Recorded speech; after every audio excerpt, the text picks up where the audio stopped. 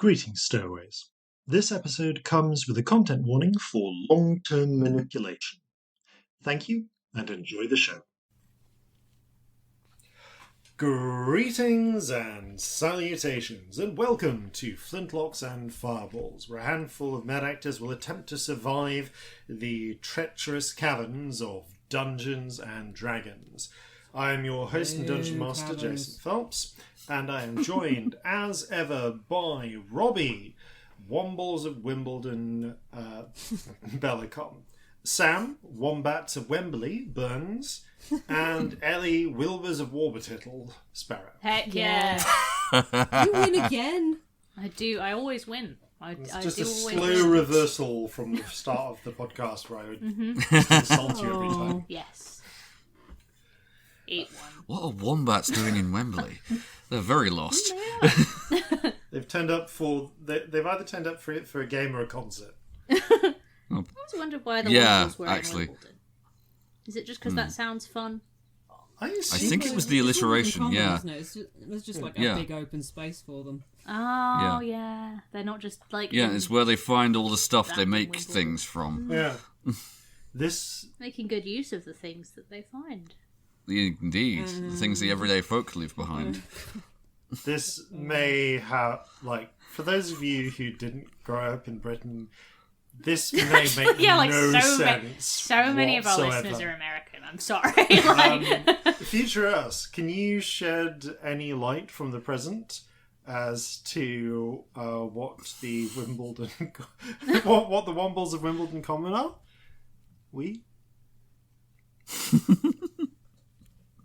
Basically, a recycling-prone, environmentally conscious cross between a hedgehog and a badger. Underground, overground, wombling, gay, the Wombles of Wimbledon Common, are they making good use of the things that they find, things that the everyday folks leave behind?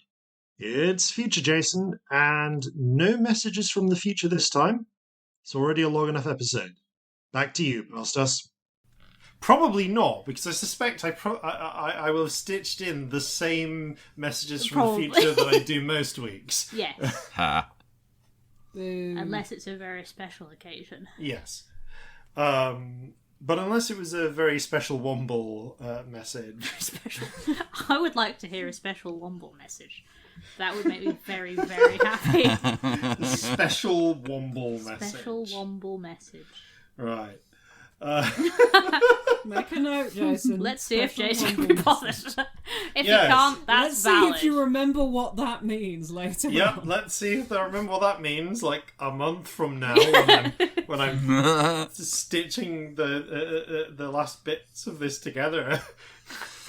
Usually the night before it goes up. I'm bad at pre-doing stuff. What is pre-doing stuff? What is this shit? It's like when you come across a note in your notebook that just says, "Why the glove?" with no context. Is that one of the notes in your notebook? It's from a meme. I have had similar things, yes. Because otherwise, maybe we shall find out why the glove as we begin tonight's episode of Flintlocks and Fireballs. Our land stands on the sabre's edge. Our cities are a powder keg. Brother chains, brother, no one's free.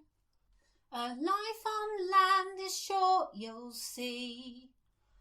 So gather your muskets, gather your spears, we'll plunder the shores of Calcinea.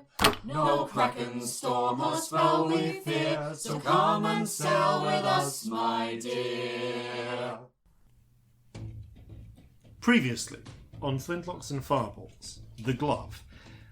Actually, I'm not sure if we had a plot-significant glove at any point. There was a gloved hand that came out of a carriage in Celestia's vision that turned out to be Lady Grace. Look at me remembering things. Yeah. Hey. Thank you. Yes, that's probably what Yeah. That is a plot-significant glove, I would argue. I mean, the glove wasn't, but it was a gloved hand. But the gloved hand was, yes. It wasn't a super special shiny magic glove, but you know.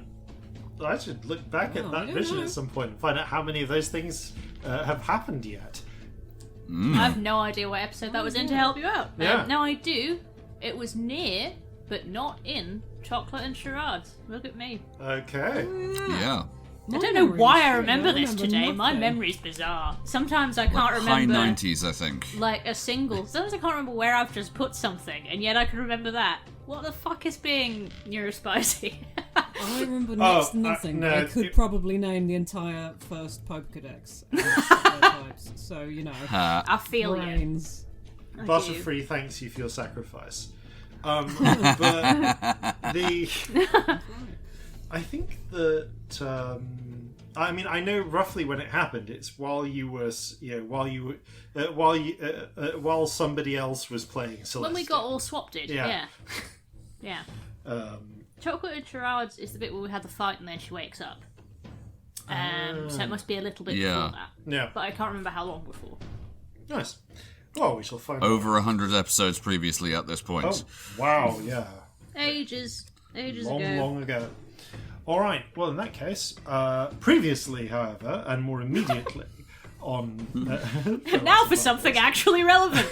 The party have ventured beneath the city in pursuit of the dwarven vampire enchanter Magnus Redfolder, I hate him.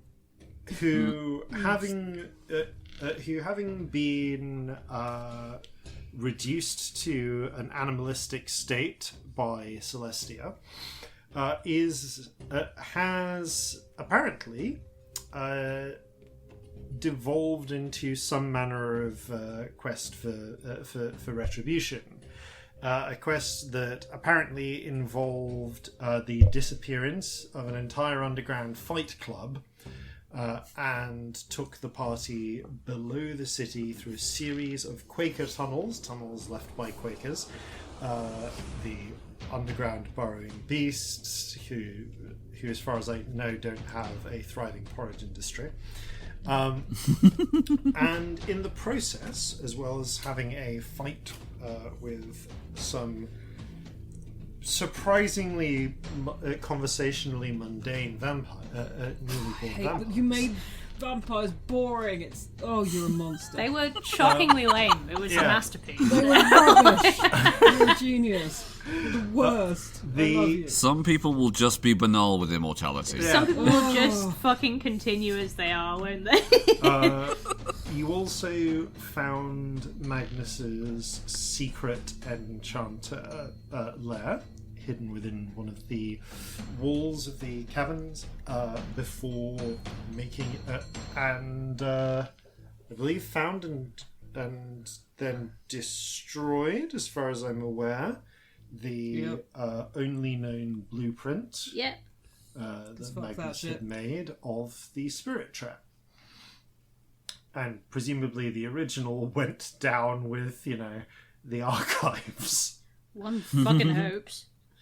Along with The countless... amount of shit we lost in there, hopefully that went. The one thing to survive was it? I mean, up until, 5 minutes ago in character timelines, yeah, literally the one thing to survive.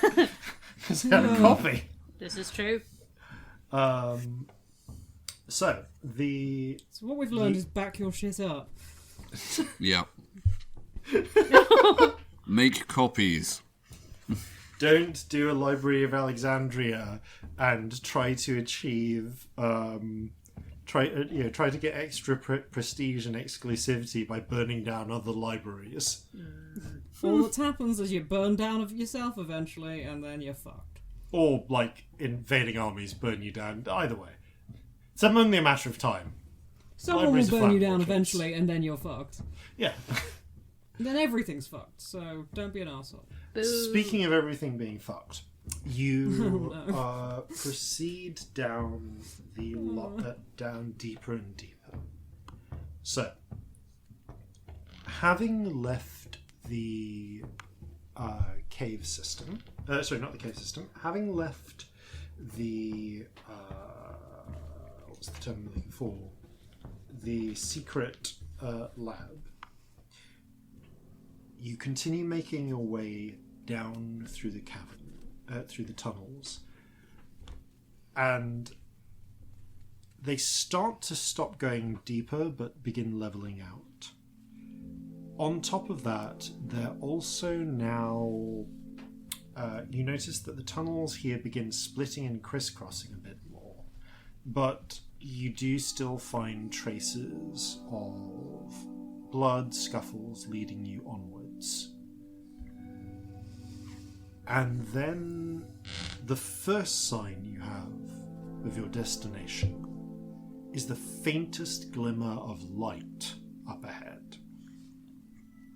Notable for the fact that apart from any lights you might be shining, which I suspect, on Shanty's part at least, she shuts off until you ask for light to illuminate your way. Yeah, if I see light ahead, I'd shut off dancing lights. Yeah. You catch sight of just a little hint of illumination ahead. Now, it looks like the tunnel splits again. There's ways to the left and right and going straight ahead. And straight ahead is in between the faintly along the tunnel's curving, that slightest hint of light. So I'm going to just ask, as a party, how do you want to proceed?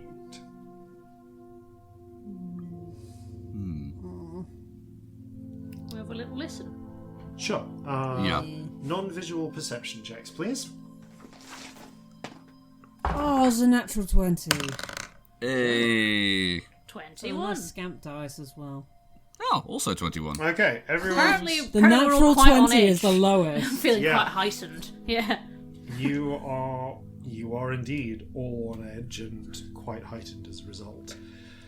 However, it helps that the distant sounds have at least one quite piercing voice amongst them that carries even so. No. On the big one! Faster, you dolt! You hear the distant sound of a slap. You hear the sounds of muffle, like a vague sort of, and then the sounds of movement. You think, based on the distant creak of like leather, the clink of buckles, something is being attached to something else. Maybe someone's putting a coat on, or maybe something is being buckled into place. You can also hear with your 20 Okay, so I'm just going to think about what you can literally perceive. With your natural 20 Scamp, and with on top of that, you kind of take a moment to lean against the wall, and you can faintly feel through the rock the distant sort of tremors, like a sort of like a semi-rhythmic sort of almost like scraping. Is that digging or something, like a scrapey thing? Digging? What would they be digging for? I don't know. Is it more Quakers? But also, what was this voice of the horrible, that person you didn't really like from the theatre, like, was that? Oh shit. It totally is, you know. Is she a vampire now? Do we get to kill her? Oh, I want to kill her so bad. I hope she's a vampire. What? It would be terrible if she was a vampire, and we would have to put her out of her misery. She did just slap someone, so... She did, which is We exactly can't the kill kind of thing people she'd for do. being rude. But we can kill them Yeah, for being we can. vampires. Vampires, we can do that. How many do we think are in there? At a guess. Well, at least 2, but... Yeah. I mean, how many more were there back up in the tower? Dunno. Fair few. You actually, Shanty, thanks for a moment. At the point I started running, I think you killed 2 of them, and I think there were... I think Magnus had, 6 flunkies? It sounds close, yeah. Made a bunch more by now. Yeah, I mean, that's how many we left. But then I scooped his brain out with a spoon. And now probably doesn't have any restraints. There might be a lot. Like a lot. There was a whole club full of fighty people that we can't find, so there could be that many. Oh.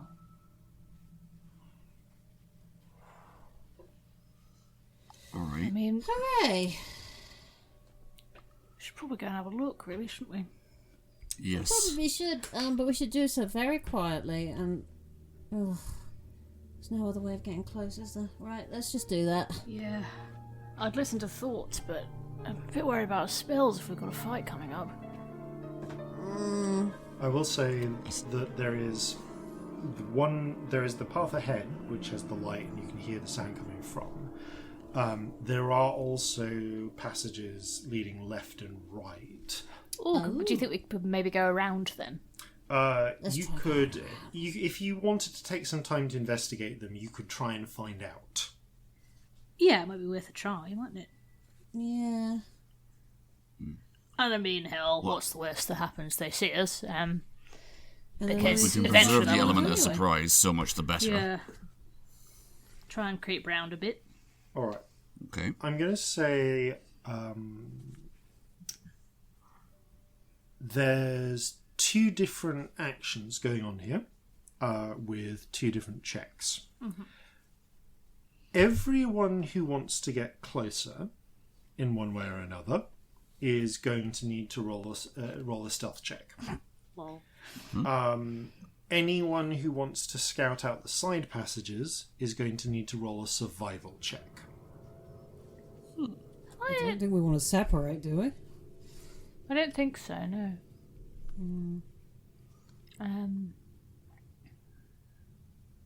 Yes. I'll stealth it. I want to get a good look at them. You want to get a good first. look? Okay, maybe we pop down a side passage then.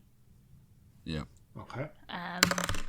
Yeah. Are you going to try and navigate through a side passage and find a way to the same location, or are you just ducking in to stay out of the way? I want to see if there's another entrance, I think. Can I have a survival check from you, please? So good at survival. Actually, Can no. I help Celestia? 'Cause Yeah, you can. I don't Yeah, really want to do get closer it right with now. advantage because you're getting help from Scamp and Lobet here. My dude, what's your survival skill?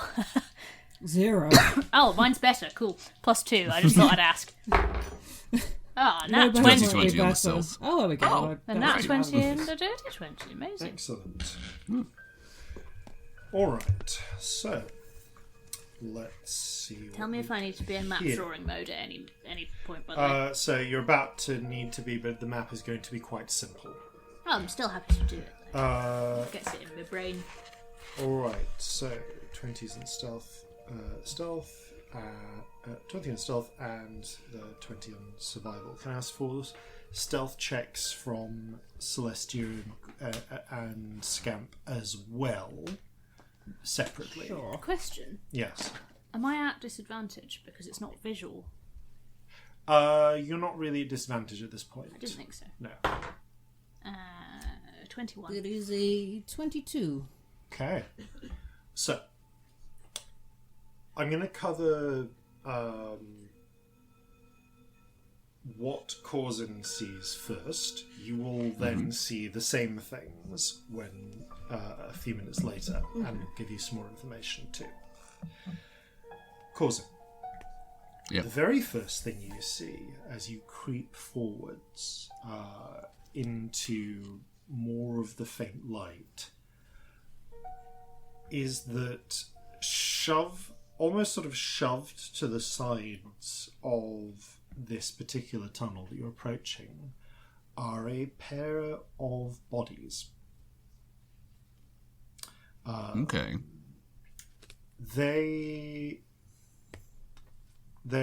You kind of see them as you approach. I'm just going. Can you just roll a luck check for me, please? Certainly. 13. Okay. Haha. It's a pair of humans. You've never really seen them before. And oddly enough, they almost look fine.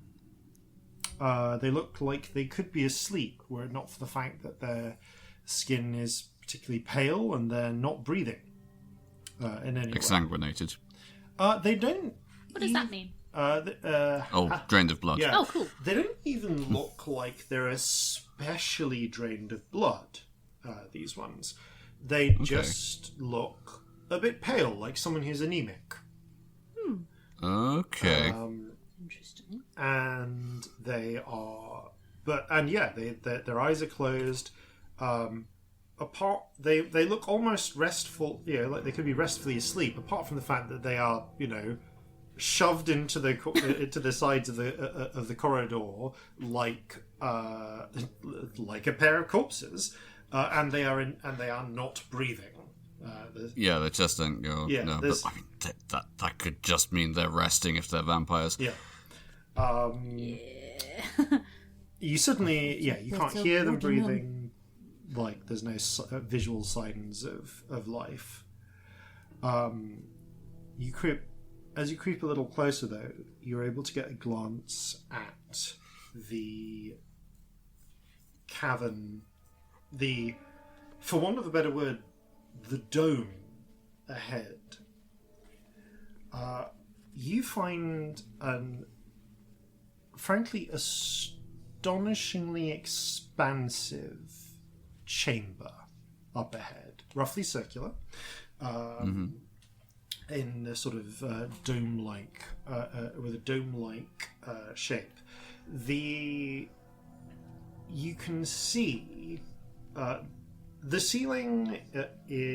The very height of this dome, of the arch, is probably about 80 feet up, and interestingly, it appears to be supported by and reinforced by worked stone arches. But the points in between these sort of bracing arches, the stone is much rougher. It has much more of a crudely hewn approach, very much matching the pattern of the kind of rough walls of the Quaker tunnels that you've seen. It looks, in fact, actually, roll me a history check or nature, your choice. This is kind of like about architecture. Okay, if nature's an option, I'm taking that. Yeah, because nature covers science. Right. Yeah, sure, that is 19. Okay, yeah, you would estimate, based on your understanding of just, cave-in physics, essentially, that these archways look like they were probably brought, cut out and then put in place as this cavern was dug, as a deliberate reinforcement to prevent to balance the weight out and prevent the ceiling above from collapsing. In fact, it's hard to judge exactly how far you are underground, but you figure the top of this dome can't be more than 30 feet below the surface. I'm going to say, we're far enough down the law doesn't work anymore. You weren't far enough down, about 60 feet higher in altitude ago. Right. Which is where you had the fight with the Quaker. Around the dead Quaker. Right, But you've now descended another 60 foot down below. We're about 120 foot down. You would guess that maybe you're 120 foot below the surface. Yeah. Okay. In fact, just doing maths. Sorry, yeah. At your best guess, Corzin, you think you are about 110 feet below the surface, like at the base of this dome, which means the top of with the top of the dome being about 30 feet below the surface. When you had that Quaker fight, you reckon you were 40, 50 feet below the surface. Okay.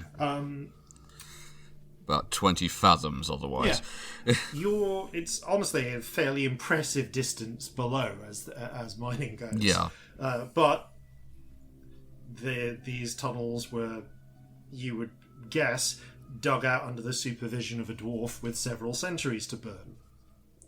Yeah. And you would guess that the supporting archers were laid in as this tunnel got deep, as this sort of dome got deeper and deeper. Right. Now,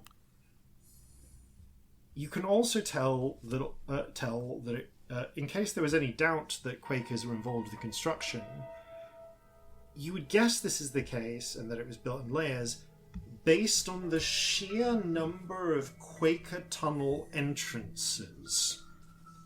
There are holes in the walls of the dome, like where tunnels have been dug in, presumably by Quakers that assisted with this digging effort. Which means that in a sense you can kind of imagine this dome riddled with sort of 10-foot diameter holes,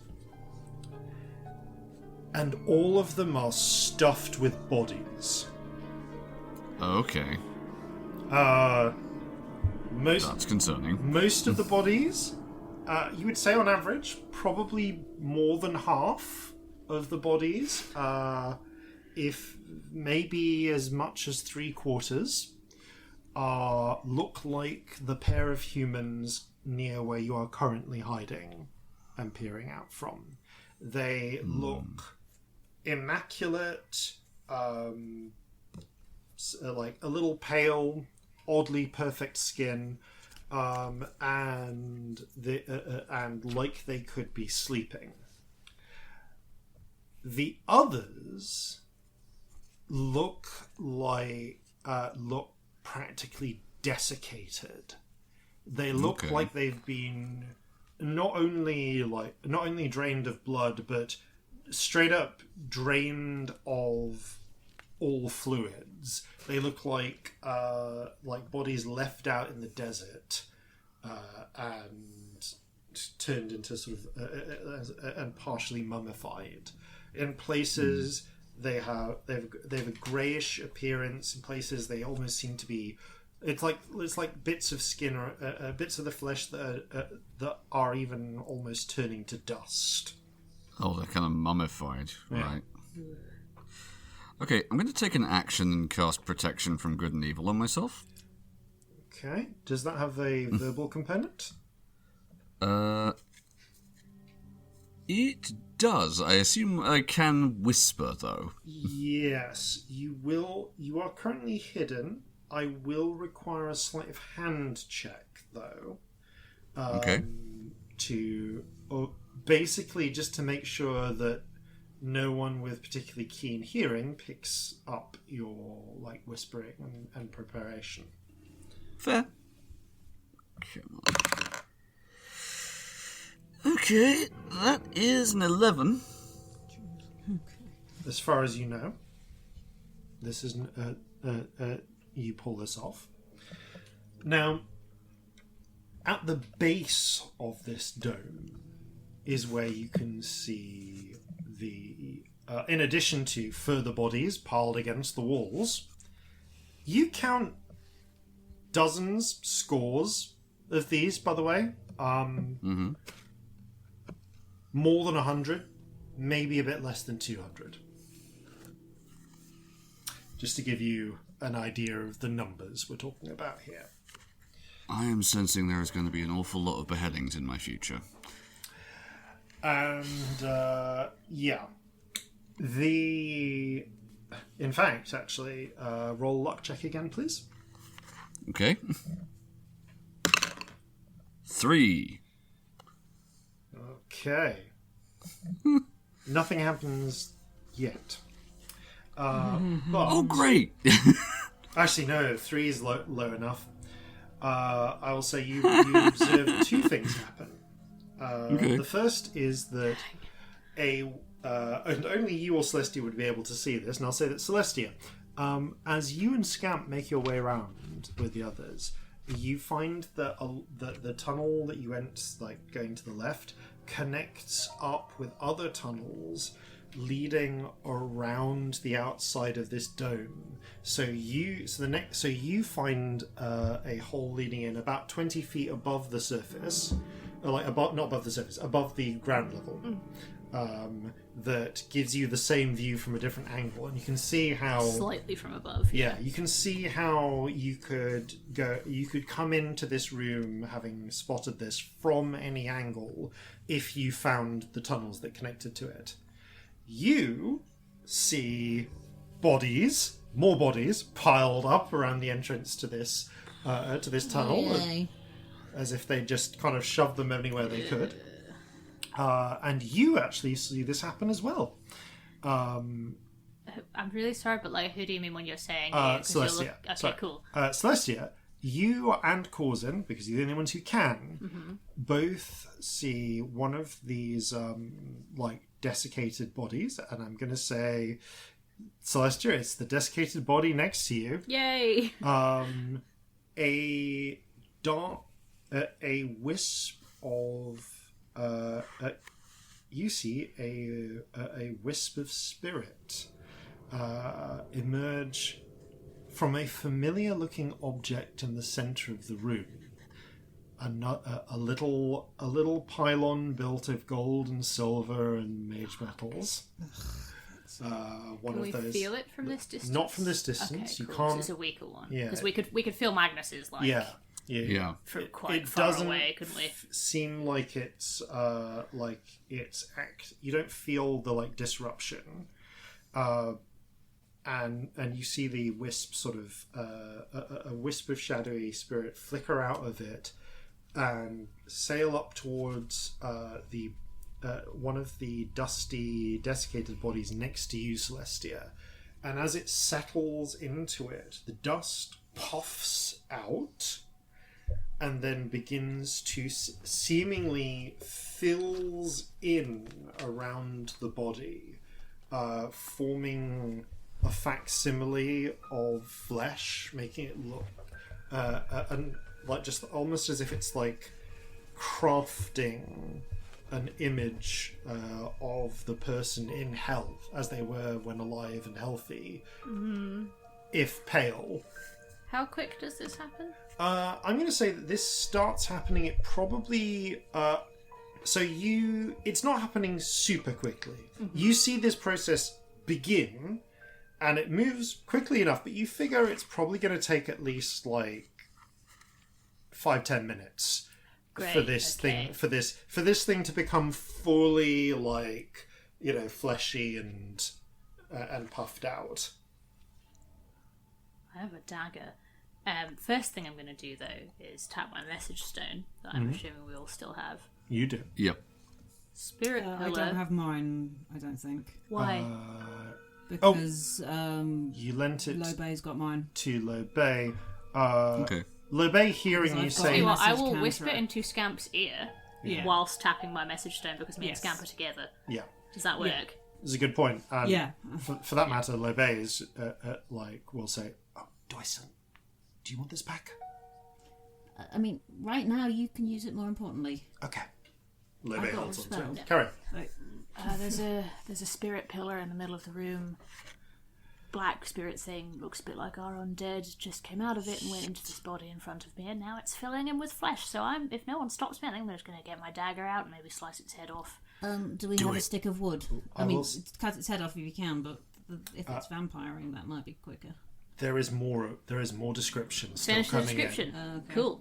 We will which continue in may what we do affect next. what you choose to do. Yeah. Awesome. Maybe we hold that. So you're like you start responding to this, and then you notice. I mean, to be fair, I haven't started. I've just said. Yeah. So, You start like you're making this plan, and then your eye, you kind of get you see this happening as you're coming up into the passageway, and then you look out and you see beyond the spirit pillar, which obviously grabs your immediate attention, there's other things in the center of this chamber. The chamber, by the way, is, as well as being tall, is wide, probably 120 feet in diameter, 60-foot radius, with the pillar at its very center. You can see this spirit trap appears to be under another glass dome as well, with what looks like a pretty solid, you would guess just steel base around that it's set upon. You can also see that arranged around it are a number of they're not so much beds as padded tables that can be tilted up and down to face this central pillar. Just like around it. Just in a little ring around it. You would guess probably maximum capacity of 24. Yeah, actually you can just count of these. They are not. I'm not going to draw 24 on the map, lads. No, but you can imagine them like that.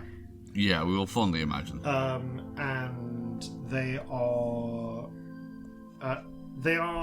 have various sort of leather straps on them for holding people in place. God. The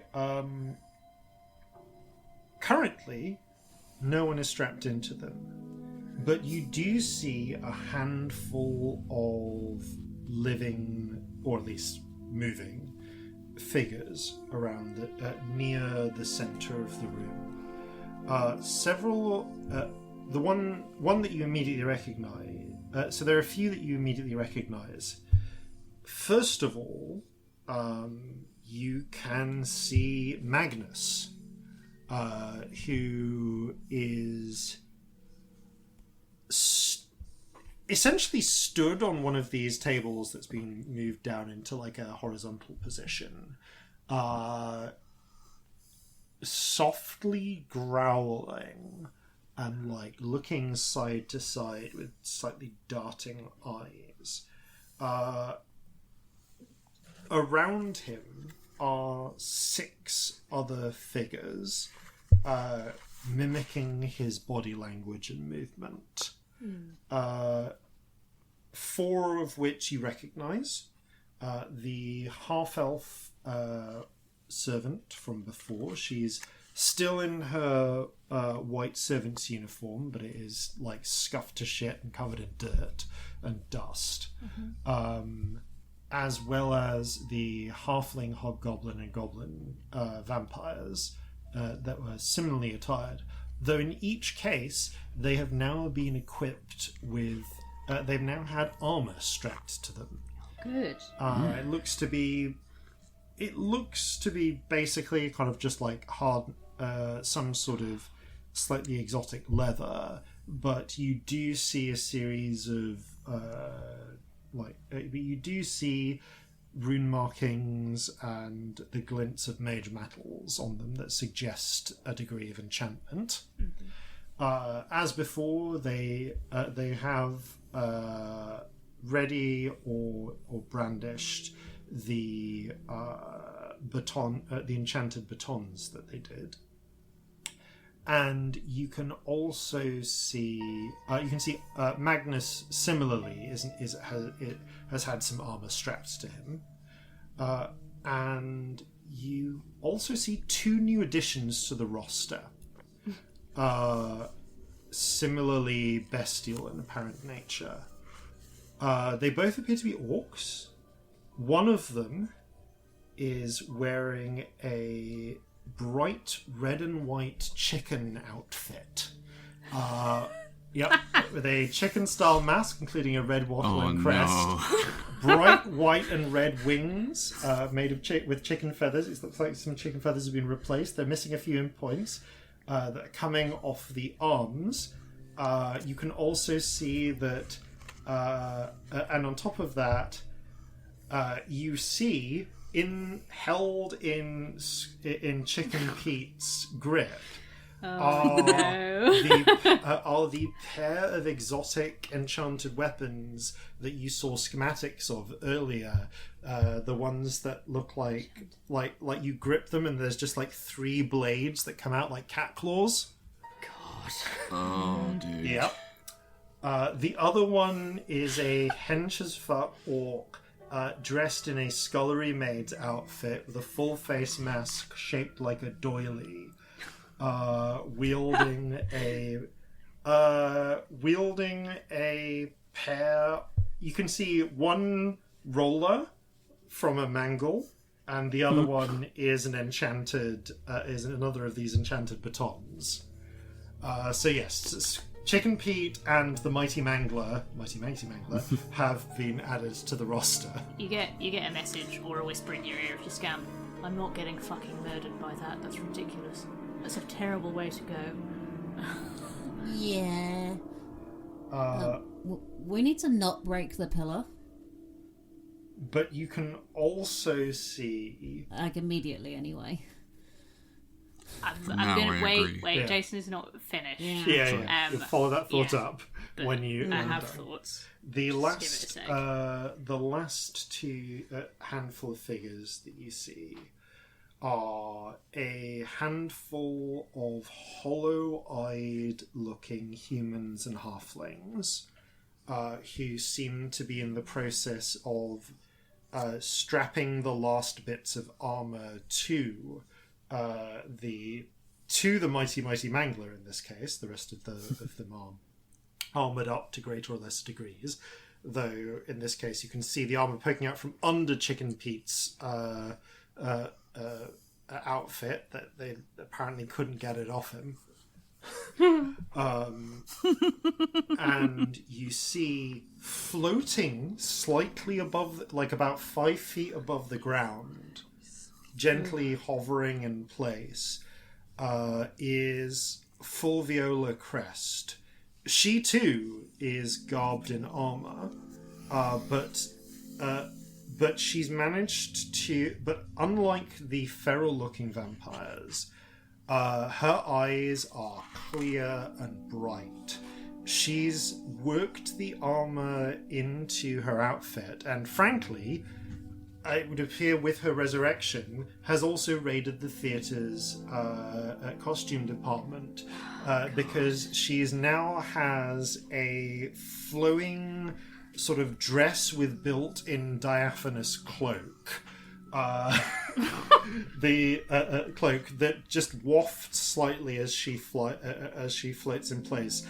Previously, she kind of had her hair done up and tied up. No, it's free now, long. Interestingly, you hadn't really noticed it before. She's got some streaks of white going. She's got streaks of white going through her like greying black hair. As well, and they're like floating outwards in that very sort Is this like Bride of yeah, Frankenstein? like filmed but like floating outwards in like a filmed underwater sort of way. Brilliant. That's a very specific hair blowing. Yeah. Yeah. No, I get you. And yeah, she is snapping at the hollow-eyed figures, ordering them around. You can see because you've managed to preserve stealth. She does have at her belt another of these enchanted batons, but she also has what appears to be a small a little belt with 3 little I want to say almost like little straps into each of which has been carefully positioned a little glass bead, matching the size of the box of that box you found with the 3 indentations. And she appears to have tucked in, currently opaque side out, so just the back out, tucked into the band of her into her waistband, a hand mirror. Mirror. And the thing with the 3 dents, I'm sorry. 3 little balls, basically. 3 little balls. fireballs. You don't know what they do. Well, at least, if you do know what they do, you found that out last time. I think... Oh, no, you did find out what they do. I can't remember, sorry. It's alright, I'll do the reminder from last time, because you did find the schematics, and you think that they produce they're designed to entrap people in some way. Okay. Yeah. Right. Trap balls. Well, if we don't kill her, the stage manager definitely is at this point. Should we now continue our chat, or are Yes, you... that is now everything. So Scamp's just said we shouldn't break the pillar. Why? Explain. Well, it spewed out a bunch of spirits. Spirits make undead. If some of these bodies are just bodies right now, we break it and then all gonna not be bodies. You have a point. We've got to break it before we leave, but... We've got to chop every head off or destroy every body and then we break it. Yeah. We can't break it while there's a bunch of bodies that could get up any minute. You're quite right. And we need to take care of all the ones that are active first. Oh yeah, those aren't going to just let us clear up, are they? No, we need to have the fight, then we need to break it, don't we? It's whether they activate it during the fight, because if they do, we all become a bit shit, right? We don't know what the range on it is. Don't know. We might, if we keep out of its way a bit. Can't guarantee that. No. OC Jason. Yeah. Literally a question of Ellie can't remember a thing that happened with Magnus's pillar. 2 questions. So, first question, does it look like the one that we saw in the other room that he made, rather than like the giant one? Yeah, it doesn't look like it's the same design as the giant one, but this is clearly one Magnus. Yeah, I mean, his had like a different style, didn't it? Yeah. The other question is, did it make any difference to it being active or inactive when it had a glass dome over it, or was that just to protect the thing? No. It didn't make a difference. In Cool. fact, you remember what you remember was Magnus got you all close, flipped up the glass dome, did something to turn it on, and then slammed the dome down again. Got it. Which meant you had to fight your way through break through the dome to turn it That off. makes sense. So the dome is just protecting it. Cool. Actually, if it looks the same as the one in the other room, what was the range on that? So it's only been 2 hours for you, so you remember this. We'd have a sense, Yeah. I feel, wouldn't You we? get the feeling that you started to you got that sense of wrongness about 60 feet out from it, there or thereabouts, which is about the edge of this cavern. It's about where you are, where you are now. That's the point when you started to feel that, it's trying to pull on my soul. But if you threw something from a bit further down the tunnel, you might be okay. Yeah. Is that a leap?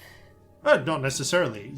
All of these holes extend a little bit further. You could step back. All of these holes, basically, all around the entire exterior, you could have at least 5 to 10 feet of clearance back away from the edge of this cavern. Right. So, you could, so someone could, stand 70 feet away and have a line of sight shot on that central point. Right. Yeah. I'll put a map So in the chat, it's- by the way. Excellent, thank you. Thank you. Also, if some of them are interconnected, we could literally start playing whack-a-mole with them. How'd you figure that out? Pop-ups. Well, if we can maneuver ourselves through the tunnels, we could attack from one, retreat, go around, come out of another one, couldn't we? Maybe? Maybe. Depends if... I mean, they could also, block us That's true. from getting out, because there's quite a lot of them. I will say that right now, It's like what? you know how to travel between, I'm going to say, 2 entry points, and for convenience, if you want to mark them on the map, I'm going to say Corzin is at the dead on the south. And we're doing north and south. I'm going to do now, northeast, southwest for convenience, as is my convention. You sure do enter a lot of places from the south. And I'm going to say that for convenience, Celestia and Scamp, you are, as compass points go, southwest. So you can travel between those two without having to do like more checks to find more of them or explore it more. Okay, they're like a shite edition, but I've put tunnels on here. So let me. Cool. And you can always just dash in and try to find another way blind, but that's that potentially might be a thing you need to work out in the heat of combat. Yeah. Cool. All right. Okay. Well, I reckon we've got about 5 to 10 minutes until this one becomes another one, so we should probably deal with that. Yeah. We got any bits of wood? We stick it in the heart, it ain't gonna move around. Or we could cut off its head, but it's whether that's gonna draw attention. Anyone got a bit of wood? That is a good point. Yeah, you're with Lobe. Lobe takes out. Hold up, let's see how many bodies. There's 2 bodies next to Corzin. I'm going to say there are 3 bodies that are not currently desiccated next to the rest of the party. So Lobe pulls out 3 crossbow quarrels and carefully and just with a knife cuts off the tips. Now, I'm not good at finding hearts, as I proved last night, so if someone else could try and put it in the heart.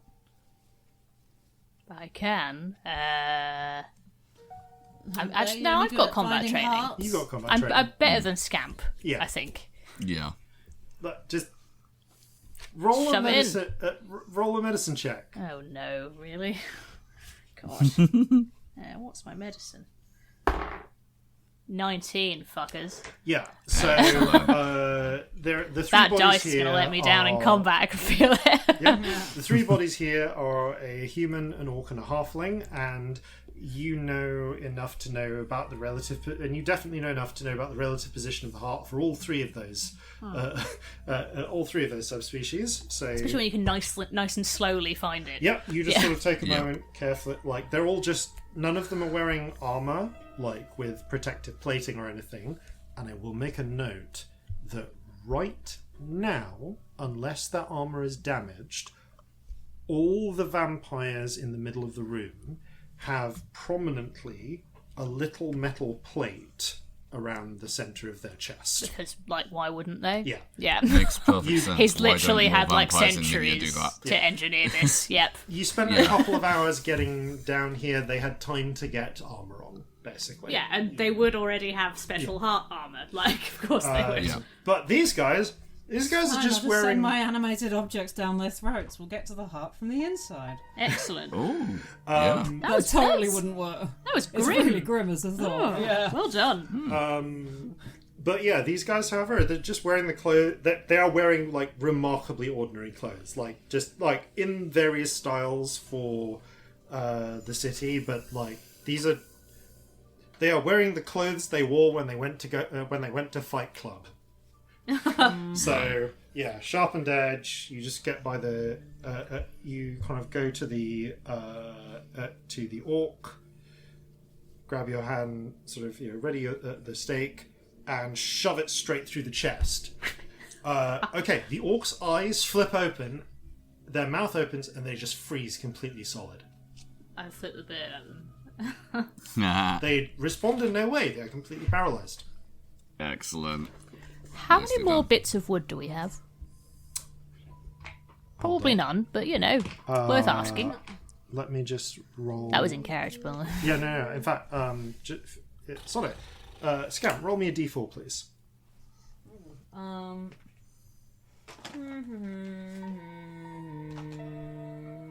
do I not have?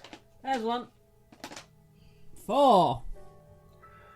Lobe checks. I've got about 40 more quarrels, but at that point, but if you're needing more than that, I don't know, maybe a table leg or something. I got some torches. They're made of wood. That'd do. I was just wondering if it might be worth us, if we can stay quiet, that is, obviously putting out some more of these before we start. Might be a bit wishful thinking to think that we could do all that quietly, but it was the thought I had, so I said it. Worth a try. I'll keep an eye on the ones in the centre and make sure they don't... Corzin, do you have any around Stir. you that look like they might be getting up any minute? Indeed, do I? So, right next to you, there are two kind of fresh, well, not rosy cheeked, but plump cheeked, and not desiccated ones. And then, you could also try and navigate around to some of the other holes and get more bodies that way. I mean, you tell me, Corzin, if you've got wood, if you've got things that you can split up into pieces of wood. I'm gonna check my inventory just in case. Because I'm actually just gonna do the same. Just check. Shanty doesn't really. Oh, I have torches. I have the I've got 9 belaying torches. pin. I'm I have that's 9 what I torches. They must be the starting equipment. They must. Oh, yeah. Oh yeah. 10 torches is part of the starting equipment. Cool. I'm gonna say that it's not it's doable for you to use a sharp knife, or indeed a magically sharp knife. You just snap I was it. going to say, if I were to use Riptide, is it reasonable I could just one blow decapitate these things? Yeah, you can coup de grace something with Riptide. I will do that. Okay, can I mean, all right. You're already here. You're already hidden. Yep. So for this one, I'm not going to do it, but I'm going to say that you carefully line up the shot, line up the stroke, and with a carefully executed blow, you are able to slice. You can do this, but I would like you to roll. I would like you to roll a sleight of hand check, please. Okay.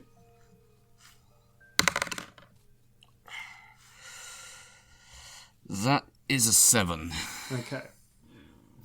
So the first one, you drop, you bring the blade down, and I'm going to say it goes through the human's neck like butter. You know exactly what you're doing. And there's a moment where the eyes flick open, but you've successfully cut off their head. And there is a soft sort of whispering as their body turn to dust. Now, there is a slight extra layer to this. I'm just going to check a thing here for exactly how this works. Yeah. Okay. And that and that and that. Okay. So you slice off its head. Yep. The body's head drops with a little to the ground. Down slightly. It's already on the ground, so it just rolls a little to the side. And the flesh turns into dust immediately. Something interesting happens, however. Okay. Around it, whereas it falls to the ground to a little pile, the bones of the vampire remain in place. Just looking like old dry bones. And you move over. You get red line up your shot. The second one, coup de grace. You chop off the head again. Yep. The eyes flick open and then turns to dust. The head rolls, the skull rolls slightly, but this time, as you're hitting the ground, there's a slight dink because you're moving a bladed metal object at speed. Yep. Okay. And I'm going to say that... so this is an interesting thing. What's happened here is... Okay, so 2 things happen. The first is, as you chop the heads off and the bodies turn to dust, a bit of black, like a shadowy spirit emerges from both of them, one and then the other. And then you see that spirit return to the, float in the air for a moment, and then return to the bones. What? And the same happens with the second one. And then you realise, but as you're noticing this, there's a little ding, ding, ding, ding. And looking at the corner of your eye, you see one of the hollow-eyed figures stops and turns. And Fulviola. What are you looking at there? Something the matter? Magnus growls, and there's a moment where he turns and you see just like a little hint of a flash of red from under his matted silver beard. And something strange happens. One of the figures, I'm going to say the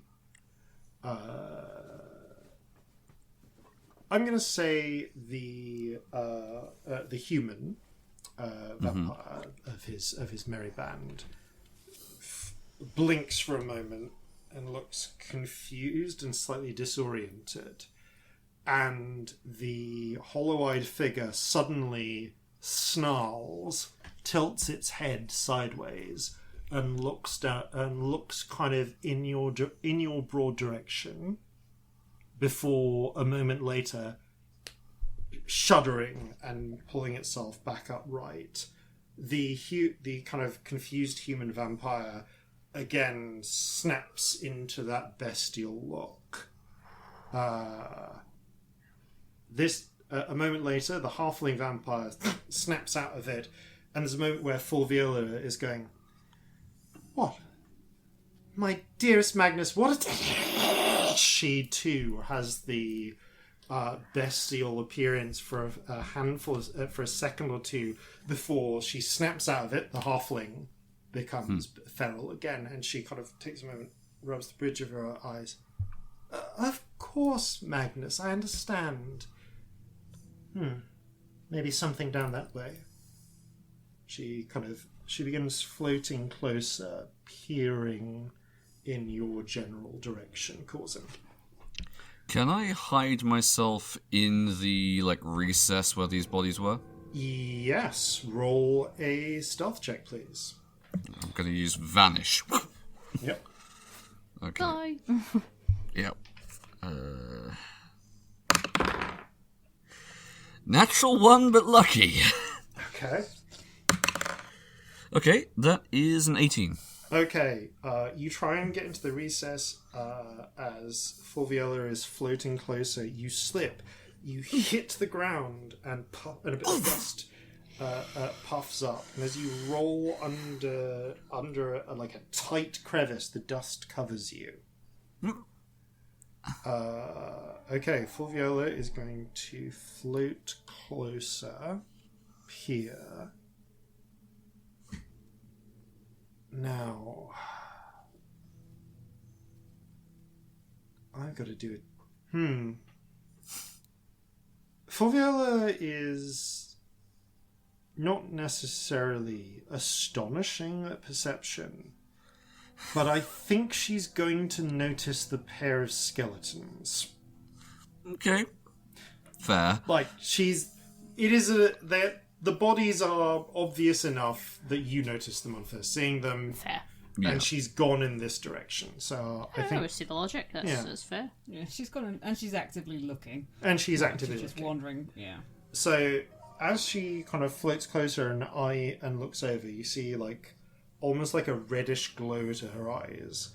But her gaze passes right over where you are. and then freezes for a moment on the pair of skeletons. Magnus, dear, I do believe we have guests.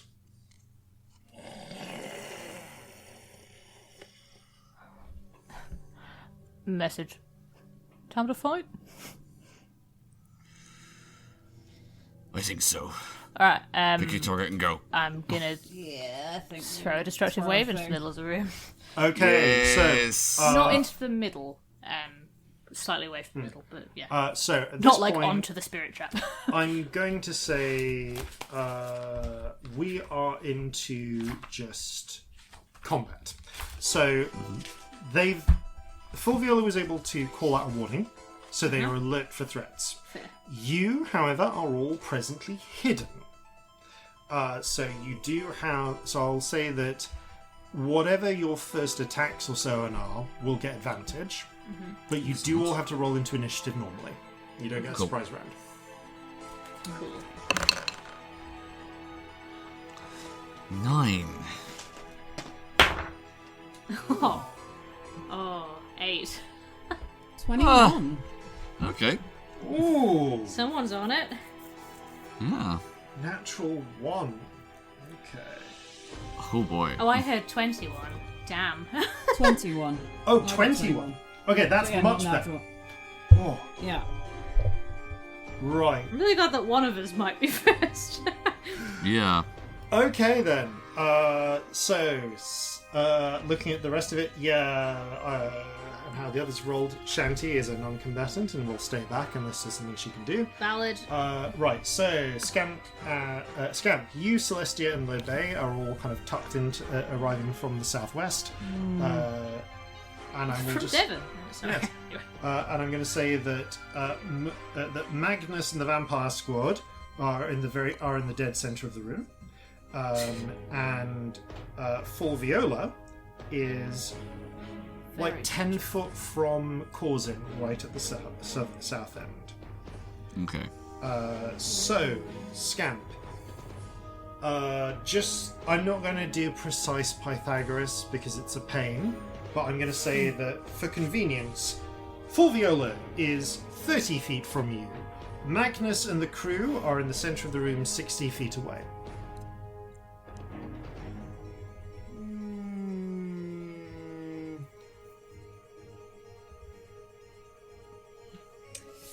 Ugh. In a way, advantage is actually a problem because it means, I want to make use of it, but also, what's the most useful thing right now? We've seen these things climb on ceilings and things and go up walls, haven't we? Yep. Yeah. Cool, so that's an option.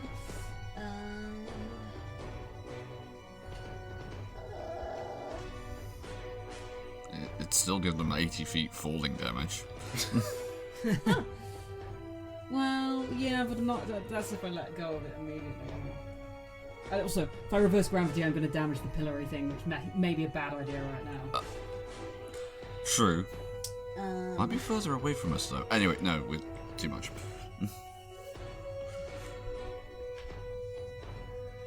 You would guess, by the way, if you reverse... I'm just going to say, for the sake of reversing gravity, the total distance the pillory thing would fall is like less than 6 inches. The glass dome is not high above it.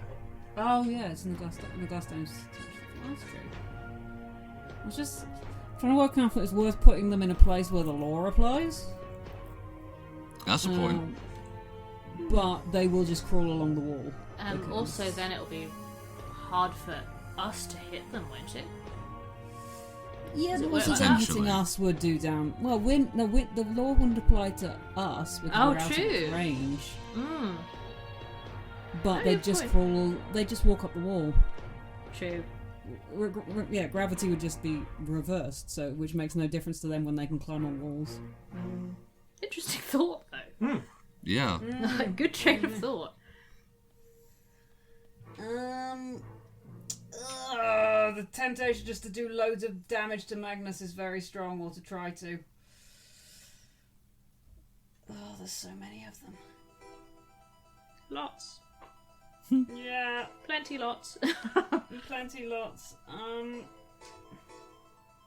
What did I use last time with the other thing? Sorry, I wasn't expecting to suddenly go into combat, so I'm like, oh shit, what am I doing? That's okay. On the bright side, no vampires are going to pop up next to you. You've paralysed them all. Yeah. Also on the bright side, like, the characters don't have time, but we do. Yeah. So, Yeah. like, Yeah. get them ducks lined up, it's all good. I don't think we don't know of any specific damage types may do more good or not. Okay.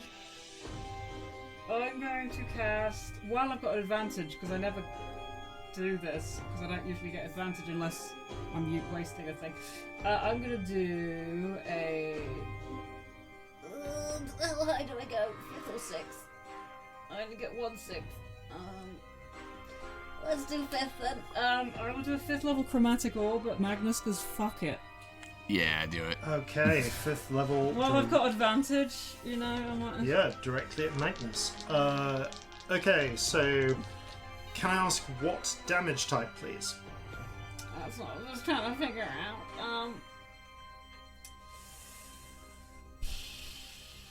Is radiant an option? No. Shame. Yeah. Not many spells have radiant on them, it's a pain. Yeah. Yeah. You It's kind usually of has to be one where you're like a cleric or a paladin. Yeah. This is all more like elementally. Yeah. Or occasionally druid. Oh yeah. Yeah, it Let's feels forget like a about slightly druids. specialised one. Oh, don't forget about druids. Druids are great. Yeah, sunlight is one of their things. Yeah, it is. Yeah. Oh yeah, that's true. Or moonbeam. I don't think I've got anything that's going to make any difference, so I'll just. We haven't seen him like be resistant to anything specifically, other it wasn't anything last time. Nothing magical. No, you didn't see him resist any particular magical things last time. So it may have changed, but we'll see.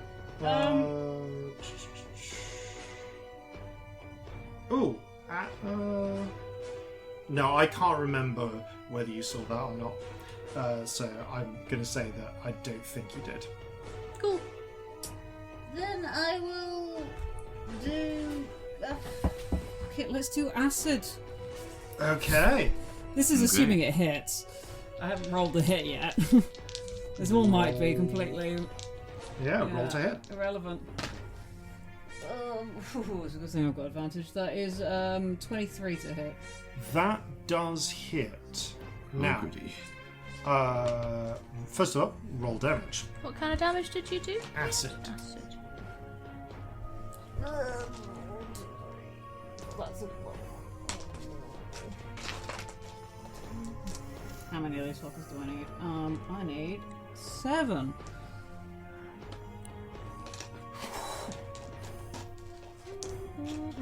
Big boy This spell. is the time where I'd be handing you dice across the table. Yeah. That's Oh, 7. that dice.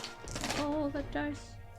Oh, that's Really bad. Oh, damn. I'm Really sorry. bad. There is nothing over a 4 and there's a few 1s. No. Oh. May be bad, that may be good. 5. Oh dear, 10. 17. Awful. 17. Okay. So, you... Ooh. Hold on. Ooh. Oh. Okay. So, what I need to know here is your movement. So, you are... So, you start... so, you're kind of like at the edge of this little passageway that you're in. And I'm going to say that because of the positioning of like the room and so on, and where Magnus happens to be, if you step directly out from your hiding place to fire, Magnus is exactly 60 feet from you. So he's like slightly closer to you than the very dead center of the room. So my question is. When firing your chromatic orb, do you step out and fire? Do you kind of move into the room and fire, or do you or are you kind of like taking a position, stepping out, going and taking a position further down the passageway and firing? I mean, how high up am I at the moment in terms of like? Do I think the law applies? You are like, I think technically because of the distance, like you're about 20 foot above the ground, so you think you are definitely well below where the Quaker fight happened. And you're reasonably confident that where Magnus isn't, the law doesn't apply. Okay. I mean, I don't want to get any closer to the thing. Okay. Because I don't want my magic to go weird. Cool.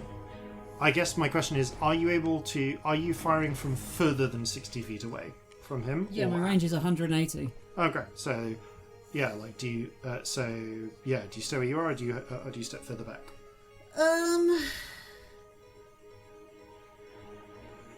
Will I still have line of sight if I step further back? I'll say you could get like maybe 5 foot back and just about still have line of sight. I think I wouldn't want to. I'd want to be as far back as I can, because I've got really good range, but up close I'm kind of awful. All right, then you step 5 feet I back. will step back, and then you fire. All right, the orb. As you hold out your hand, the orb coalesces into being, sails through the air, and sprays across Magnus. How much damage? 17. 17. Okay, for 17 points of damage. So, as you do this, obviously this reveals you, and Magnus hisses as the acid burns at his flesh, leaving burning into it, but very slightly. Little wisps of dust break away where it struck. You see it etch pieces of the armor, and in places like eat in a little bit, disrupt it, even sort of breaking up some of his beard hairs. It doesn't completely mess the beard up, but you get a glance of something silvery hidden under the beard now. Any other actions?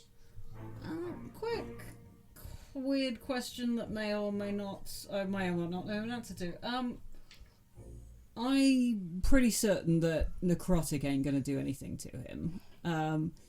If I were to use a spell that does necrotic damage but has another side effect, would the side effect still apply even if it did, like, not much damage? No, he's not. Is he resistant or immune? I actually don't know. You have no idea. You've not. No one in this. No. At no point has anyone not hit bothered trying, Magnus with necrotic damage. Because that felt silly. You haven't bothered trying because he's dead. Yeah. So, yeah, you have no idea. The one thing I can say is that it depends. Like, if it's something... It genuinely depends on what the attack is. If it was, like, something where...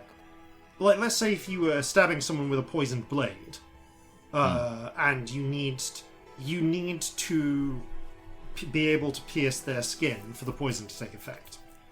So if you didn't manage to score any damage... then it's not going to do it, yeah. Yeah, so... Okay, I'm going but it to depends try what and the do spell. the thing then and see what happens, because I think it probably will, because we don't know if he's immune or he might not even be resistant. We're just assuming. Yeah. Because I'm dead, but I will try. Because I've just read the spell properly, and actually so it's a cantrip, so I'm going to quicken a chill touch. Okay. That as well. Ah, okay. I'm guessing I don't now have No, you've lost your surprise attack. Oh well. Oh, it's only a 13 to hit, so we will never know. Okay. I should have tied that. Well, I mean, you can if you want. I haven't declared Just the result because I think yet. it'd be useful, I'll do that then. Oh wow, that's a 14. Okay. Good for me. I rolled a 3 and a 4. Isn't it fun when it's like not worth the consequences? You fling the mummified hand out. It sails through the air, and Magnus actually, not even Magnus. I'm going to say Chicken Pete contemptuously brings up a wing, blocking it and deflecting it before it sails into the air and then flies back to you. Alpha. I'm just going to step a little bit further back down the corridor. Okay, you step back enough that shooting from where if they shot anything from where they are now, you'd have a bit of cover, assuming that's their angle. All right, so you have at least outed yourself, and that brings the end of your turn. The next person to act is actually Fulviola. Boo. By the way, like, high school drama teacher vibes is so made to be a vampire, isn't she? Oh yeah, 100%. Like, she was born to be a damn vampire. Okay, she sees this. She hasn't been able to. She hasn't seen Corzin, therefore, presumably, assumes Corzin isn't there, and is instead going to fly up towards fly the 30 feet up. Towards where the entryway is, that Scamp. Is she close enough to me that provokes an opportunity attack? You know what? For the sake of drama, I'll say that yeah, she flies within 5 feet of you, of your hiding place as she's searching around. Smack her in the Okay, face. watch me utterly cheese this Give now. her a smack. Yeah, go for it. Okay, needs one. yeah, that's a 25. All right, yeah. I mean, you've got the advantage on the attack. So yeah, you spray hidden by vampire dust, and looking like a bit of the scenery. You launch yourself out from hiding, which you can do because you literally just need an elbow poking out or something to see. Yep. Okay. Slash. And slash at her. Okay, that is 7 slashing damage with Riptide. Okay, and it's Riptide, so it slashes into it cuts through the bit of armor she's got and successfully slashes into her. Wisp of dust escapes as she bursts out free. In fact, actually, no, I've rolled it now. Yeah, no, it's fine. Yeah, you can only make a regular attack, and you don't have Sentinel or anything, so you can't stop her from moving. No, it was the other thing that Riptide can do, but no, that will keep. No, you can. Well, one of the things that I can do with Riptide is, as a reaction on a successful attack, I can attempt to break a held or worn item of armor. You can't, but only because you've just used your reaction to make an opportunity attack. Yeah, fair. But worth remembering on your turn. Yeah, like I said, it'll keep. Okay, Corzin is now exposed. Oh dear. Oh no. Okay. Chilly. Ooh, Judgment Call from Fulviola. Who's the more dangerous? Got it. She knows what Magnus knows, and Magnus remembers being pinned in place by animated shards of wood. You are the lesser threat. Uh-oh. Fulviola then is going to have blood, winces and hisses as you cut into her. You wretched little man. Don't worry, I'll come back for you. But first, she flies up, hair and robe streaming, in front of the passageway where hiding there now are Victory, Low Bay, Celestia, and in plain view is Scamp. And she draws the hand mirror from her grip. And I realised I forgot to say what was lighting the room. You see that there are little oil lanterns everywhere, as well as some mage light, as some dwarf crystals lighting the place up. So there's enough residual light that anything in this passageway is going to cast a reflection. She holds up the mirror to the passageway, clearly intending for it to point at you, Scamp. But all of you are looking. So Celestia as well, and the other NPCs, you all get a sudden sense of instinctive doom. I need a wisdom check from both of you to avert your eyes if you choose to do so. I'm guessing it's not. Can a I? effect. Oh, it's not targeting you, Corzin. You're in the wrong area. This is not a charm okay. effect. Yeah, you're in the other Fine. tunnel, mate. Yeah. Not a charm effect. No, A this charm. I was thinking more averting eyes. I have too many. 11. Yeah, ironically, it would Oh, actually 16. be impossible for you to resist this. So 11 and, sorry, what was yours, Scamp? 16. 16, cool. And there's 2 other characters. Let's see if either of them get worse results. Oh, that was a worse result. I hate to say it as well, but where's Jeffrey? Oh god, where the fuck is Jeffrey? Good question. Not in view of the mirror, I'm going to say. Okay. For the sake of convenience. Oh, yeah, no, okay. Victory rolled a 7. Which beats the 11 dear. for worst roll. So, Victory is the... Victory is not the only person to fail to look away. But she's looking at it... but she's a little bit more central from the way that the mirror is positioned. And... Scamp, you get the sense of doom and just avert your eyes. Celestia, you aren't able to in time. It's not quick enough. But so you see what happens, but you aren't caught by the mirror. You see Victory reflected in the mirror as she looks out from her hiding spot, and it's as if as if she locks eyes with her reflection.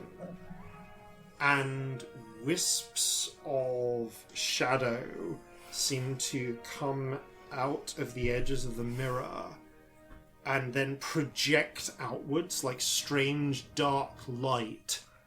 And you see step out of the mirror and form into existence is a shadowy copy of Victory. Uh-oh. Dear. The mirror goes dull and ceases to reflect anything in more than a kind of vaguely glimmery sort of fashion. Oh boy! Oh no. Time to roll initiative for Shadow Victory. For defeat, if you like. Yes, Can we name her defeat? She's the opposite. Yes. yes, you can, especially because she Excellent. rolled a higher initiative than Victory did. Oh no. Well, I'm calling her defeat even if she wins. Okay. Yeah, so that's Fulviola's turn. I hate it.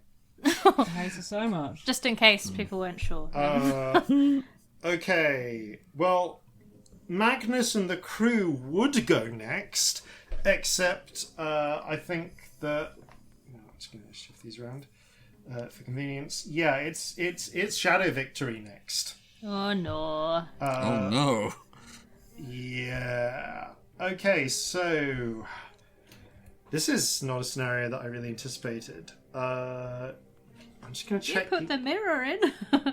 No. I anticipated one of you would get hit by the mirror. So Victory, having been caught by the looking glass. Okay, yeah, it's specific about what the intent of what this does.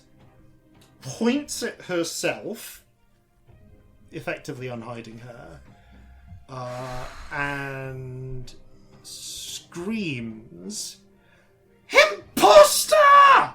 And it's going to get real weird because Victory is largely resistant to her own spells, is going to just... Yeah, I think she's going to drop a drop a lightning bolt on herself. Huh. Oof. Which is save to dodge. Scamp, recharges their You recharge your reaction at the start of your turn, don't you?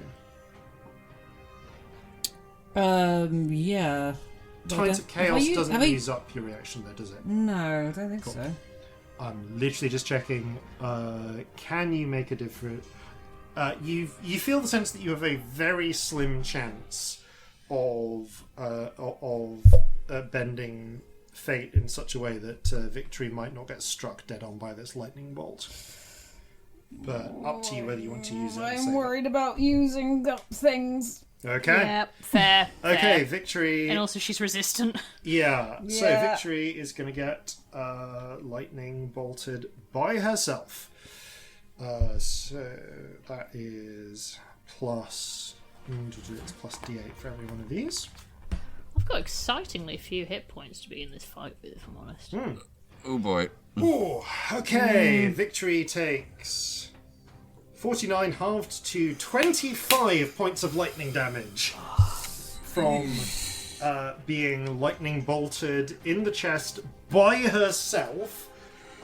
She immediately screams to that.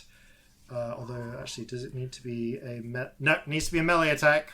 Okay, she can't do the reaction damage to her doppelganger.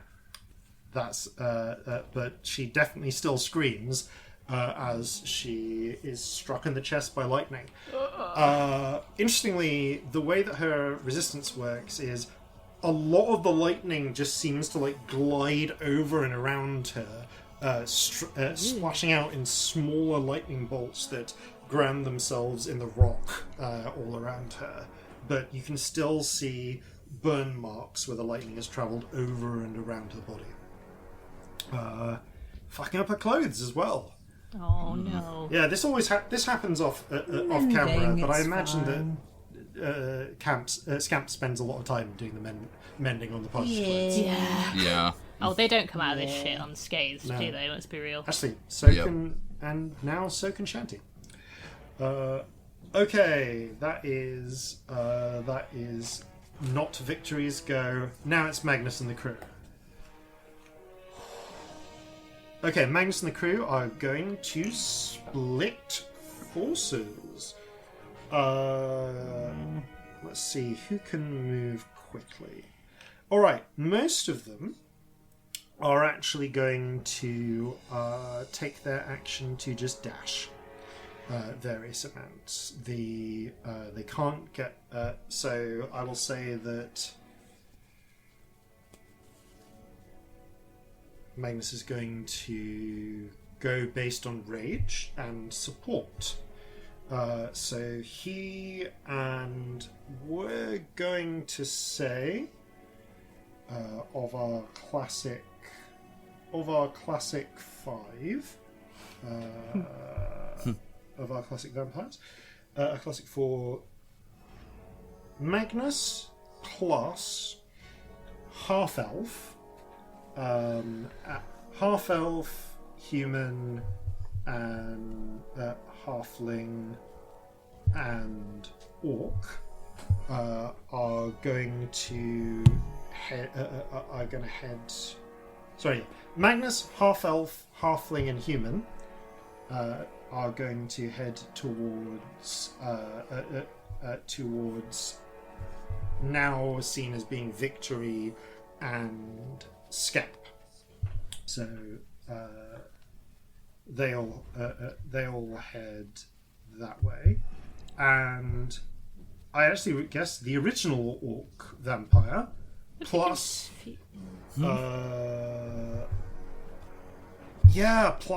the mighty Mangler and Chicken Pete are going to sprint towards Corzin. So they're splitting their forces in two. Because it's dashing, even being able to jump on the tables and spring and clamber over, Magnus and his posse are only able to get basically into melee with Scamp, with Victory actually, and just beyond melee with Scamp. So Magnus and crew are basically next to where Celestia is hiding, as well as Lobe. However, Orc and Mangler, they just run up to they get to Corzin. Chicken Pete standing on clambers onto a table, kind of tilts his head, seems to lower his stance, and then springs flying through the air, chicken wings spread,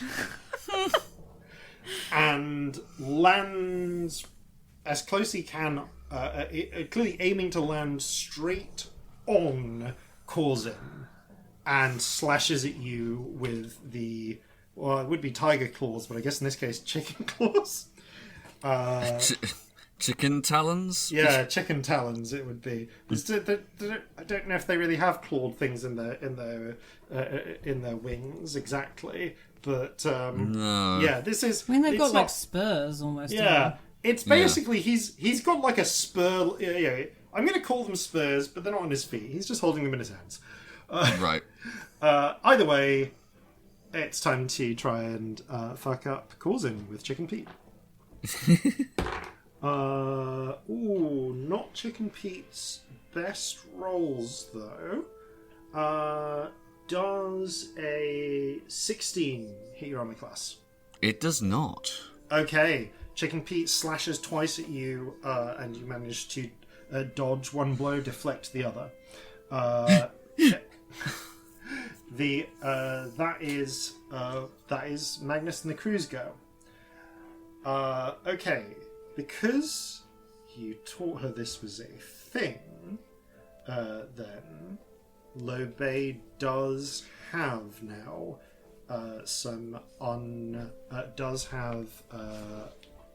exposed wooden bolts. They are largely armoured, but fuck it, she is going to still try and... Actually, you know what? Lobe's going to stay in hiding and wait for an opportunity, because she's currently hidden. Fair. Because all she can really do at this point is attack, so she's going to hold action. Wow, everyone is going before the rest of the party. Lobe... We rolled real bad. Yeah. Like. Okay, Yeah. Victory!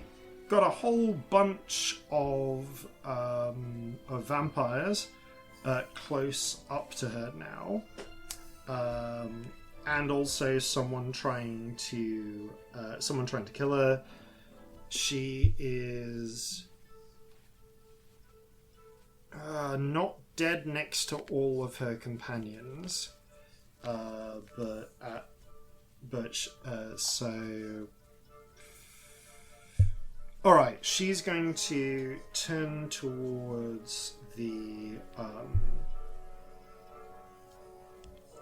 Yeah, okay. She turns towards the vampires that are clambering their way up. And I'm going to say that she's going to try and get her alternate self in this as well. And as electricity builds up around her, she spreads her arms wide and screams. And wisps of cloud form around her screaming mouth until a tiny storm cloud billows out and forwards. This is going to get very, very weird. So this is... Okay, 20-foot radius sphere. It will sink after this, so it's only really effective on this round, but every creature in that radius... Okay, the storm cloud, while it crackles and rumbles, is mostly notable for the way it is laced through with thick, strange yellowish greenish vapors.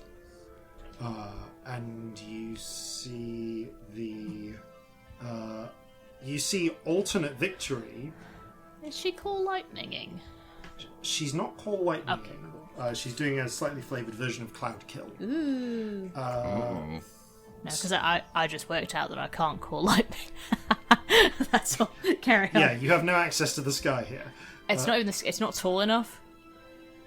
It's 100 foot up. Oh yeah, no, Yeah. no, 80 foot's the top. Yeah. Not unless you somehow give yourself more room. Yeah. You don't have to have access to the sky, but you do have to have 100 foot above you. Yeah. Okay. Call lightning is out. This is an interesting one. I'm just check if this thing require it to. Yes, creatures are affected even if they hold their breath or don't need to breathe. We're good. That was one of the checks I needed to make. Okay, in which case, Magnus and the crew, and Fulviola, and alternate victory, all get to make some Constitution saves. Yay. Can I please ask someone else, whoever gets there first, to roll 5d8 poison damage for me, please? 5d8. Gotcha. Awesome. I'll leave that to Sam. Okay. I have so many d8s on hand, but even so, Sam's best. 23. Okay, 23. So that's 3. Okay. 23. Alternate victory seems to get it bad. You see that her, as she coughs and sputters her way through the cloud, you can see her veins seem to fill with, on her face seem to fill with dark patches. She looks. It's interesting. Like her eyes, her eyeballs grow darker as well. It's almost as if instead of wherever blood would be showing up, it's just some sort of black ichor instead. The rest of the remaining of the vampires. Okay, so Fulviola resists, so she only takes half damage, I believe, which is 11. The Magnus similarly is fortunate in that respect, but the other vampires around him do seem to take the full impact. So this has some interesting effects. First up, I just forgot to do that. I forgot that at the end of their turn, the acid, like burns on Magnus, fully seemed to fully seemed to heal up. Acid is nope. Cool. Well, Regeneration. they just heal. Yeah, Regenerate. in that sort of unnatural regeneration that vampires have. Similarly, Fulviola, her scratch from Corzin healed up. Heals up as dust So flows in. is it the gap. happen on their turn rather So than it's at the end of their turns. I've their remembered turns, is when okay. the regeneration kicks in. And it looks like complete regeneration. For the damage that those two had sustained by that point, which was fairly light, Yeah. Cool. they'd managed to recover it. You would guess that Magnus's regeneration is stronger than that of Fulviola's as well, because she'd only taken a relatively light scratch. However, they both at least seem to be somewhat affected by the toxic cloud, and the other vampires are twitching, coughing, and clearly suffering. Parts of their skin split open and shed dust. The cloud annoyingly does start rolling away, and it's already begun dropping down into the kind of the cave below. so it's not as good as a long-term spell. However, something else happens, which is bad news for Victory, but good news for you.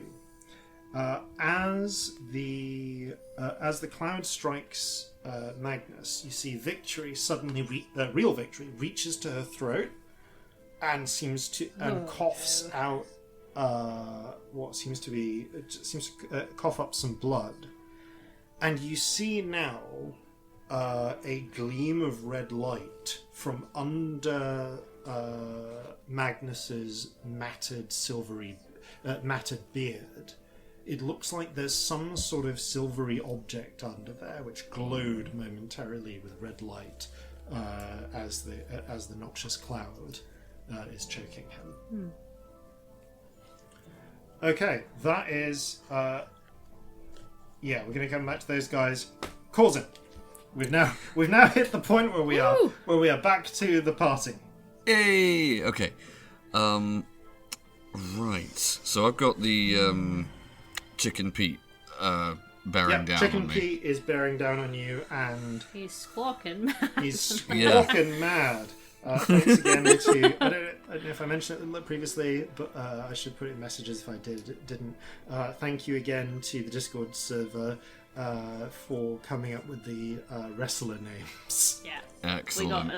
Jason got a really good list from the Discord server. Yeah. Okay. I believe it was Cora who came up with Chicken Pete. It was Chicken Pete, and then Mighty Mangler Kit. was Kit. I think. Yeah, I think it was Kit. If I'm wrong, apologise. Apologies. That's what my memory and is like saying. a whole list from other people who made the tournament chart Yeah. a couple of episodes Love it. right, so yes, you're squawking mad Chicken Pete's very down you, as is the Mighty Mangler and Orc Vampire. Okay. Slayer's prey on Chicken Pete quickly. Okay. Then going to take the scimitars to him. So, all right, that is a dirty 20. Okay, that hits. Roll damage. Okay. 9 and a further 1, so 10. Second attack. Slashing up through across one of Pete's legs, dust spraying out. Okay, that's a 21. Hits damage. For 8 with a further 5, so 13. Okay. And final attack. That's a 23 for 10 and a further 5, so 15 damage. Nicely done. Okay, you slash into Chicken Pete. He screams in rage as you leave like gouts in his flesh that turn to dust.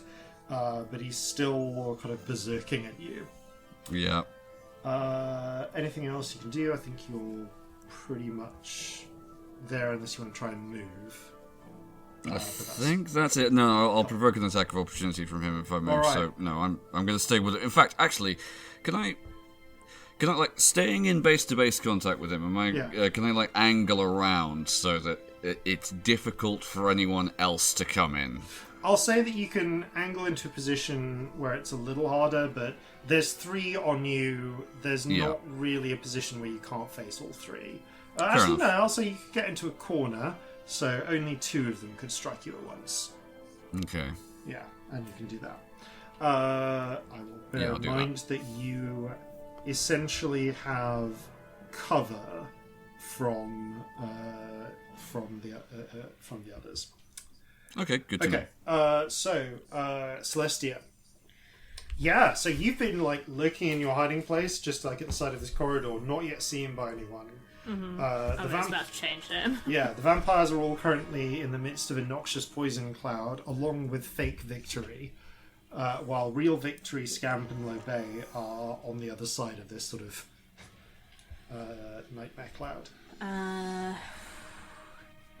How far away are vamps from me? Like, literally, if you step out, all, like, 5 to 10 feet from you. All of them? Yeah, basically. Oh, heck yeah. I'm gonna step out a little bit and bash the guitar on the ground and do a destructive wave. Yay! Okay, I'm assuming Radiant. Yes, obviously. I'm not gonna do the necrotic, am I? Right, I'll roll its Constitution saves, isn't It it? is con save. Yeah. Cool. Sadly, it's not really affected by advantage, unfortunately. Not many of my attacks are. You still get some excellent surprise, though. 5. Cool. I'm gonna say, Scamp.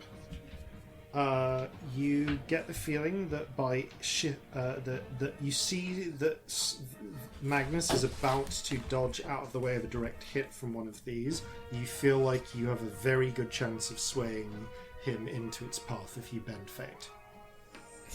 From the experience of taking damage when we hit him, is it the same damage back on us? Because I can't remember.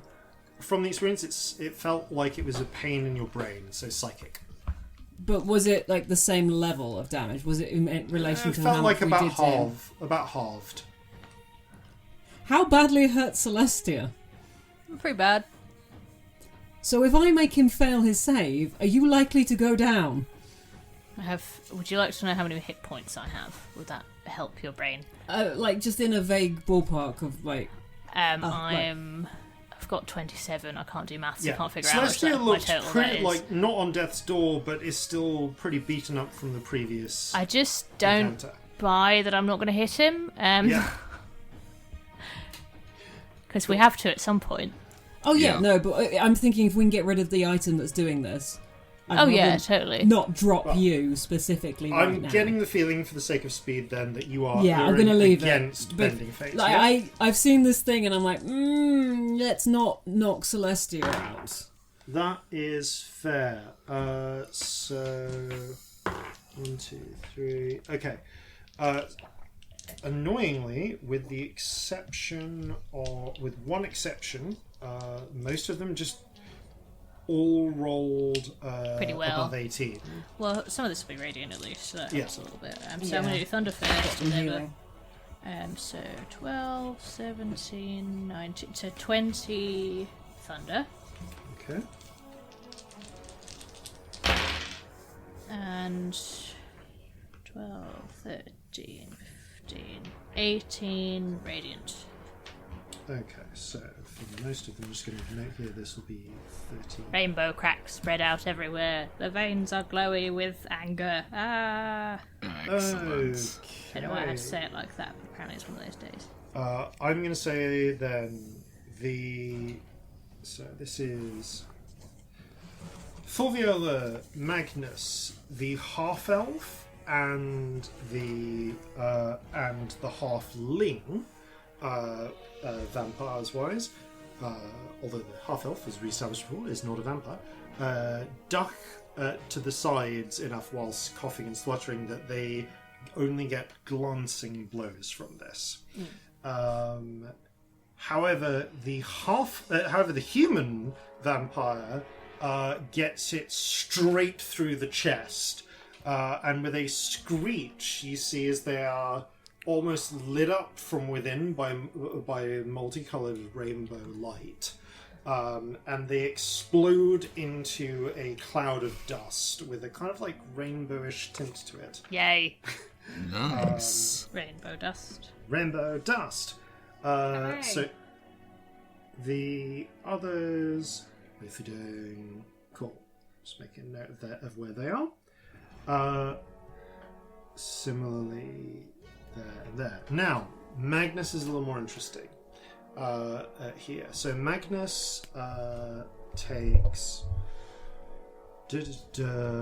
halved to cool. And importantly, all the vampires on this side have now been tanked by radiant damage. So Magnus avoids the worst of it, but as it strikes him, you feel the thunder of the glancing blow crack into his arm, letting dust loose. As the light tries to burn into him, it does make some distance, but you see the ring on his finger flash. Ooh, okay. And it doesn't seem to penetrate as well as it does into Fulviola. You get the feeling that Magnus specifically has some protections against radiance. That makes sense. However, you do manage to, you eradicate one of the vampire crew. At least damage some of the others. And the others are the half-elf and the halfling are looking pretty fucked up now. Actually, like the half-elf is covered in burns and scratches. The halfling is again is like the other vampires, missing an arm. It's just turned to dust. Though given enough time, that may come back. Magnus, though, looks like he could do this for a while longer.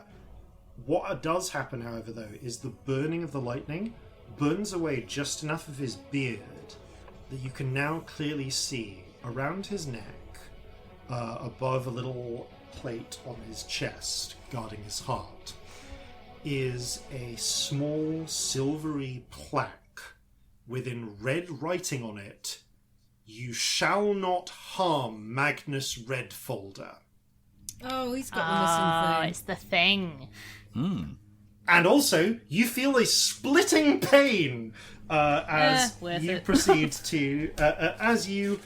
proceed to take 7 points of psychic damage. Fucking hit points. There we go.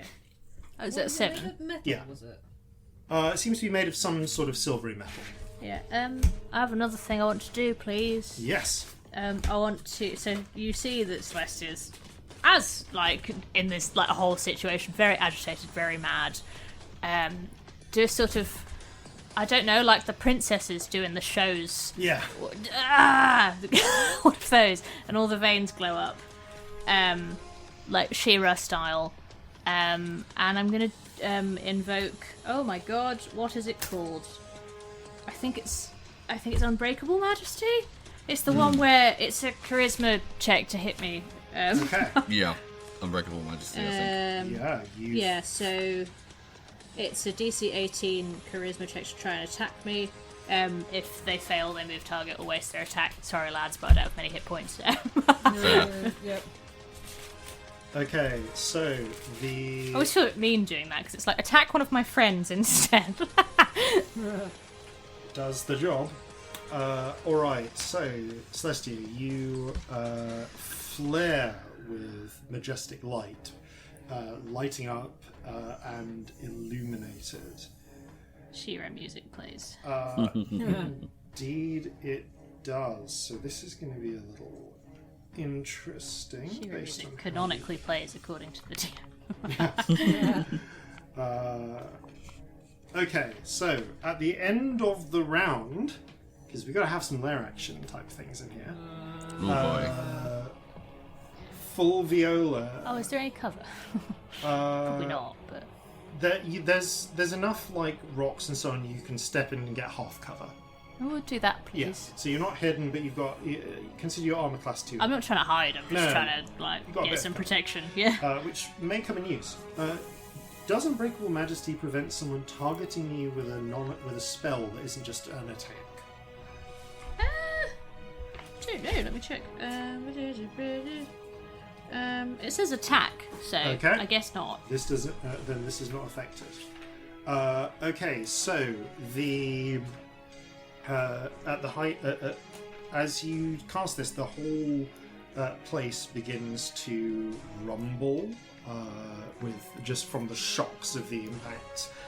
You feel the ground kind of shake a little bit from the multiple explosive spells that have gone off, and in the distance you can all subtly feel the rumbling of things moving. Distantly you can hear the scratching from far down the tunnels. Oh no.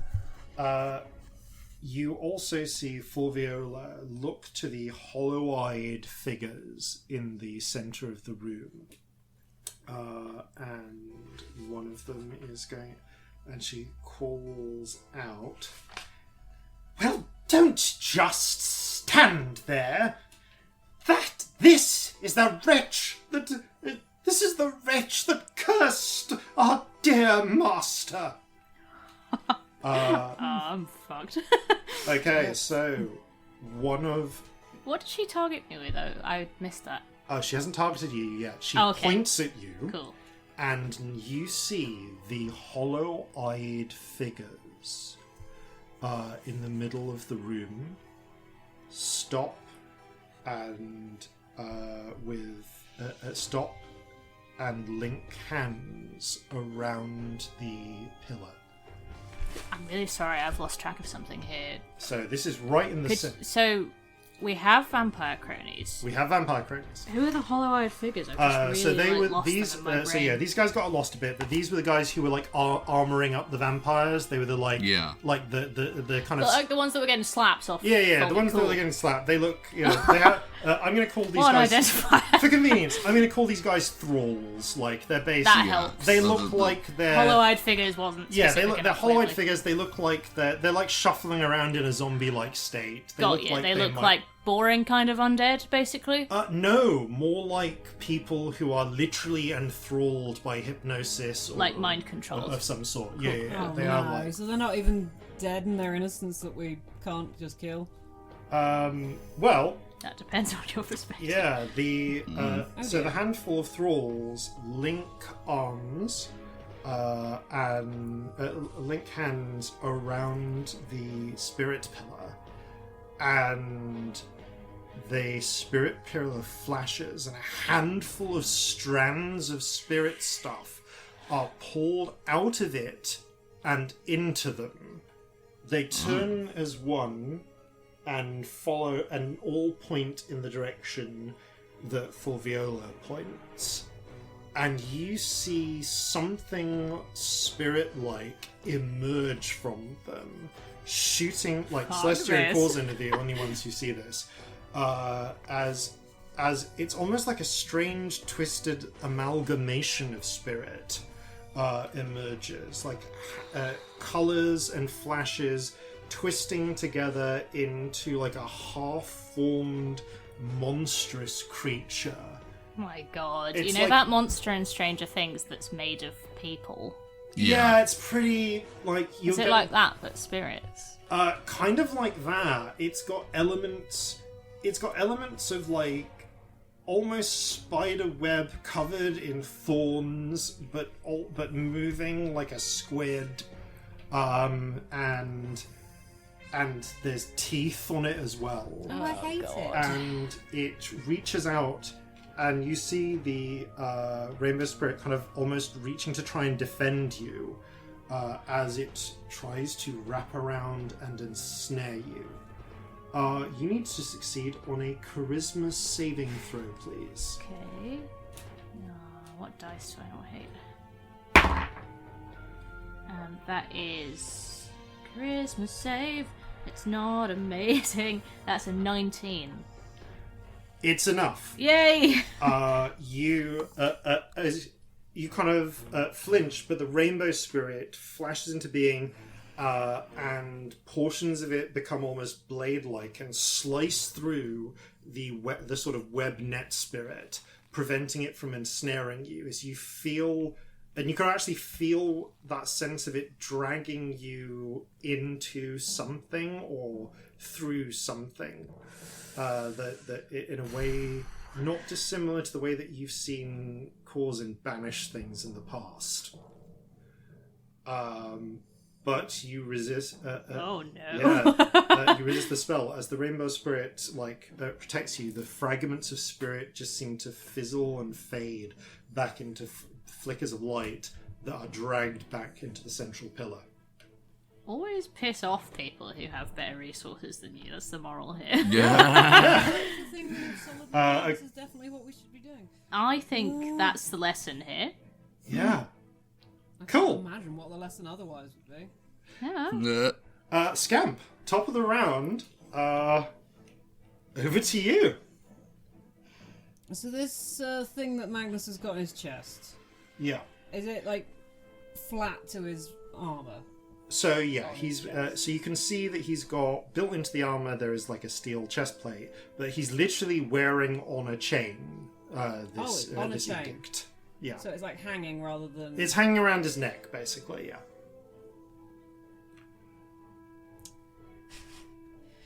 This is I don't know if this would work or not. And the floor is made of stone, yes? Yes. How tall is Magnus? Magnus is. Always a silly question in a fight. No, I it's enjoy fine. it. Just under 5 feet. He is a like Tall he's for a dwarf. dwarf.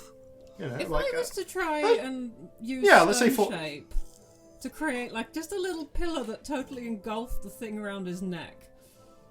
Like just wrap this edict in stone and just like try and pull it off him or try and crush it or something. I suppose it's still a law. It doesn't wearing it isn't the thing, is it? Even if I take it off him, I'd have to destroy it. Like wrapping it in stone is only going to protect it. Quite possibly. I was hoping to take a charm off him, but if it's the edict, do I think that would have any effect if I could roll an Arcana engulf check. it in stone? Oh, cool. Let's do that. That's a. That is 17. 17. Okay, so first of all,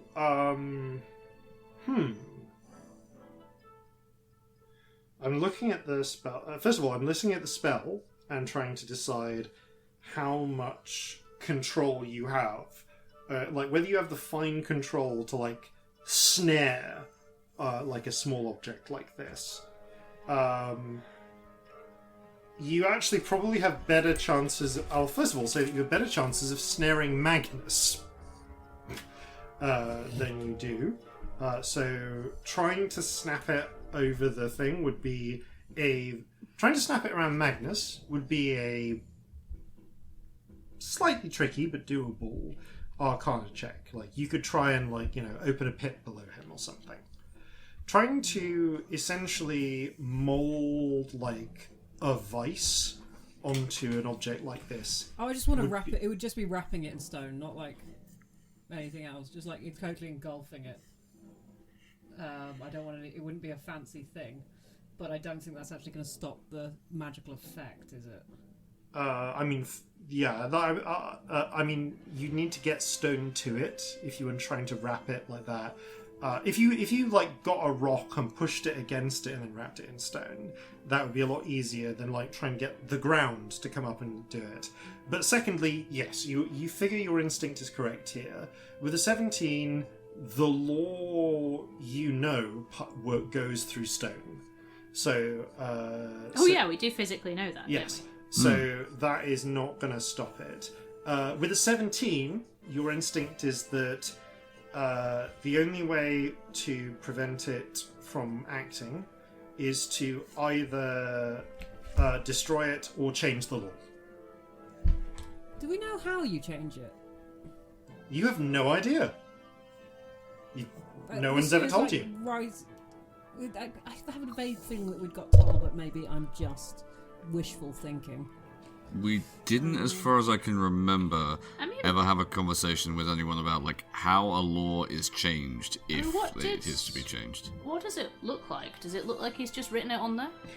It looks the same as the edicts that the magistrates wear, if slightly although theirs tend to be gold plated, rather than just silver. They've got higher budget ones. Yeah, but the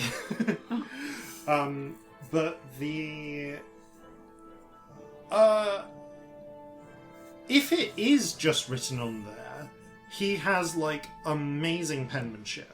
Right. Frankly, like this looks. That's kind of what I was asking. Yeah, Like, does it look like handwriting? It looks like it's been engraved in, but like in cursive. Right. And he does engrave things because he's a crafty boy, which is the technical term. Yes, Yeah. as someone who, as an engraver myself, I do too refer to myself as a crafty boy. Yeah. How did it? Like I threw acid at him. Did acid do anything to it? Ooh. Like, is there any marks? Like, did acid have any effect on this metal?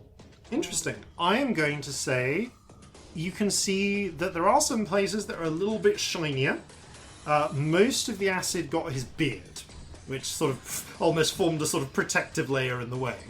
You weren't targeting it specifically at that point, but you can see that there is some slight softening in places that suggests, incidental acid damage. And what is the exact wording of what's written on there? I believe it is, you must not harm Magnus Redfolder. If I was just to target the word "not" with some acid,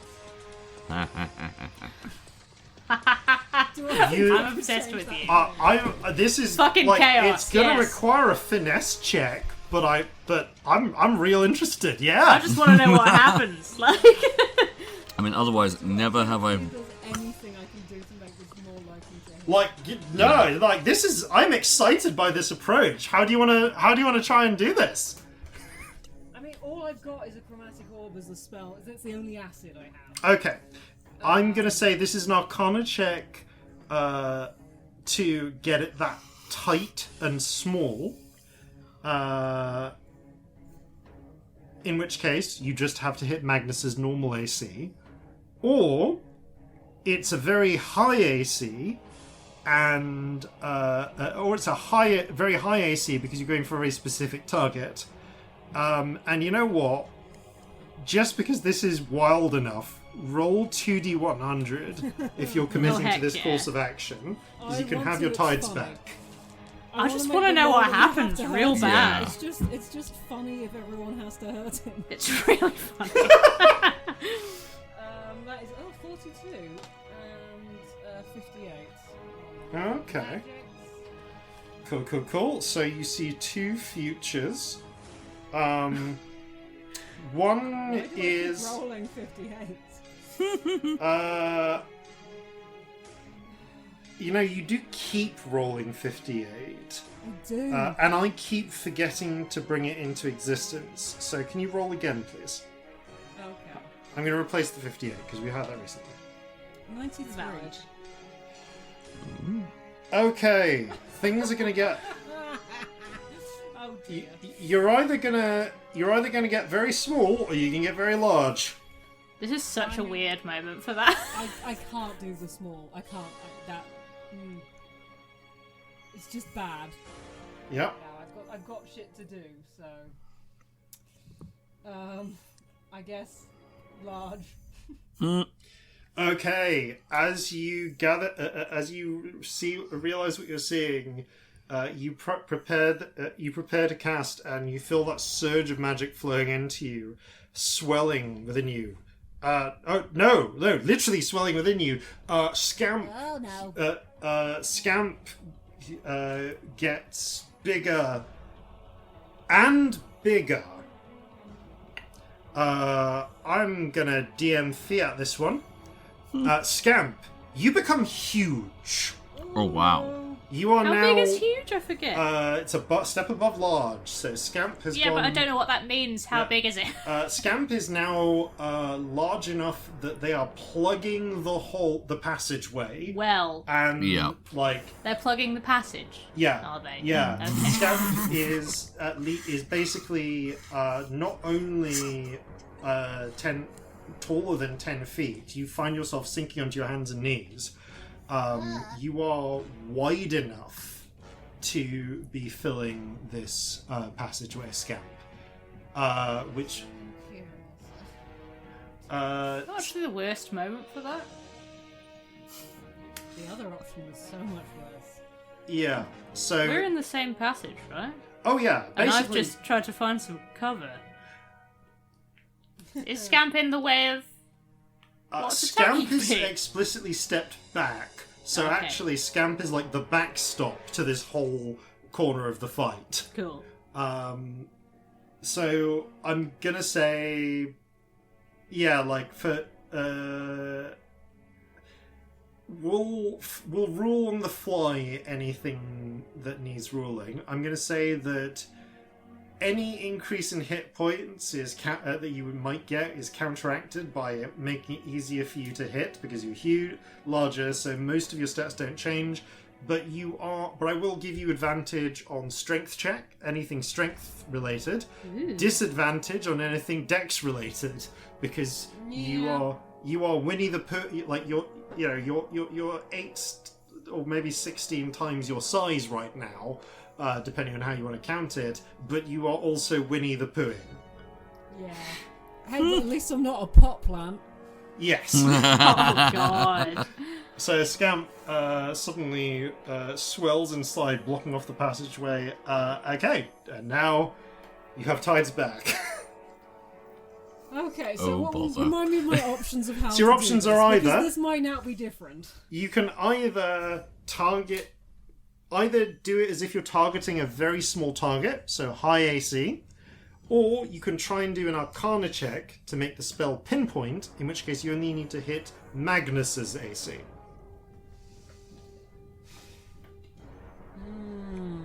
Basically, either an Arcana check and then an attack roll, or just an attack roll, but it's hard.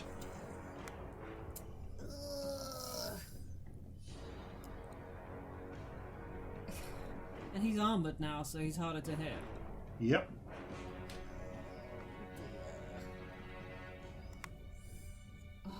I don't want to waste it. So I'm like, do I tides one roll or do I tides one and hope the other one is fine?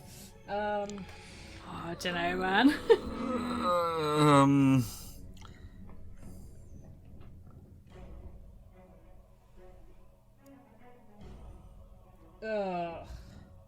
Which is It's more substantially likely to harder if I'm succeed?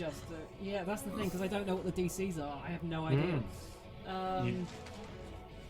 And yeah, I would have no idea. Go on instinct. Yes.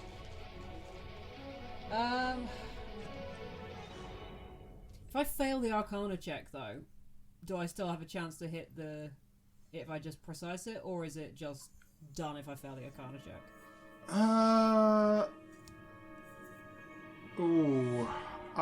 If you fail the Arcana check, I'll say if you fail the Arcana check, you can still try and precise it, but I'm gonna nip that AC up by 2 because you're now rushed.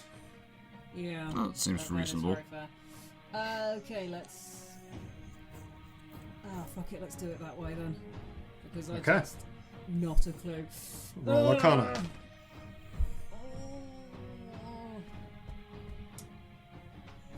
Do I tie? That's a 17.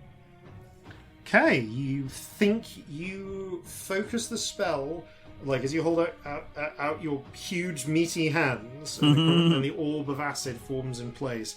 You shrink it down until it's about the size of like a mint imperial, and now you can try and flick it.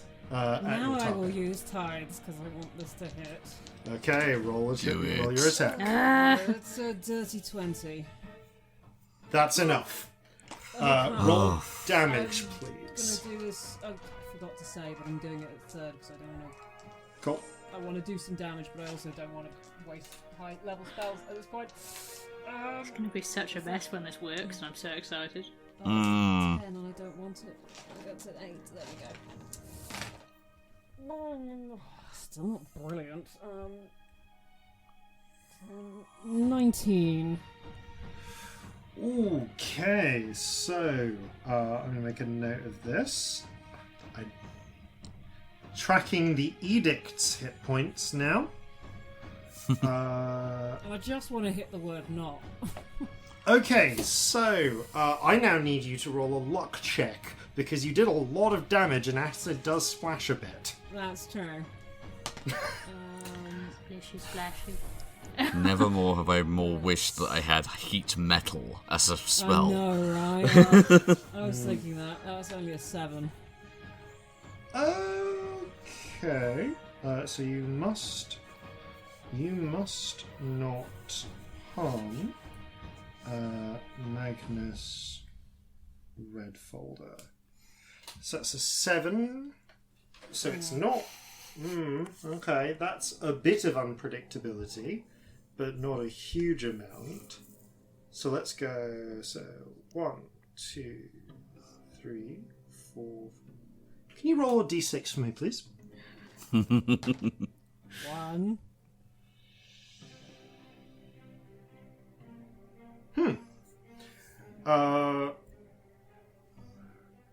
All right.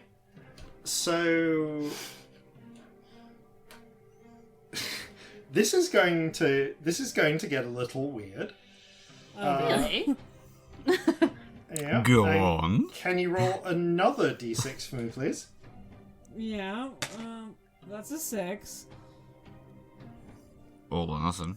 Well, okay. So because of the formatting and the way the pinpoint ball of acid strikes the edict, it sizzles from the horribly concentrated acid, and you see it burns into it, and exposing some tiny layers, some hidden inner layers of like neatly sandwiched mage metals. The thing begins to glows and crackles with reddish light, but the acid also sprays out in 2 different directions as well.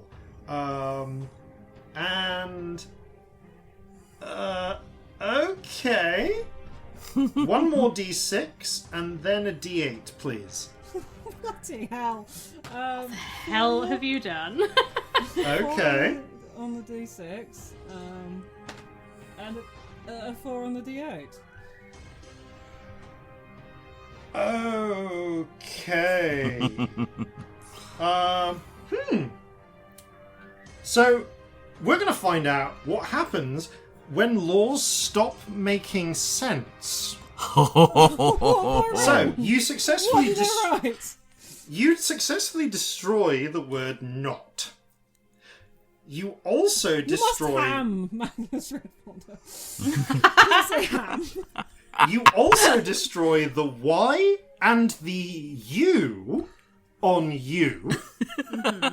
Yo. So, Harm Magnus must harm Magnus, and then the first half of his surname is destroyed. Must harm. No. O must harm Magnus Older. Is there anybody in the city whose name begins with O? I mean, no one is older than Magnus. This is the oldest Magnus. And O is a good way of starting a sentence. Oh, must harm Magnus. I love you, you silly little guy. I mean, like, we're going to find out how this pulls out. O must harm Magnus Older. I That's the mean, thing you just remember. Oh. Oh, must harm Magnus Older. I mean, you like. The good news is you're not all going to get start getting punished for not hamming Magnus Redfolder. Well, I mean, only Viola would be legal then. I must harm Magnus Redfolder. That was a genuine risk. No. You must harm. So bad. They've already armed him, though. He is fully armed. Yeah. Okay. So. Everyone suddenly and I mean everyone on the battlefield Oh no. Suddenly feels a vice-like pain Oh shit. Is it just who goes down across their first? skulls as none of you are successfully as none of you all of you are present, and O is not harming Magnus Older. Does anyone's name begin with Right. This is so fucking dumb. We've taken a really sinister thing to its dumbest possible conclusion. Yeah. I love it. I really like it. Okay. My brain is now entirely blanking if there's anyone with who's an O that we are aware of. Is there's Low Bay. Yeah, no, I no. can't think of Anyone's anyone ever whose name called her specifically O? begins I think. with O. Okay, no, I'm going to say that you all feel like it's the beginnings. I'm going to go slightly dumber. We're going to get a slightly. So I'm going to say that O is nonsensical enough that that there's not really a way for that to happen. But everyone does start to get a weird pressure in their head building. Like something is maybe horribly wrong. Yeah. Oh boy. Okay, that's Scamp's go. Can I use a bonus action? Just Yes. Oh. You're huge. Just step on him. I can't do that. I can't do a bonus. I mean, Ah. I can't attack with a bonus action. I'd have to Sure. check, and it would have to be a cantrip. I just want to know if harming him makes this pressure go away. Fair. Am I in melee now with him effectively, or am I? I guess, yeah, you're so huge Oh, that your yeah, reach that's is like... You've got 10-foot reach, basically, so yeah. Yeah, you're huge. You Your can reach base out is and hit 20 feet. I mean, I will try and shocking grasp him, I guess, and quicken Yeah. a cantrip just to see if it helps. Cool, go for it. Let's see if this does anything. No, because I rolled a 2, so it's 12. I won't know. Damn. Oh, no. That is 12 and... Does... He's wearing metal? Does shocking grasp... Do you have advantage attacking? That's Someone- a very good point. Let me just look at the spell again. This is one of those ones where I'm like, oh, this almost no never one's comes ever up. wearing metal. Shocking grasp. Yeah, because we're not really in an environment where there's usually... You have a lot of- advantage if plates, they're wearing yeah. metal. Woo! Yes. Yeah, he's got a metal great. chest plate. I will remember. I dropped my dice on another dice, and I honestly don't know which one is in my hand. Roll again. Another. I'm going to move them all away, and I'm going to roll this green dice. Right. My brain's real tired. Yeah, Oh, okay, that's a 29 to hit. That Yes! definitely hits. Yeah. Roll damage.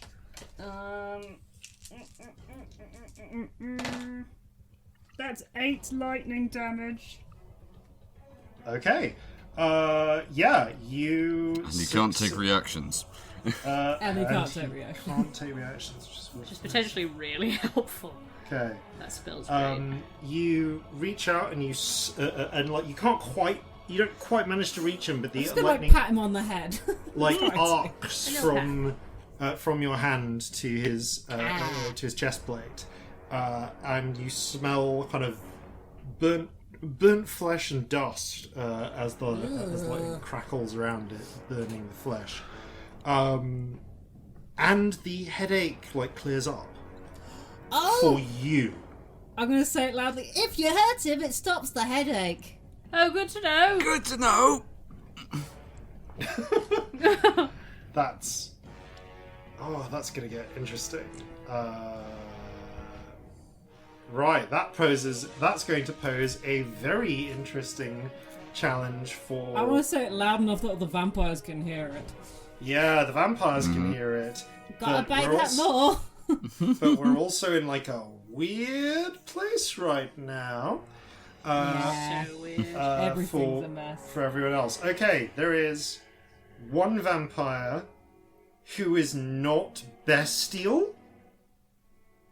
Yup. And she's the only one who can act on this.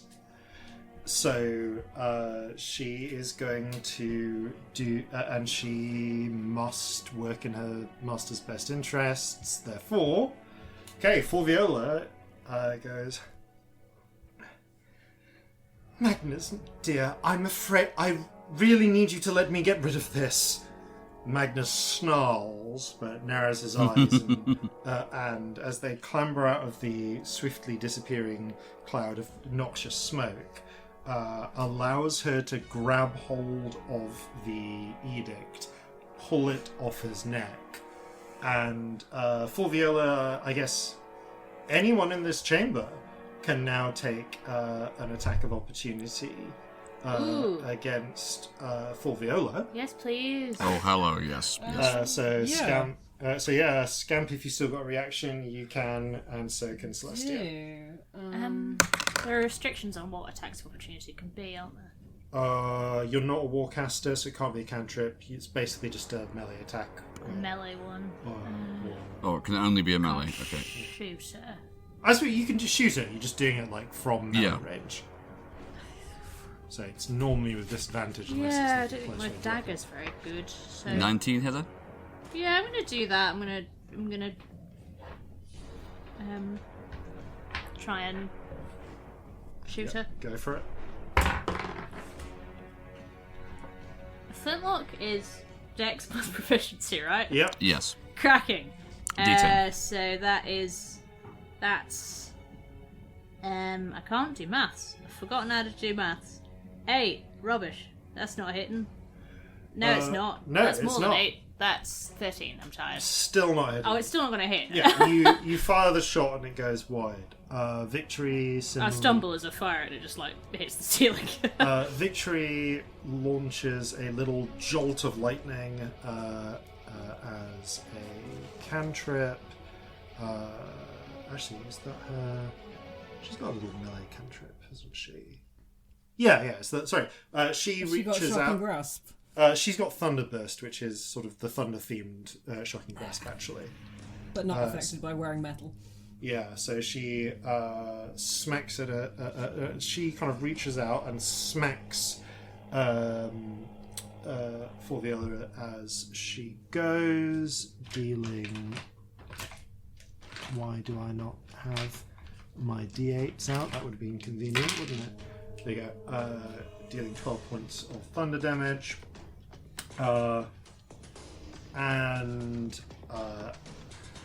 Actually, taking this moment as Fulviola is leaving, Lo Bei emerges from hiding and shoots her in the back. Yay! Lo Bei does not not a natural 20, unfortunately, so it doesn't manage to get past the heart plate. But does still do a little bit of damage. Great. Do I get an opportunity attack? Yes, if you I thought you'd already taken. I haven't rolled it yet. Oh, okay, go for it, yes. And she's wearing metal as well, isn't she? Yes. Lovely. Well, I'll do another shocking grasp then. Oh, bloody hell! That's another 19, so 29. A hit. Okay, roll damage. Apparently, shocking grasp is the one thing I roll really well on today. Yeah. That is 9. Okay. 9 lightning. Good to know. Okay, Did my Fulviola 19 hit? has been struck by multiple forces at this point, but she does. Did my 19 hit? You're not in melee. You're not. Oh, close yeah, enough. sorry. You're in a separate bit of the fight. So In the other tunnel. yeah, you're in the other tunnel. So Fulviola grabs the bit of metal and flies up and away as fast and as far as she can. I'm going to say she uses all of her action to do this and manages to get and manages to end up sort of hanging in the air in the center of the chamber, just over 60 feet. Actually started from higher, so I guess like 80, quite close to the ceiling actually. Yeah, she gets right up to the ceiling, and as Corzin, you feel the headache vanish first, but as she passes up towards the ceiling, the rest of you also feel the headache of pressure you're getting from not harming Magnus or Older vanish. So Fulviola uses up her action to flee to safety. She doesn't regenerate this round, but you see the dust starting to gather now once again. Okay, Shadow Victory. Shadow Victory is Oh, who's the closest ally to her that she sees as an ally? It's going to be Celestia. Shadow Victory seems to lunge for Celestia, but not as an attack. She calls out, "Quickly, get close!" and grabs hold of Celestia protectively as her eyes light up and the air spins around her, and she casts Eye of the Storm. So, I'm confused. Shadow Victory looks like real Victory? Looks like real Victory, but you saw her form out of the magic mirror. She's basically Victory's doppelganger. Right. But like... So where's real Victory? Real Victory is like slightly further away and about to get hit by the Eye of the Storm, as is basically everyone except Celestia within short range of this. Okay. Because Shadow Victory is following a directive to destroy the imposter, aka her true self. Right, okay. She's not exactly an ally of the vampires either. No, it's just, I was trying to... Yeah, no. I get it. So she grabs hold of you to protect you, says, sorry, Scamp, and looks at real her and goes, "Die, imposter!" and casts Eye of the Storm. So Scamp, can I ask you to roll... Oh dear. Oh, I said this was a disadvantage, didn't I? A dex check save, please. Yeah. Those are both not terrible. They're not good enough, I don't think, but there's a 17. That is not quite good enough to hit Victory's AC, unfortunately. Cool. And... Right. That means it's time for me to grab the rules that I wrote for victories. Spell things, which should be here. Did I do the smart thing and put them on as a character list? No, that would have been a sane choice. Far too sane. Apologies, one moment.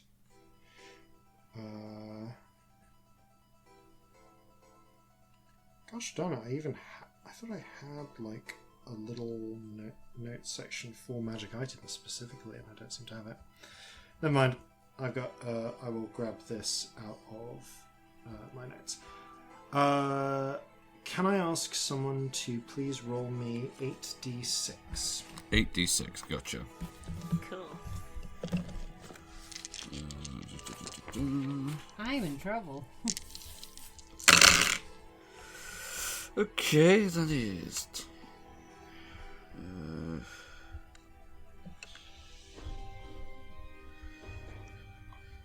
29. Oh, maybe not. Okay. And sorry, what was your result? What was your result there, Scamp? I failed. It was a 17. Cool, thank you. Right, so...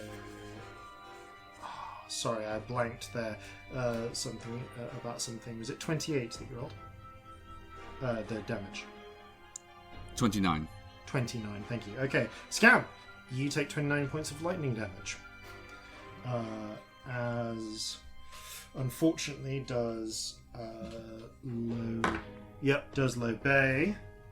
And Victory takes half of that because resistant. But she's not looking great. Looking great. That is the end of Fake Victory's turn. 29. She's also not the only one who didn't do great there. So, Half Elf, astonishingly, is hanging to life by a thread. But you watch as the halfling is struck, see the outline of the halfling in the swirling storm struck by a bolt of lightning and explode into dust that begins swirling around with the clouds. Magnus too is blasted by the impact, but he's a tough old being. And despite the gout of dust that's blown into him, you do see his flesh slowly starting to very slowly begin to heal again. Brings us to the vampires. Okay, Magnus and the half-elf are the only ones left here who can still act. They are going for danger threats, based on who's just done what. Actually, no, they're motivated by vengeance. Both of them need to make, is it a charisma save to attack you? Okay, the half-elf raises her baton and twitching is going to shift targets to Victory, looks like. Sorry, Is it the Victory. nearest target, or is it just another target? It's another target in reach.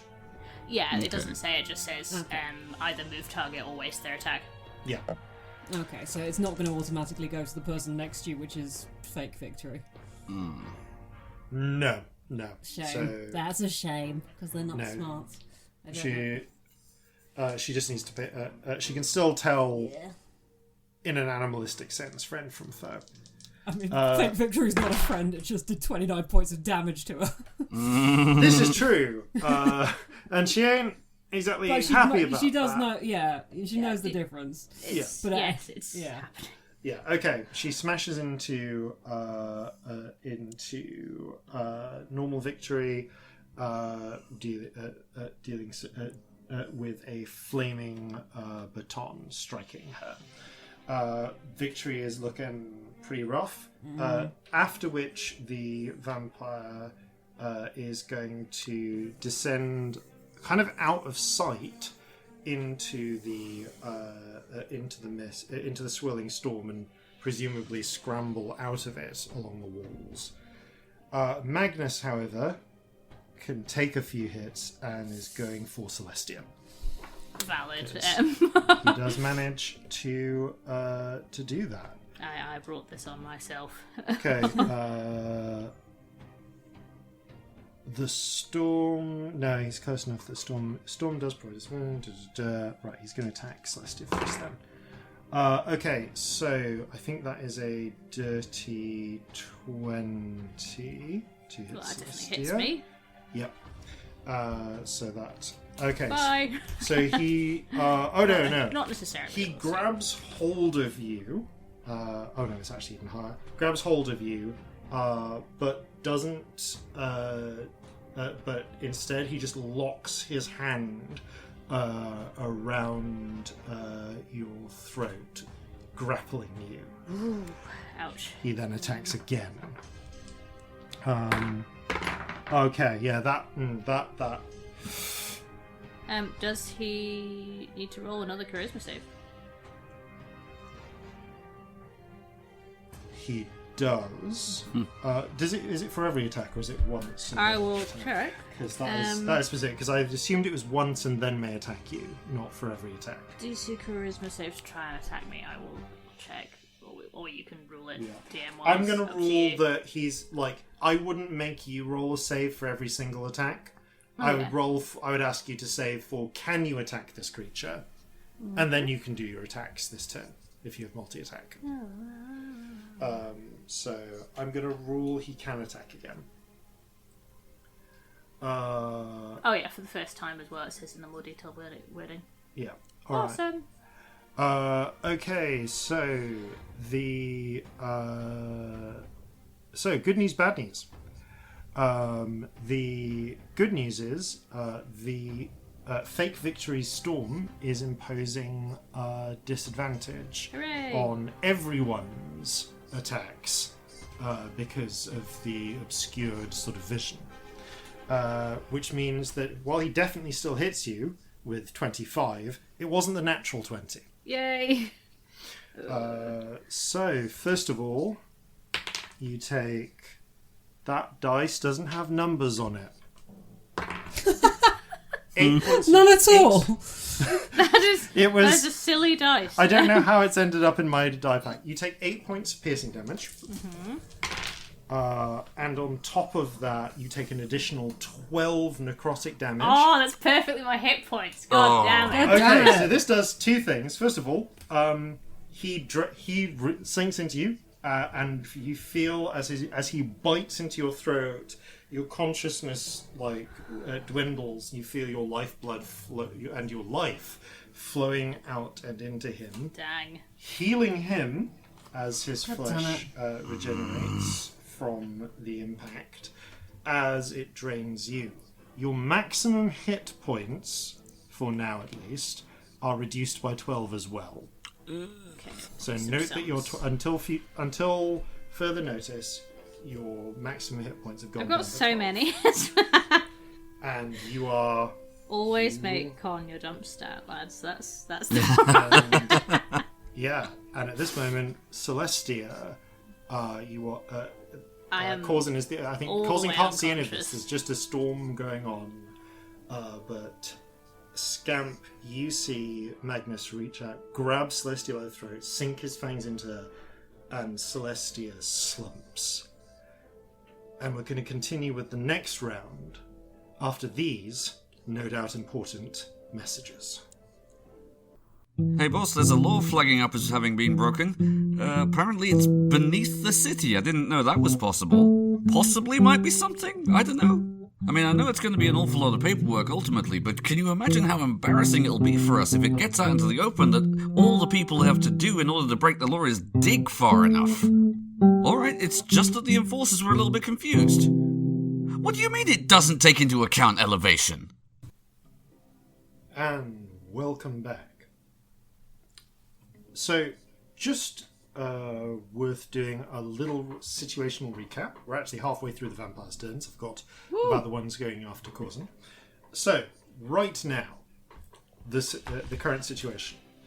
In the centre of the huge room, of the huge central chamber, is the pillar.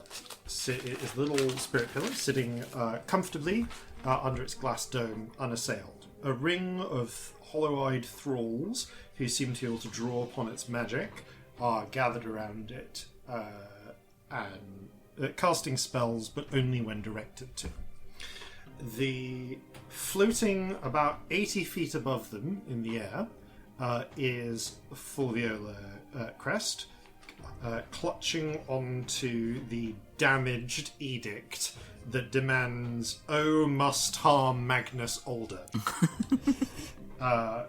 It appears that she has now that by doing this, she's brought it far enough away that none of you are getting headaches from not harming Magnus Older, whoever that is.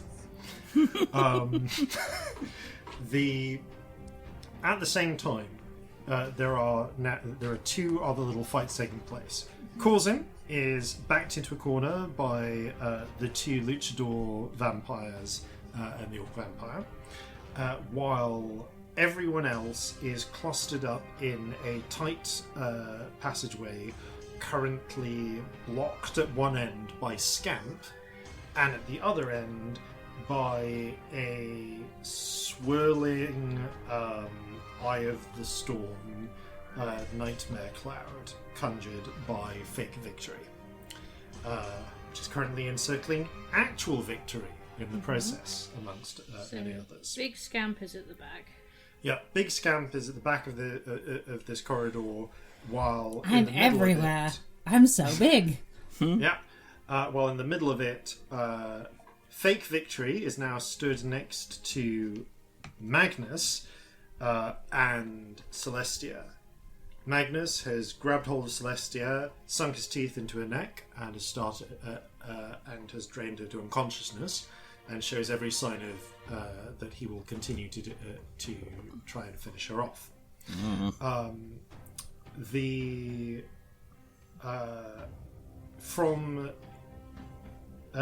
So I'm going to say Lobey is also trapped in here too.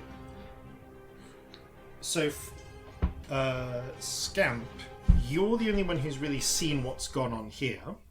along with you and Victory are the only ones who've seen what's gone on here with the whole fight going on that side. Corzin, from your perspective, the eye of there was like a cloud of noxious storm cloud that came out of the pillar, out of the thing.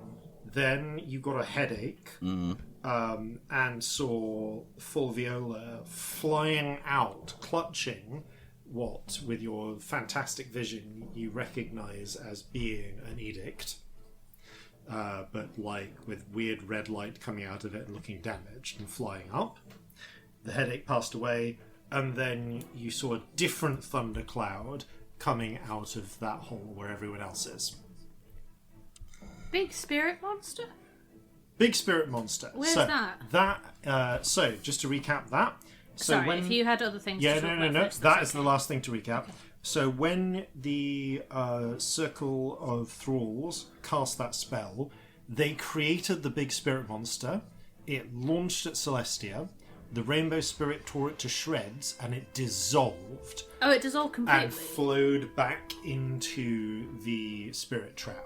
Cool, so it's more in like- there now. Yeah, it's more like they temporarily created it and sent it. But it was kind of fragile. yeah. Right. Cool. Got it.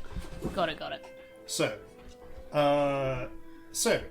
Corzin, you see the storm sort of swirling out of the passageway where the rest of the fighting's taking place. You see Fulviola escape and fly up. Your headache passes, and at the same moment, there's a change that comes over the pair of luchadors and the orc vampire attacking you. They seem to have a momentary a moment of confusion, and then they focus on you, and their postures change, becoming more upright, less insanely feral. Except in Squawking Mad Chicken Pete's case, who is still feral but with a slightly different posture as before, as he goes and claws at you. But Thank get you, the Cora. yeah, and just screams, "I'm squawking mad!" Wow. And tries to kill you. He Then you has get the feeling disadvantage to hit me. cool. Yeah, you get the feeling that might just be Squawking Mad Chicken. It was just like that. Persona. Yeah, I figured. I think I said persona instead of persona, but Wow. that kind of applies. I mean, in this it does feel circumstance. I mean, it's not wrong. Yeah, Feather soda? I don't know. yeah. 17. 17 does hit me. Okay, so his first slash with the claws fails to hit you. With disadvantage? Oh, okay. Yeah, he rolled. He gets two Okay. attacks, and he rolled disadvantage both times. Fair enough. So, okay, so the second Chicken Pete attack takes place. So the first Chicken Pete attack misses. His second swing, though, connects, and he rakes into you for 12 points of damage. Okay, yep. 8 slashing and 4 fire. If that makes any difference. Not particularly, but ow. Yeah, his spurs are glowing hot as they strike. Meanwhile, the orc is going to swing at you in a much more practiced way, and you hear him call out, "Defend the master!"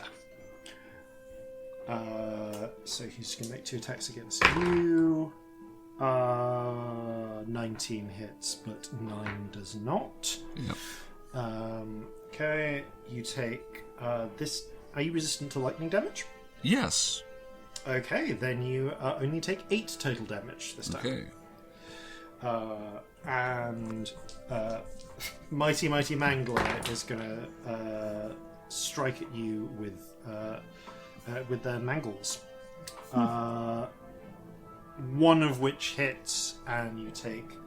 This one's particularly nasty. The mangle you deflect, but the club strikes you, and it's got it seems to sweat like some sort of liquid, and as it sprays against a bit of it sprays against your face, you feel it burns. You take some acid damage as well. Ooh. So another 12 points of damage total on top of that. Oh wow. Okay. Yeah. Okay. And since it's now been over a round, yep, Pete never took any radiant damage. So you see the points where you've slashed into him slowly begin to heal up as dust fills in the wounds. I guess I'd better roll some concentration saves. Okay, that is the end of all of their turns. Okay, I'm good. Cool. Right, Low Bay is going to use up one of their spell slots. I think under the circumstances, because they do have them, and they are going to run forwards and lay a hand on Celestia. I love Low. Phew. Just dropped something. I'm sorry for the noise, friends. Okay, so this can be Cure Wounds. I almost never cast this myself. Got it.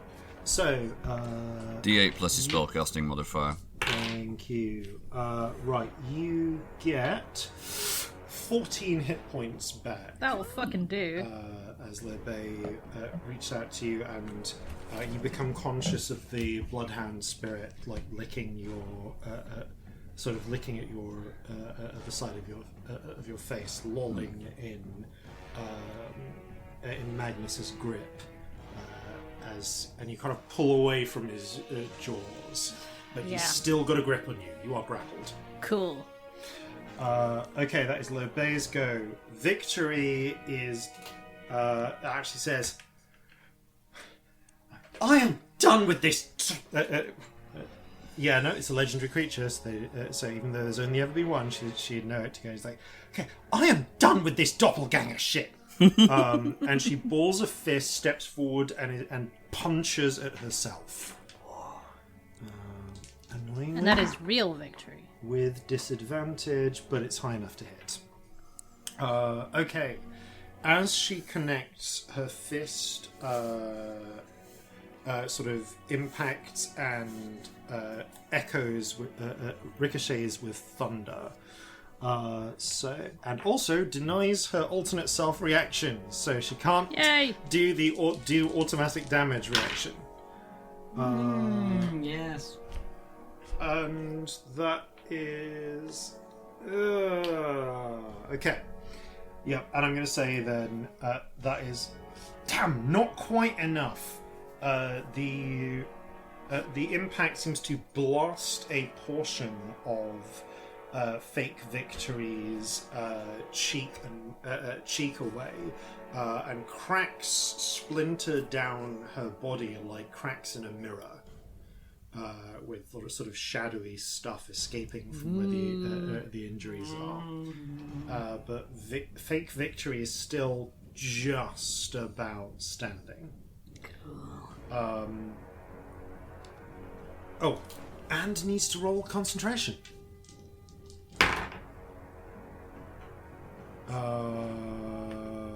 It's Constitution is concentration, isn't it? Yeah. Yeah. Con save. What is Victory's con save? Okay. Scamp, do you still have a reaction? I think it's probably still the same turn as when Fulviover buggered off, so I don't think I do. You don't. No, you don't. Okay, in which case, no, you can't. You cannot fuck her up enough. She holds on to the spell. Didn't do enough damage to. It was an 11 as a save, but it's not quite enough. Alright, so that brings us down to Corzin. Okay, I am in a target-rich environment. Oh yeah! Also, the three guys that are on me, they're in like a neat sort of, I don't know, like 15-foot cone, would you say? You'll need to shift position slightly, but you can definitely get them in a 15-foot cone. Absolutely. Okay, I'm going to pull out the Ice Blunderbuss. Do it.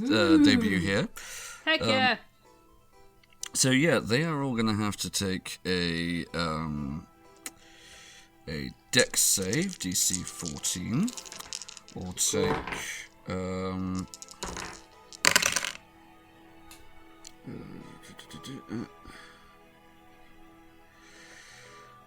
Now, it is just cold damage, isn't it, this thing does? Yes, just right. cold damage. Yeah, okay. So that is going to be 14 cold damage each. Okay. So most of them, so 2 of them get struck right with these shards of ice that spray out of the blunderbuss. Squawking Mad Chicken Pete brings his wings protectively up against himself. Oh, also, technically speaking, this is still Slayer's Prey, so Squawking Mad Chicken Pete takes an additional 2 damage on top of that. Excellent. Which helps negate the successful save. Nevertheless, you successful. They are all cut and frozen by the shards. Anything else you can do in your turn? Well, you know what? They've still got disadvantage to hit me, so I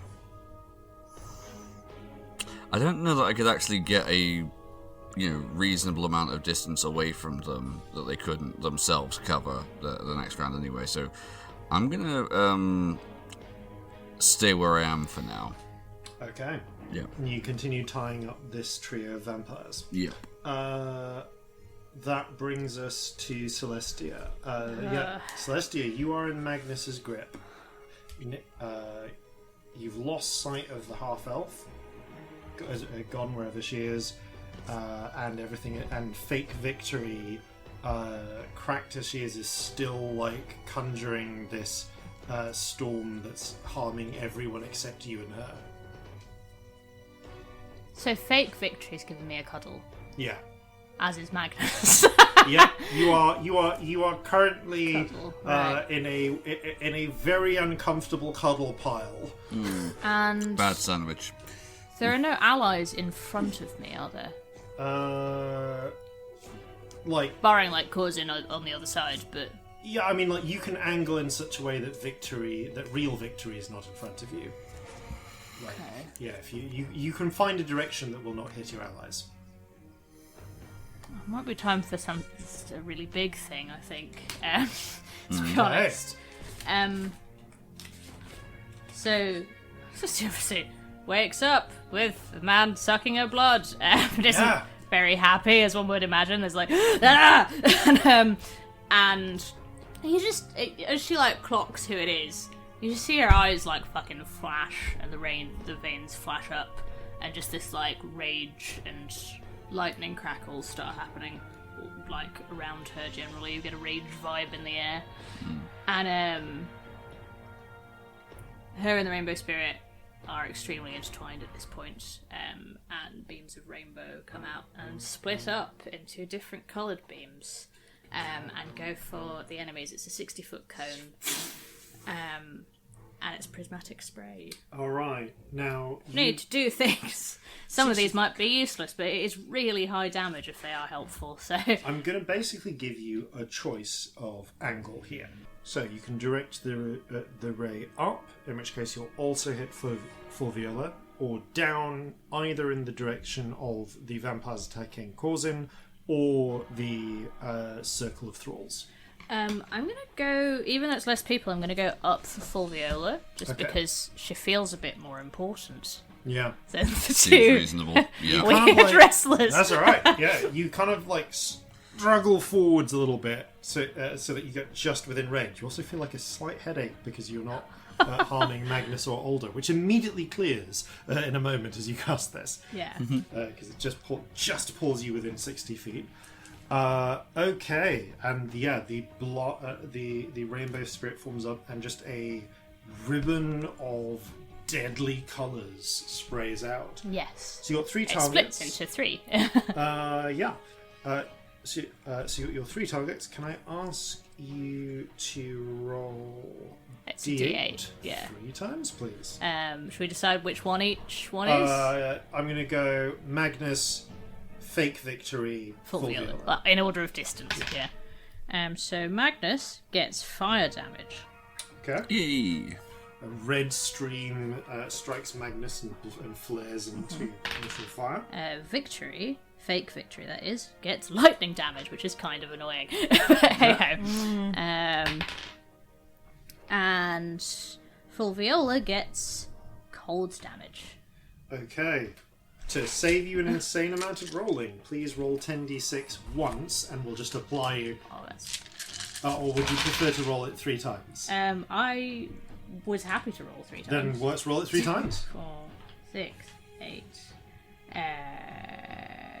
12, 15, 21, 31. Okay. 31 fire for You Magnus. deal 31 points of fire damage to Magnus Excellent. as it reaches around and burns like around and across him. 15, 20, 25, 35, 41. 41 of whatever the one on lightning. Half 2. So you do. So it does. Although, so the I think it's the yellow stream strikes victory, transforming into like a yellowish bolt of lightning. Fake victory, like a bolt of lightning. Fake victory tries to do the same trick that normal victory does of dissipating it, but it's too much.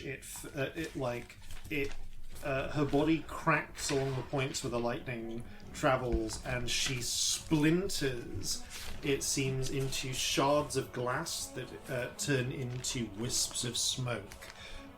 The storm raging around her slows and fades, and doppelganger victory is no more. Oh.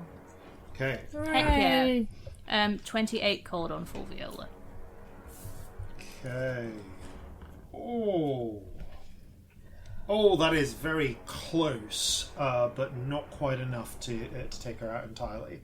But you do fire you see as the cloud vanishes, the blue ray strikes up and punches through her legs, freezing them and shattering them. She's still floating in place, but with swirls of dust coming out of where they were. Be fucking nicer to your stage managers.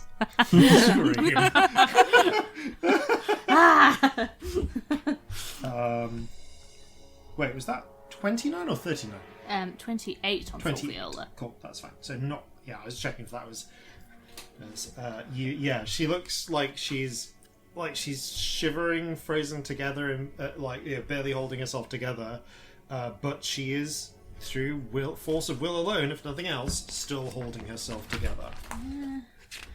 Just looking if I've got a healing potion. That would feel like a good thing. Do I have a healing potion?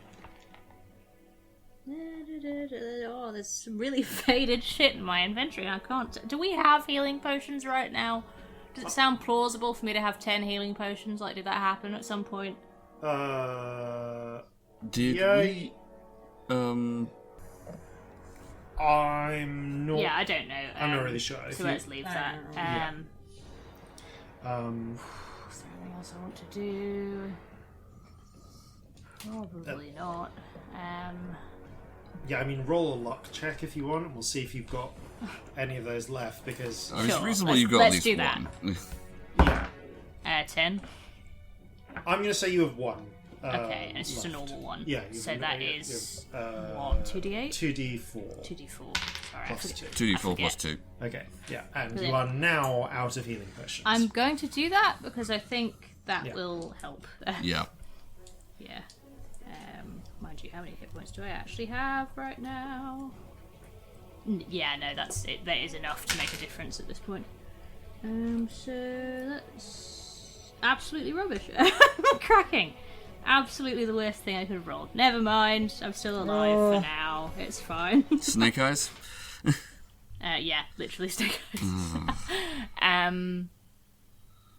Well, I guess that's a compromise, isn't it? I had a healing potion left, but it was shit.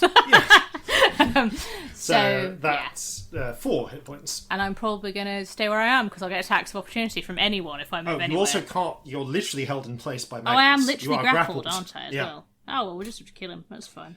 Okay, so that brings us to the end of the turn. And we're going to use one of the lair actions. In lieu of the thralls this time, Full Viola calls out.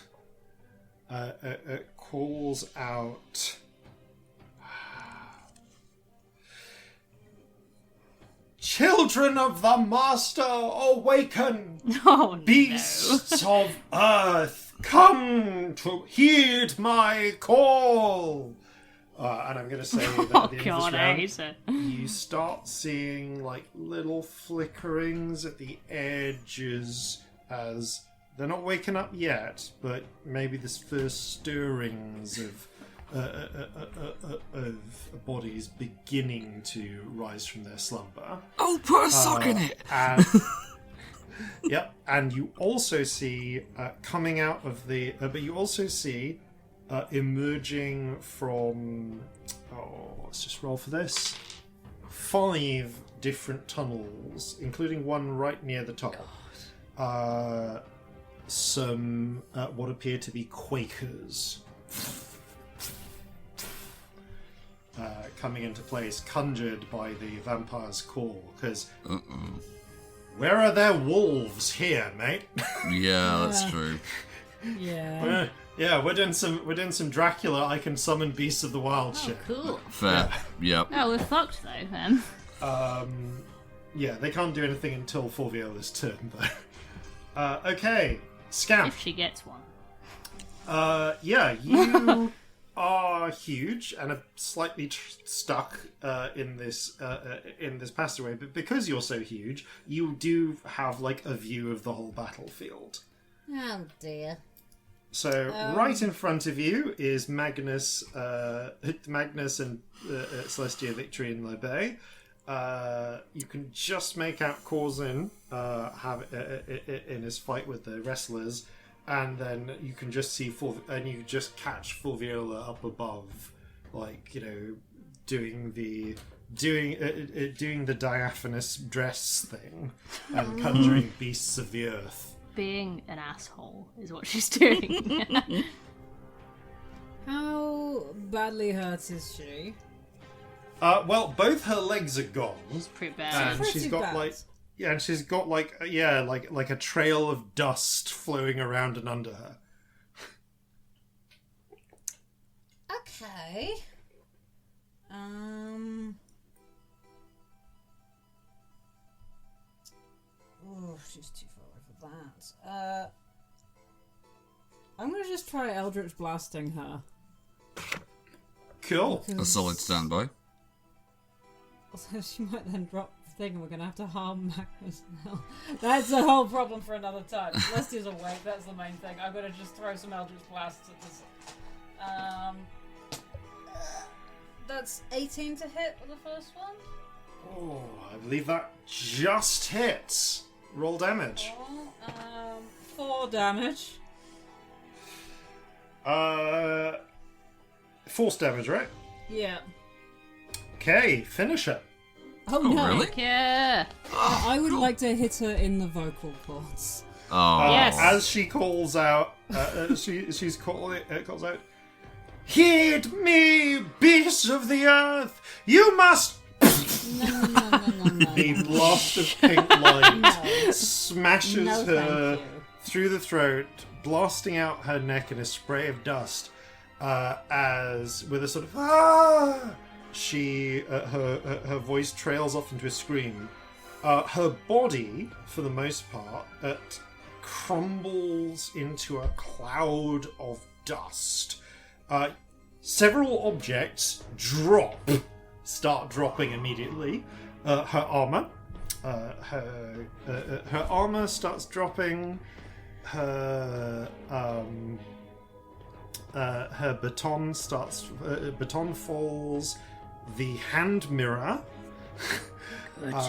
the 3 little beads, and can I ask each of you to roll me a luck check, please? Okay. 8. Natural 1, but lucky. Woo! 13. 5. Okay. One of them flings off course, and it looks like it's going straight, like as it's sailing, like just come out, because it's thrown out by the explosion of dust. It looks like it's sailing straight for Corzin. But it manages to, it clinks off a bit of ground without, and then hits the wall and then explodes. So we'll get to that in a moment. Oh no. Meanwhile, the other two, one mercifully just happens to land on one of the padded beds and does not explode. The other one smashes right on the pillar, like on the protective glass around the pillar, and sends force exploding it outwards, not bowling over the hollow-eyed thralls, and then forming like a dome of force, sealing them in with the pillar in a very bruised and bloodied looking state. And I'll just roll for this. Okay. Not immediately clear, and I'm going to say that the mirror lands. You can't tell immediately whether it's cracked, though. However, as that is happening, you also see Scamp, because I imagine you you can react as this is going. You also see the edict start to fall as well. You have 2 more Eldritch Blasts. I do. Any other targets you want? How close to us is the edict going to land? It looks like it's probably going to land towards the... honestly, kind of hard to say. Roll me a quick intelligence check. 16. You think it's going to land look at in the you. center of the chamber, so it'll probably cloak anywhere outside of the tunnel. Like, if you leave the tunnels and get into the chamber, anything in there is probably going to get hit by the effect. Might leave it be. We're not out there right now, are we? It was what? No one's Yeah. out there. This is It's true. true. Currently, no one is in the center area that you care about. So it hits the ground, and because I've just described that, it hits the ground at the same time as the blast, as one of the beads of force in the dead center. So it's tossed up slightly, hits the ground, and then the force shield seals both the edict and all of the thralls in. Oh no, I did a bad thing. In with the central pillar. Whoops. Okay. I guess I'll throw these other 2 at Magnus. Yeah, go for it. That sounds great. Pew, Do pew. that. That's a 20 and a 26 to hit. They both hit. Roll damage. Kill him. That's a whole 9. Okay. You do 9 points of damage to Magnus. No one's hit him with Radiant this turn, have they? No.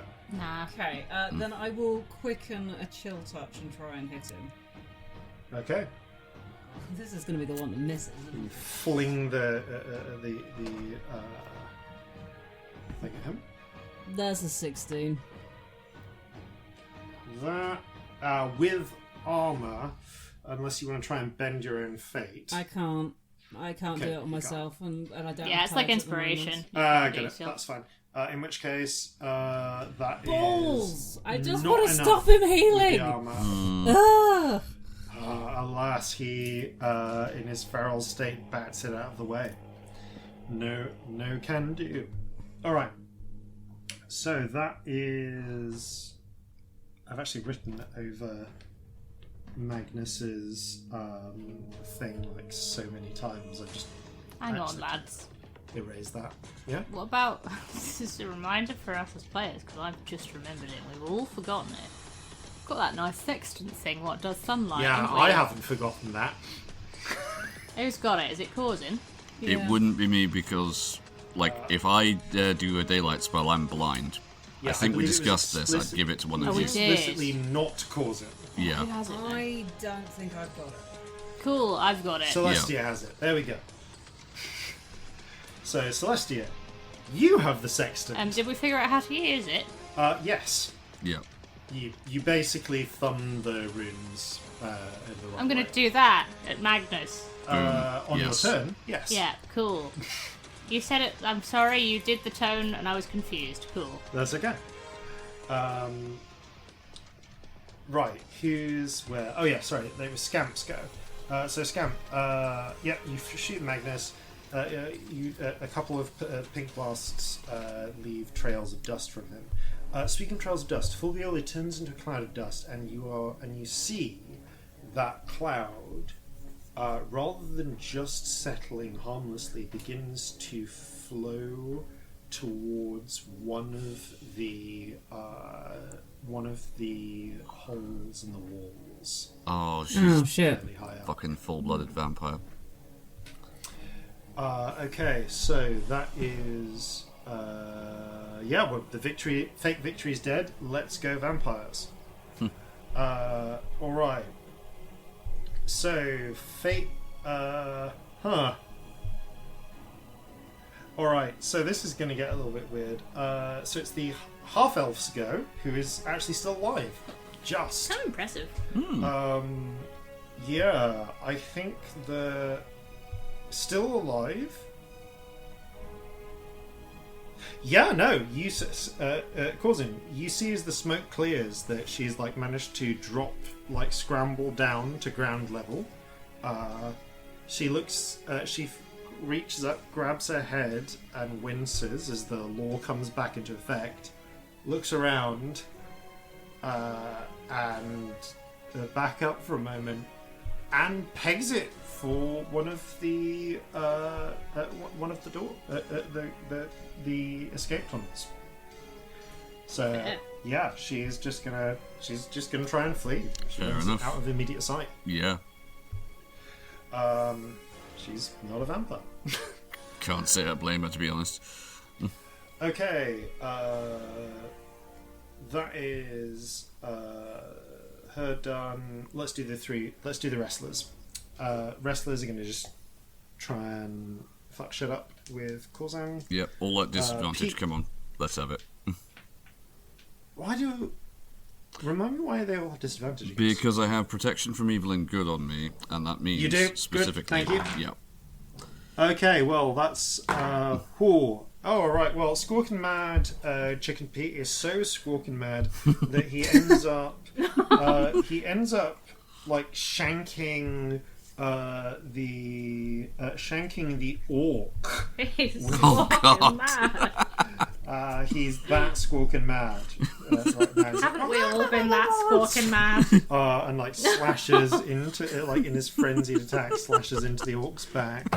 Yeah, the orc is not terribly happy about this state of affairs. 16 doesn't hit your AC. Okay, tries to swing at you, doesn't manage. Ooh, nor does the mighty Mangler.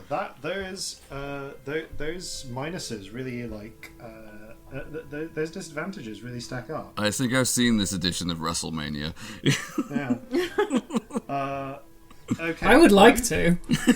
I would watch this. Yeah. However, they do all continue slowly, sort of healing up, Okay. as they, despite their inability to strike you. Magnus has not taken any radiant damage in the last round. That's an important thing for me to remember. And is next to Celestia, who he is just going to try and bite. He needs to... Does Aura of Majesty go down that's when gone. you go Sorry, down? I should have Yes, said. it does. Yeah, it's a minute or until you're incapacitated. That definitely Okay, well, counts. Yeah. he's already got you in a grapple, and he's going to try and bite you again. It's a 22. Oh no. So you take 5 points of piercing damage this time, plus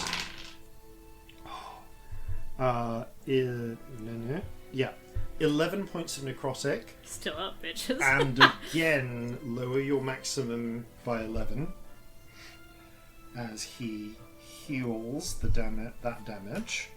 Cool. And then is just going to try reach with his other hand and just tries to repeat the trick he tried before of tearing your throat out, which I think a different vampire did to you previously, of trying to tear your throat out. Possibly, yeah. Yeah. Yeah, it was one of the previous lot. But that's only an 11. Oh yeah, that doesn't. So having seen the vampires try this trick before, you Fuck no. you pull away and he doesn't manage to connect. He does, however, continue to heal at the end of his round. You've continuously laid damage into Magnus, but he keeps he seems to regenerate radiant. faster than the others. All right. Cool. LeBay is under the circumstances staying next to you and holding action. Given how this has gone, Victory. Victory, I think, is just going to pile on damage at this point. She's just going to hit. So, save from Magnus. Okay, Magnus saves. Cool. Right. Okay, Victory launches a lightning bolt. Magnus ducks out of the way of the worst of it, but still takes another 14 points of damage. Let's go carry on to Corzin. Okay. Corzin, of the three that I've got around me right now, is Chicken Pete the more injured Most of the injured. three? Yeah. Right, okay. What I'm going to do then is I am going to pull out one of my pistols and cast Conjure Barrage and angle it at in such a way that it goes kind of up and over the heads of everybody else. Because I imagine where we are, we're kind of over the top of the rest of the people who are down in the main area, right? Yeah, you are. Cool. So you kind of shoot up. But basically, yeah, I'm just angling it so I don't hit any of my And allies. Chicken Pete is... you're well away from the allies, but yeah, you have no chance of hitting the innocent, quotation marks, innocent thralls anyway, because they're protected by a force field. This was my thought. Even if that did... that's actually a good point. Yeah. I said that one of those things exploded next to you. And It was above forgot me. about Yeah. it. Yeah, explodes above you. Roll a luck check, please. Okay. Actually, no, you rolled the luck check. Roll a dex save, please. Dex save. Okay. And I'll do the same for them. Actually, they've attacked you, so they've presumably gotten out. 13. Okay, it's fine. You avoid being encapsulated by the sphere. So what has now happened is, directly, weirdly, the bit above you is encapsulated in this sphere of force. So you've got this bizarre cover from above. But I'll say that you kind of go down on one knee and shoot up with the barrage. Excellent. So, Okay. this is a dex save from Chicken Pete. Yes, that will be a DC 16. Yeah, no, he fails. Alright, cool. Okay. Right. So they all take...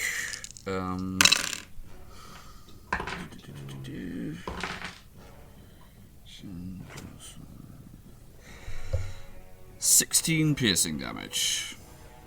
Nice, and because it's from your magical pistol. It Yep. counts. So.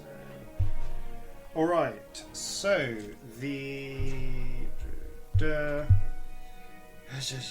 okay, it riddles through Chicken Pete and the orc, leaving holes and bits of dust splintering through them. What is the maximum range of Conjure Barrage, please? 60-foot cone. Okay, it is not quite enough to hit the distant ceiling directly, No. which is one of the things I was checking. Yeah, no. Thought about that. A few balls ping off the ceiling, leaving a few and little chips of stone rain down in places, but you don't do any significant damage to it. Yeah, I mean, given the range of the weapon I was using typically, the fall off is really quite significant. Oh yeah. Right. So that is that's your turn, I believe. Unless Yep. you want to move or anything. Good. Celestia. It's time for the Sextant of Sunshine. Yep. Sunshine, sextant. Okay. Yep. Yeah. You activate the sextant. So, Time for you to shut the fuck up again. so as you hold out Yes. the graduating arm of the sextant, this curved piece of sunstone, you thumb down the runes, and it's when you look at the sunstone, it's like there's a little glint of light caught in it, like something is it's just caught the light, but even if there's no light source, it just permanently catches a little bit of sunlight, and you see that light glow for a moment, and then bursting from between the gaps in your fingers from the edge of the sextant, real golden sunlight blazes in every direction. So it's coming straight out of the hole in the wall that you are in and into the central dome, as well as down as at that Magnus, at everything within 60 and it's brightest within 60 feet, so it's not quite hitting the very furthest edges of the dome, but it of the dome. In fact, I said this thing's 120 feet wide, so it's going halfway through the main room. But it does mean every vampire starts screaming. So I'm just checking the note here. So this needs to be in, I think it's just as soon as it makes contact with sunlight. Is there a rule on this one? Yeah, okay. Okay, it's technically when it starts its turn, but I'm just going to say every one of them starts screeching and screaming as the sunlight begins causing dust to filter and fade out of and away from them. It's almost like it's blowing them away, including the paralyzed vampires next to you, who begin turning to dust in place, still held paralyzed by the sun, by the stakes. All right, so what happens here is. Any other actions you want to take? Your current, you can't take any other actions. You've got bonuses. You're grappled, so you can't move without breaking the grapple. Breaking a grapple's an action, isn't it? Yeah. I'm gonna kick my heel up to my xylophone and do a healing word for self-care reasons. Seems fair. Excellent. Yep. Nice. We approve. Juicy big one. Okay, so this is particularly interesting because as the sunlight is flaring, vampires throughout the chamber have started to wake, but clearly whatever process of awakening them is not fully finished yet, because they begin thrashing and rolling in place like their bodies aren't fully functioning yet. They try and scramble and get up, but parts of them aren't responding. It seems that you've managed, these vampires are not fully cooked yet. And the sunlight is hitting them especially hard. I will just continue holding this up. Yeah. Basically. I picture that I kind of click my heel up to my healing word and then just keep holding it up so that it's as exposed as it can be. Yeah. Okay. That is your turn. The thralls cower. They don't seem to be affected by the sunlight, though. Good. Beyond like squinting and screaming and clutching their heads as they suffer increasing headaches from being unable to harm Magnus or. Whoop. Okay, that brings us to the top of the round. The Quakers, gathering at the edges of the chamber, seeing the chaos, the screaming, the rumbling, and bereft of any commands, look at each other and kind of go.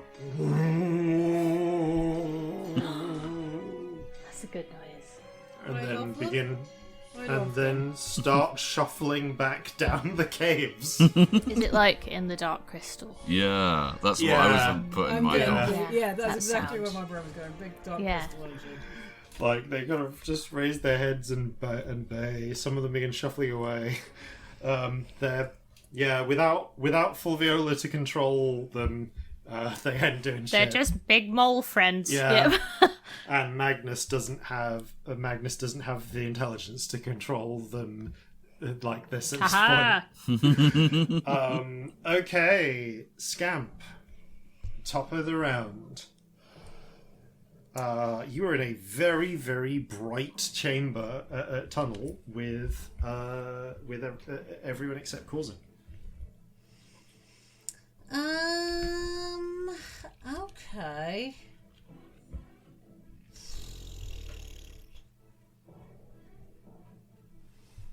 What do I want to do here? I've got advantage on strength, so I kind of want to break Celestia 3, but on the other hand, my strength is still shit. I mean, you're big enough to pick Magnus up and sort of like whack him around puny god style, right, aren't you? My strength is still 9. Okay, fair enough. At that scale, that's worrying. I mean, you have advantage on any strength checks. Yeah, but is I'm how still rolling at it. But it's minus still 1. 9. Yeah. So even with advantage, I'm still minus 1. It's not good. Yeah. So I guess now he's in sunlight, he's not going to be healing, so damage might just be a better bet. Probably a sensible idea, yeah.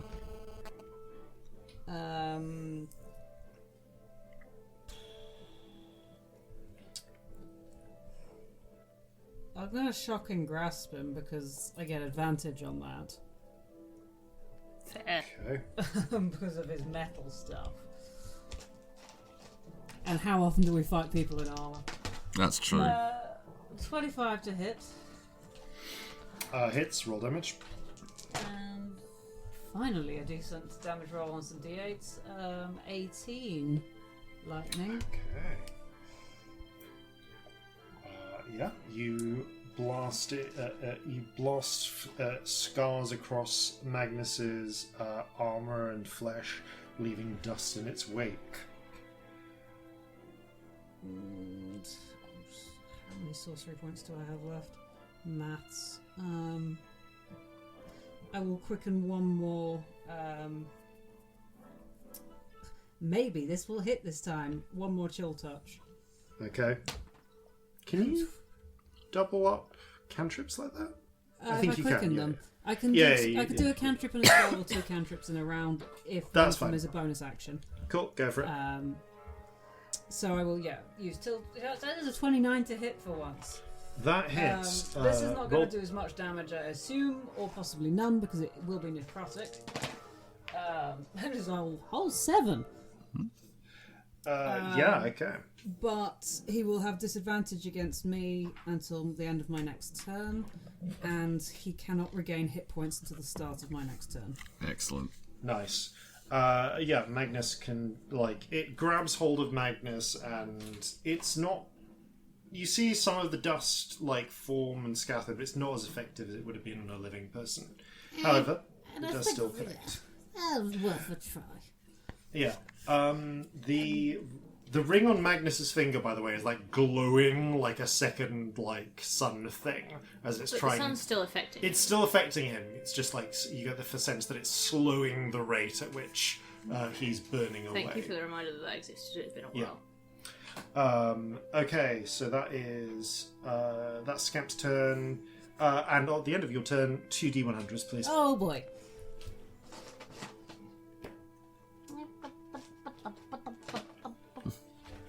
$49 and 81. Okay, your future is either instant or mute. Not that one. Not that one. Okay, you are filled with a surge of power, and you can take an additional action immediately. Oh heck yeah! Oh, lovely. Killed a vamp.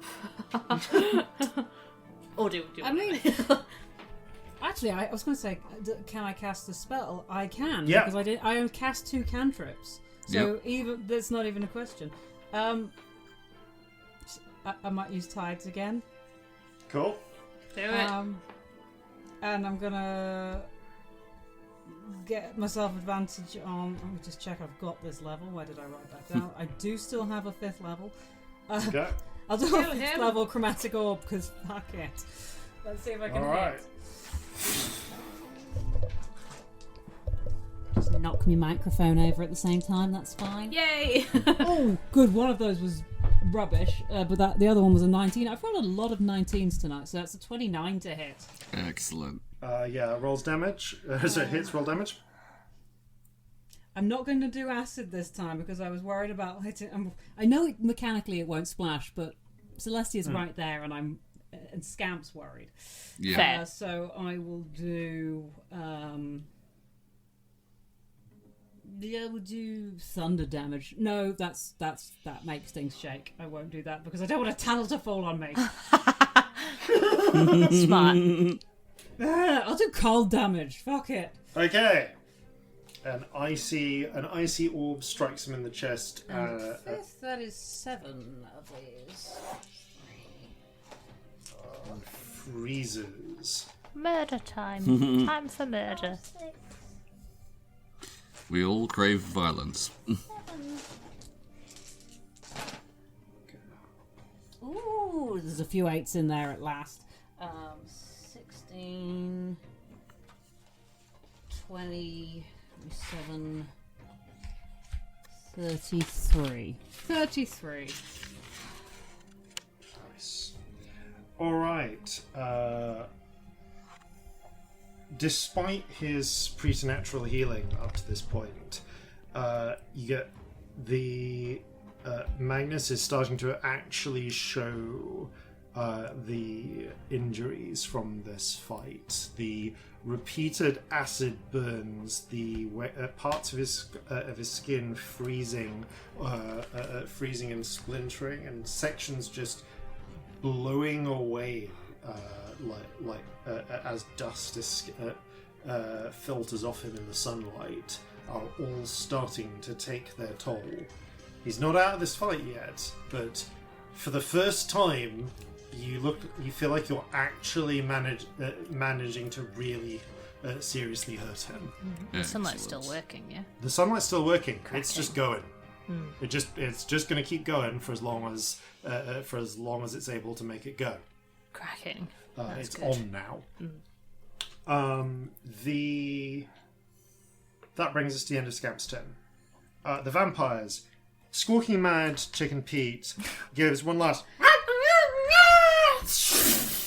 before the sunlight turns him just into a cloud of dust. Amazing.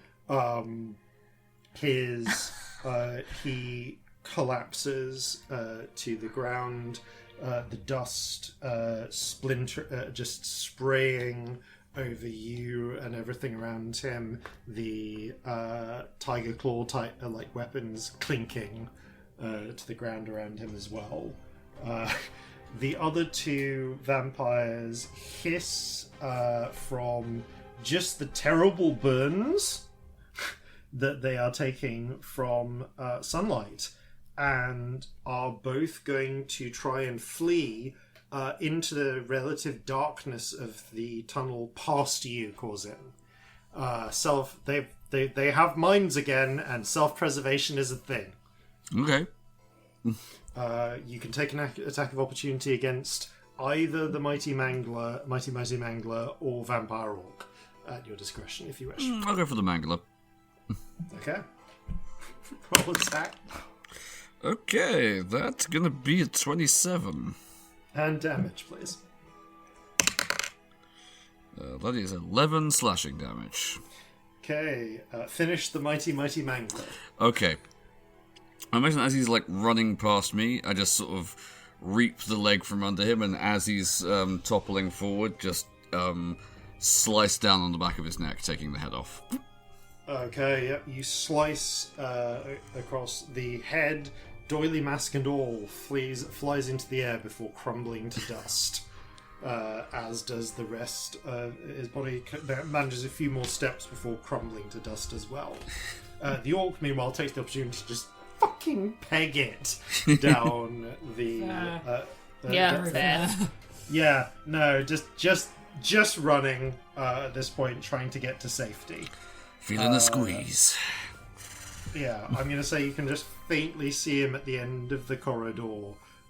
Towards the end of the corridor, running like 60 feet from you in the opposite direction, away from this.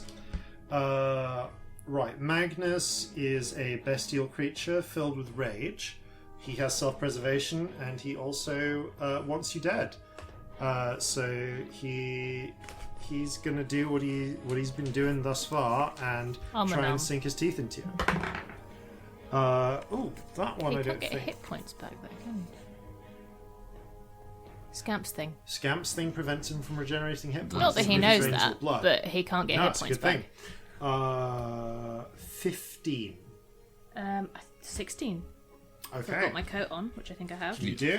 So No he, reason I wouldn't. He bites once, but without much success. The second he cannot make his second attack must not be a bite attack if his first one was, but he is going to just claw at you instead. Yeah, that one hits. That's 23. Oh yeah, 100%. So still in his grip, he balls a fist and is just going to sucker punch you in the gut. I hit him. Yeah. He does. It's only 8 bludgeoning damage though. Only 8, he says. Is it enough to down you? No? Cool. Then it's only 8. Oh boy. It's like being level 1. Not quite like being level 1. But, you know. Actually, now it's like being level 1. Anyway. What else are you gonna do? He is going to. Nope, that's it for this turn. Alright. He's gonna.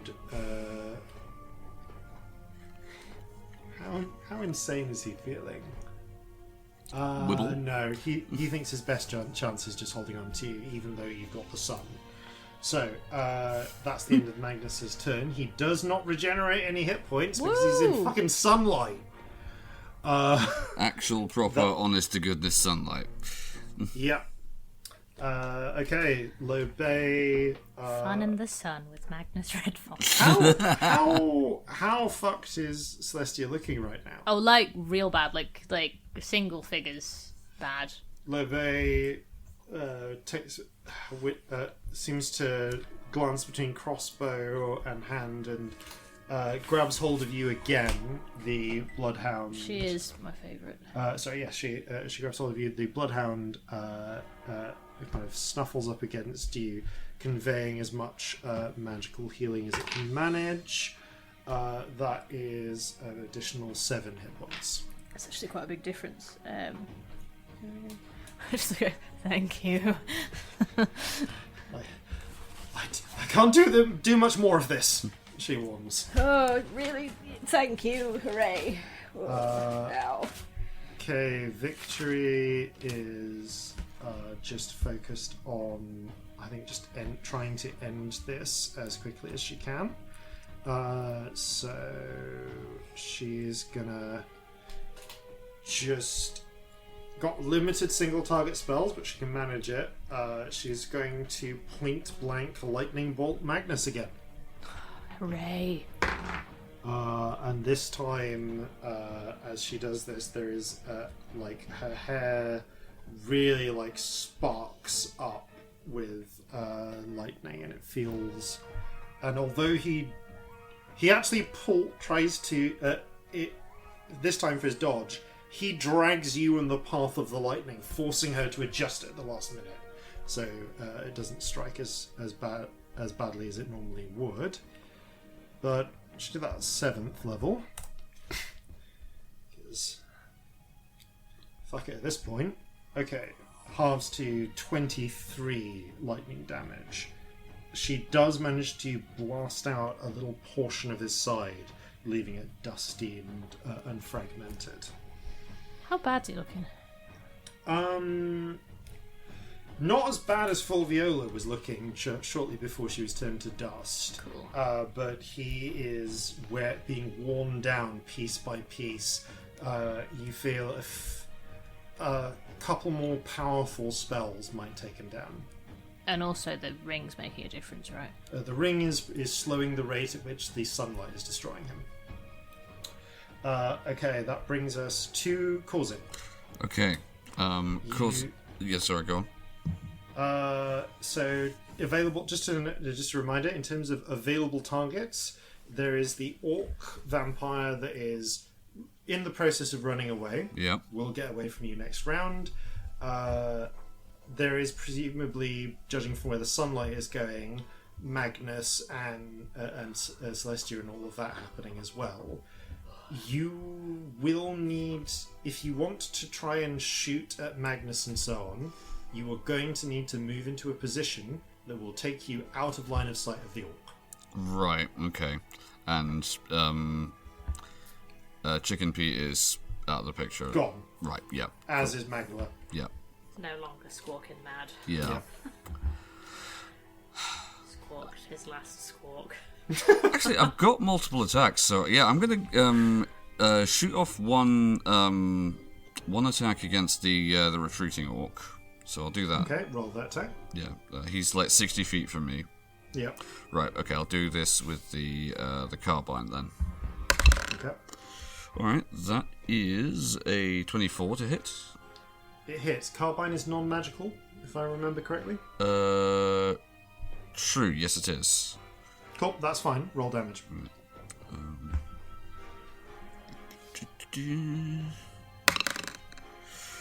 That is 15 damage. Okay, even halved, it's enough. You shoot him dead through the heart, and he turns into a cloud of smoke, kind of dust collapsing from the inside out. Right, then I'm going to move forward and take my second shot against Magnus himself, moving my Slayer's Prey to him. Okay. Yay! You feel a moment of pressure as the headache begins to build, but one that's very likely about to be relieved. Yeah, I'm doing it. Okay, right. Sorry. Okay, that's an 18 to hit. Really funny. Yeah, that hits, actually, just about. Okay. Okay, so that is... that is 7 percussive and a further 2, so 9 total. Cool. Non-magical. Yep. Yep, that's fine. All right, you do manage. It does connect, and you see Magnus barely react as the bullet strikes him in the back of the head. All right. Can I use the rest of my movement to get down as close as I can to melee with him? Getting up to melee will you won't be able to on this turn. Yeah, I didn't figure I would, but yeah, I'm gonna be moving in that direction. There's a path where you can like clamber up against objects and rocks and make your way up there because you ignore difficult terrain. Yep. All right, Celestia. So I don't know what it is about this villain in particular that makes me want to do really, really fucked up things. Go on, do it. I think Celestia is just real mad. Yeah. I mean, I have a question. It's maybe one of my worst D&D questions ever. How much of an action is it, and like what is it mechanically, etc., to bite someone's finger off? Ooh. So I'm going to say, because he's got his hands round my throat, right, and he's got a ring on. Improvised melee attack. Yeah, this is So this is basically it's an improvised melee attack, doing bite damage basically. So I will let you. Yeah, I'm just not hot enough on mechanics to like know that off the top of my head. I think you can either pick Dex or strength as your base for this. Dex, plus please. Proficiency. Dex plus proficiency and just D20 plus that. Yeah. Cool. It's not good. That is a 13. Sorry, I forgot how to do everything. Scamp, you still got a reaction, haven't you? I do. You're getting those tingles. It's slight, but It's very technically slim, the hand isn't armored. That's true. Mm-hmm. I do still have a couple of sorcery points. Fuck it. Where's my D4? Nah, that's a 1. Bugger. Okay. You snap with your teeth, trying to get hold of it. I'm trying to think. Is there anything else that can? There's not really anything that can bend in your favour, but you know what? Can't give myself inspiration. You can't give yourself inspiration, but you know what? Roll 2d100s, Scamp. Oh boy. This is one of those chances where we might see whether luck can whether just like sheer chance can intervene or not. 56 and 72. Yeah. I mean, I can't give myself inspiration. But somebody else can. You can't. Right. DM inspiration's a thing. DM inspiration on this one. Up to you. Okay. Oh, I have a nasty Faustian bargain for you.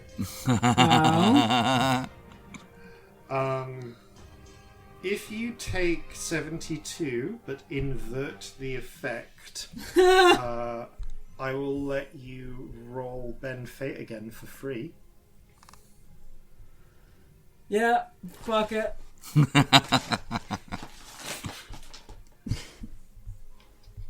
Absolutely. Okay. What did you get? 3. That's enough to hit No his way. armor. So it takes it to 16. It's just enough. By the way, I wasn't trying to be cheeky about DM inspiration. You looked like you wanted something, Oh, and I thought wanted I'd to- remind you it was a thing. Yeah, it is. And it's too cool a moment not to. Okay, so the trade-off here, you just force Scamp, try and force Magnus's finger to just be a little bit closer in the moment, enough that your nose starts bleeding, and you feel your flesh become weirdly it feels almost spongy. You have damage vulnerability to everything for the next minute. Oh god, Take double damage from any source. that's Yep. terrible. Absolutely. Fingers crossed, we might be near the end of the fight though. I could have had damage resistance to everything, but this is more fun. Yeah, it is. Okay, So much more fun. Celestia, first of all, you do. You only do 1 point of damage to Magnus himself because it's the strength of your jaws. However, what you also managed to do is successfully golem him That's what I was going for. as you clamp your jaws down and pull, gnawing, having to gnaw in a deeply unpleasant way, as you feel like the bits of gristle and finger turn to dust in your mouth. Ooh, nasty. And you wrench off the finger, the finger itself turns to just completely to ash. I spit it. But you have now caught in your mouth, between your teeth, the silvery silvery ring, and the daylight begins to burn Magnus all the harder. Mm-hmm. I'm assuming that was a fucking action. That was an action. That was your attack. That was your action. Like, surely. But yeah, Magnus is no longer resistant to radiant damage. Is it worth? Yeah, I love self-care. I'm gonna do another little healing word. We're gonna leave it a reasonably small one, but I'm gonna do one because I think it might keep me up another turn if it comes to it. Okay. I know that I haven't broken this grapple yet, but there've just been more important things It's a to whole do. action. We're just gonna kill the It's guy. a whole fine. action. Yeah, Like, it's not worth yeah. it when you're this late in a fight, you know? Okay, the thralls scream. That's a non-terrible healing word, thank God. Some of them pass out. I'm Scamp. sorry. This guy. And the audacity of this bitch. I mean, it means I can do tides again now, doesn't it? Yep, it does. And he's in sunlight, so he can't recover hit points. Yeah. Nope. So I don't need to chill touch him. No, you don't need to do that. Yeah. He won't be recovering anyway, so that's something. I mean, if he sucked my blood, he might, but... Yeah. But his normal regeneration is sustained. Yeah. I could just... Right, I'm just gonna hit him with something, and then decide whether I'm gonna quicken and try and do another thing. I swear, we haven't had an NPC that won't fucking die like this since fucking Sabrina. like that, it's the same vibe, you know? It really is. And Yeah. I'm running out of spells, and I'm just going to hope we get a nap after this, maybe. I think we're gonna have to. Yeah. Mate. Like We can't be running off to I've actually doing... got a couple yeah. of big things. There've just been other things to attend to, bizarrely. So I guess I'm going to tide another chromatic orb. Working my Okay. way through damages, I could try something that actually cold works and isn't going to hurt Celestia. Yep. So we're going to try that, but first we have to hit. I'm going to do a stupidly big one because fuck it. Oh, that's another fucking 19 on the dice. What is going on with this? Okay, so that's another 29 to hit. I need 8d8.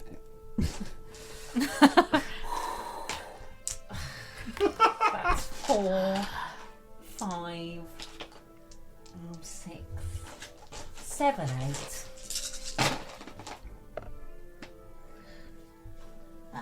That's not brilliant. 10, 16, 20. But that really, that's terrible. It's only 23. Ooh, 23 is not quite enough. You blast. I'm going to say though this time you blast a hole. The ice just shatters the center of Magnus's armor. It blows it splinters portions of him, turning to dust.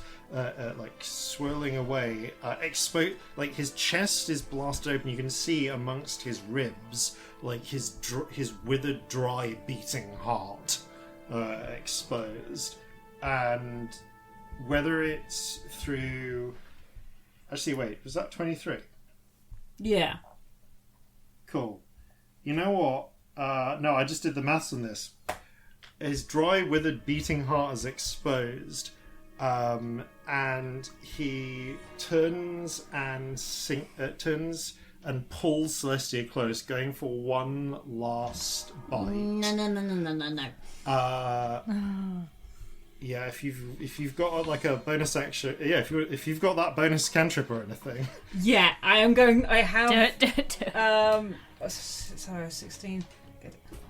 I have two sorcery points left. I can quicken. Okay. Do it. Because it is only 2 sorcery points to quicken one. So I will do a shocking grasp because Okay. It's a He's straight got- attack. Go for it. Has he not got metal on him anymore? He's just been blown away, but That's he's true. also no longer wearing armor because he's got a giant hole in him, so it's a bit easier to hit. Christ, I don't trust any of these dice. Bloody hell's another 19. It's on a different dice as well. Okay. What is with these 19s? Roll damage. Not questioning it right now. But it is 11. All right. As you reach out with your giant hand, before you can tear Celestia's throat out, I'd like to pull out his heart, please. She just goes, oh, fuck no. You reach in and, hand crackling with lightning, you grab hold of his withered, leathery heart and yank it out. Dust sprays out of the vein, the fucking torn aorta, as he screeches. In sunlight, I will add, because that's totally what you've done. And turns to Yep. Provided it isn't in sunlight or running water. It's in sunlight. And turns to dust. And as the dust is caught in the sun, it glows and shimmers. And you see a spirit, like Celestia, you see a spirit formed in the shape of Magnus, reaching out in desperation, clawing, and then just sort of being almost erased by the sunlight, turning into little more than faint black wisps that are slowly pulled into the spirit trap. I'm gonna, if you'll allow me a bit of narrative, Please, folding things up. I would love I will that. say that in the next few, before the sun stone fades, which because it lasts about a minute, you take it towards the center of the chamber and hold it up, from which it is able to hit every one of these vampire corpses stuffed into the wall. Stumble into the middle covered in blood and hold it up. Yeah. The vampires who weren't hit before screech as they come into wakefulness and turn to and are struck by the sunlight, withering, turning to dust, and then crumbling. Where they crumble to dust in the sunlight, much as with Magnus, the light catches them and they gleam and glitter before fading. The spirits pulled out of them and into the spirit trap. You also watch as, in each case where they are scrambling and struggling, their bodies turn to dust. The bone, and like the ones that had their heads cut off at the start, their bones fall in place, but then the bones too gleam with golden sunlight. That spirit trap's on. It might have to have been Scamp that's gone into the middle. Interestingly, as you get into the center, you don't feel it pulling hard. There's the faintest tug as you get close. Okay.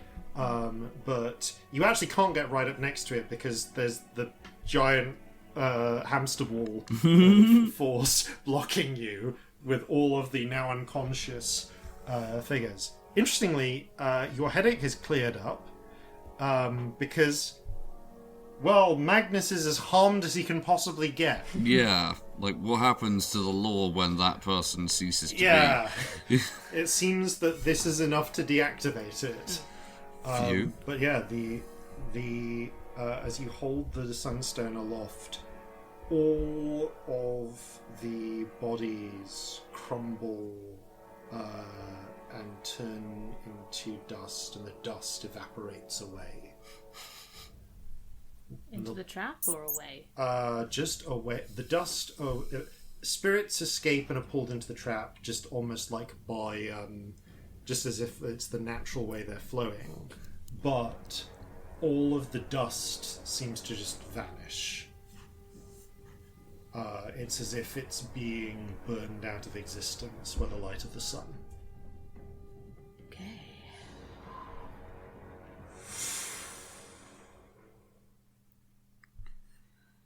Phew.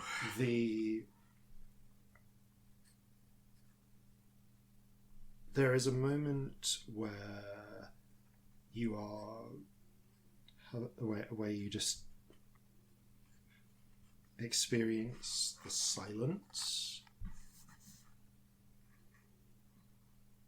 and the distant sound of breathing from each of you in various ragged states. Whew. Ow. Ow. I was right. Am I small again now, or am I still big? After about a minute, which has elapsed with the sunlight, Oh, good. Oh. I was worried that it'd last a long time and we'd have to figure out how to get you out of here. to be You wouldn't have honest. filled I the was tunnels. really hoping it. I was really hoping it'd be permanent. That would have been really fun. I have a terrible question. Oh no. What is it? What are these beds for? there is a cough, and you see stumbling, like horrifically injured, grabbing hold, like she's got hold of, like a broken piece of furniture or something. He's using it as a crutch.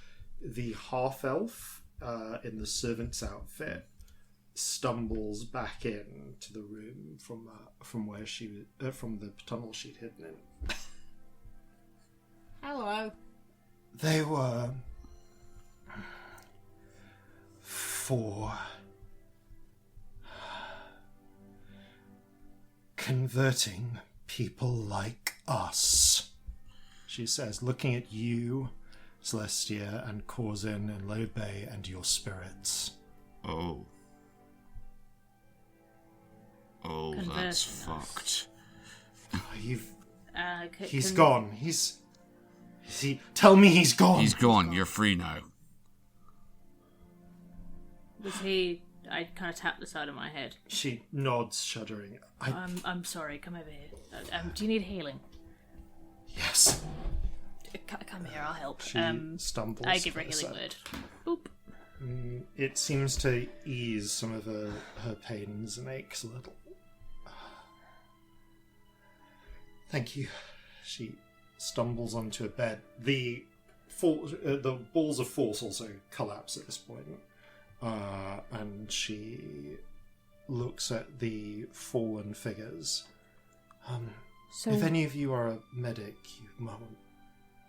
please check them over. we have a On surgeon there, and I've got a bit more healing, Corzin. If you need it, just direct me. Corzin, you look them over.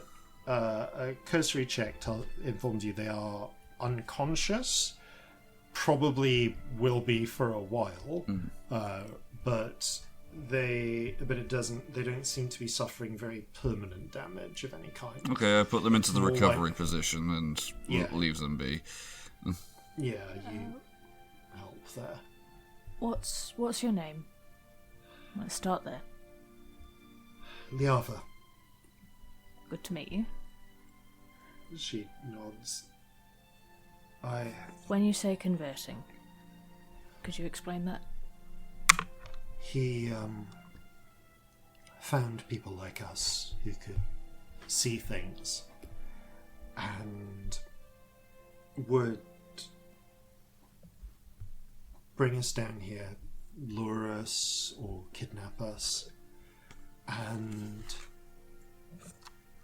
leave us close to that thing. She gazes just with pure hatred at the pillar until just wrenching at our cause. And worst was when he would look at you and override your will, and you'd resist for a long time, but You can't forever.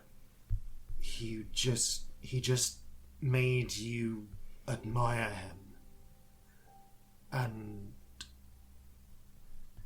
even when you were away, you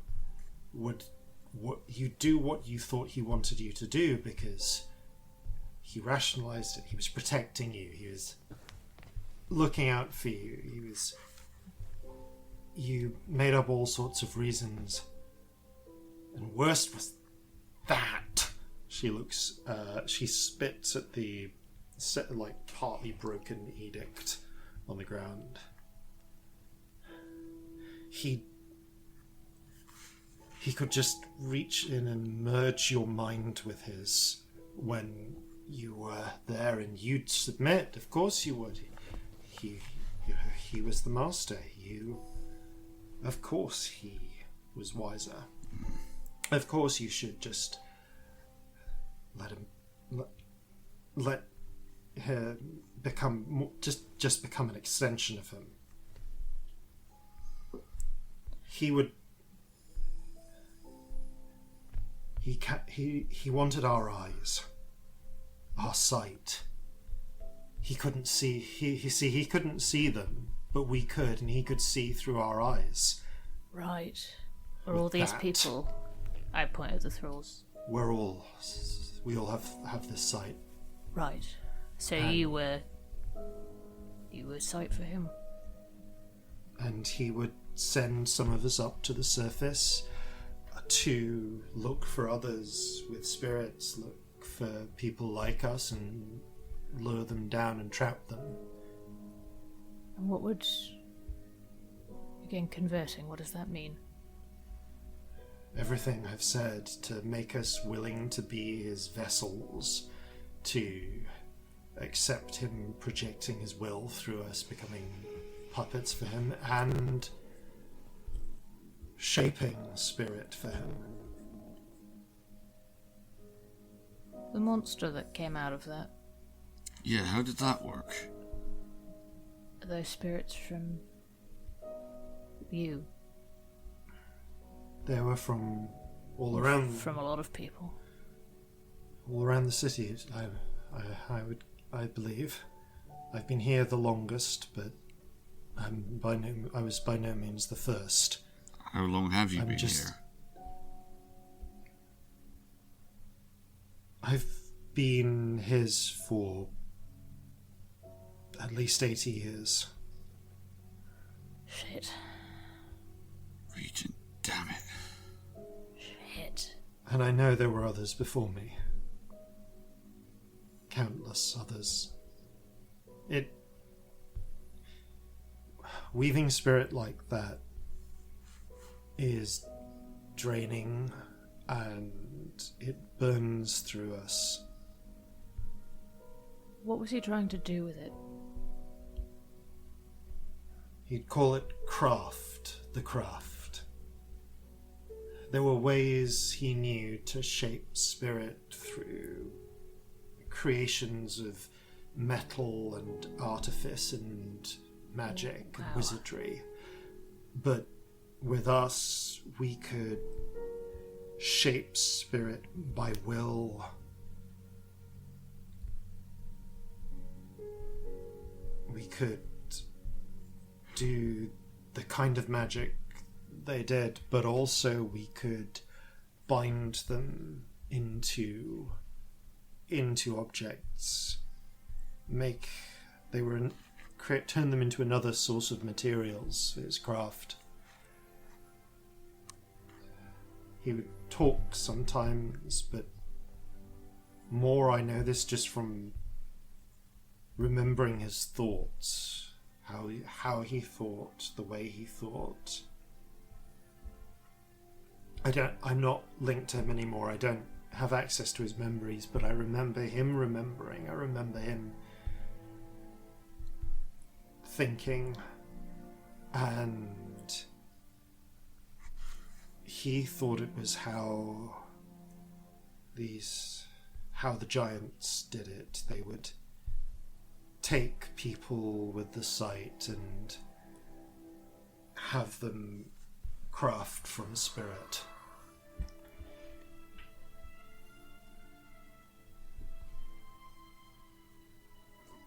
So it was essentially a crafting material.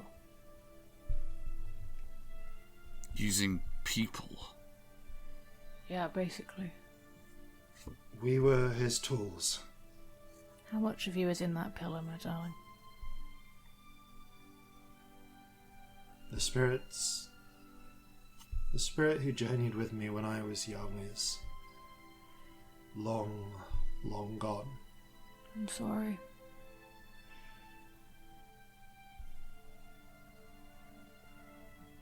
You don't even realize your mind isn't your own until his presence is gone. I feel like I've been screaming in the depths of my soul this whole time, and I couldn't even hear it. If she will permit me, I telegraph quite heavily. I just put a hand on her shoulder. If she doesn't want She it, I flinches don't. a little, but then tries to relax into it. You get about a few seconds before she shakes her head. I stop touching her immediately. I give her a bit of space.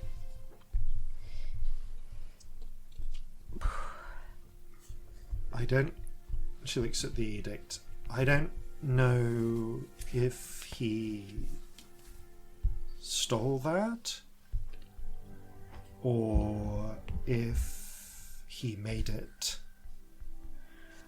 Hard to know. I think the law might, as it is now, might be his.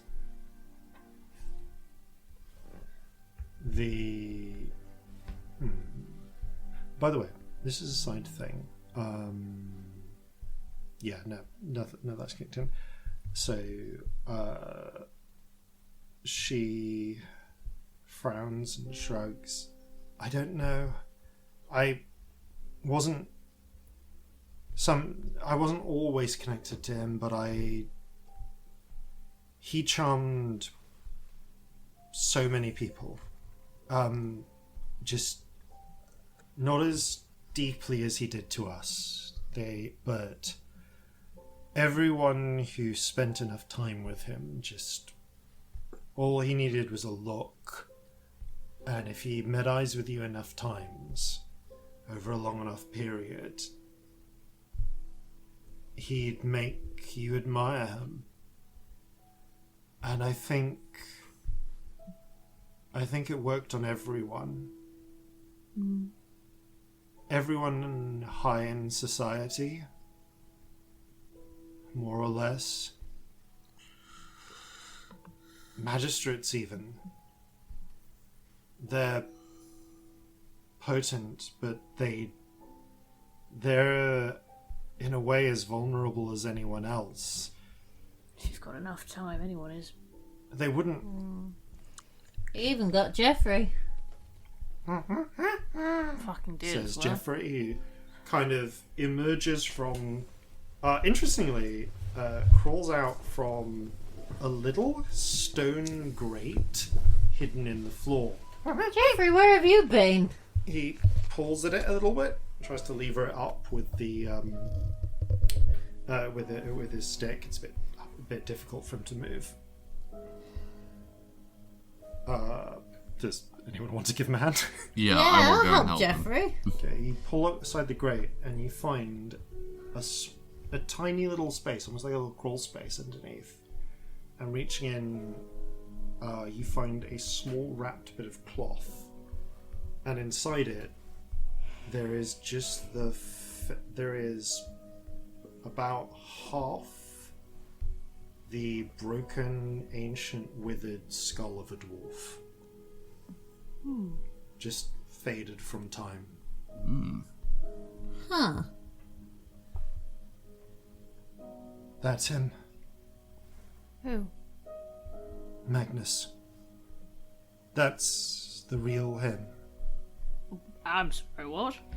He He kept had half a skull somewhere else. He had a trick. I remember him thinking about it when he remembered the rules.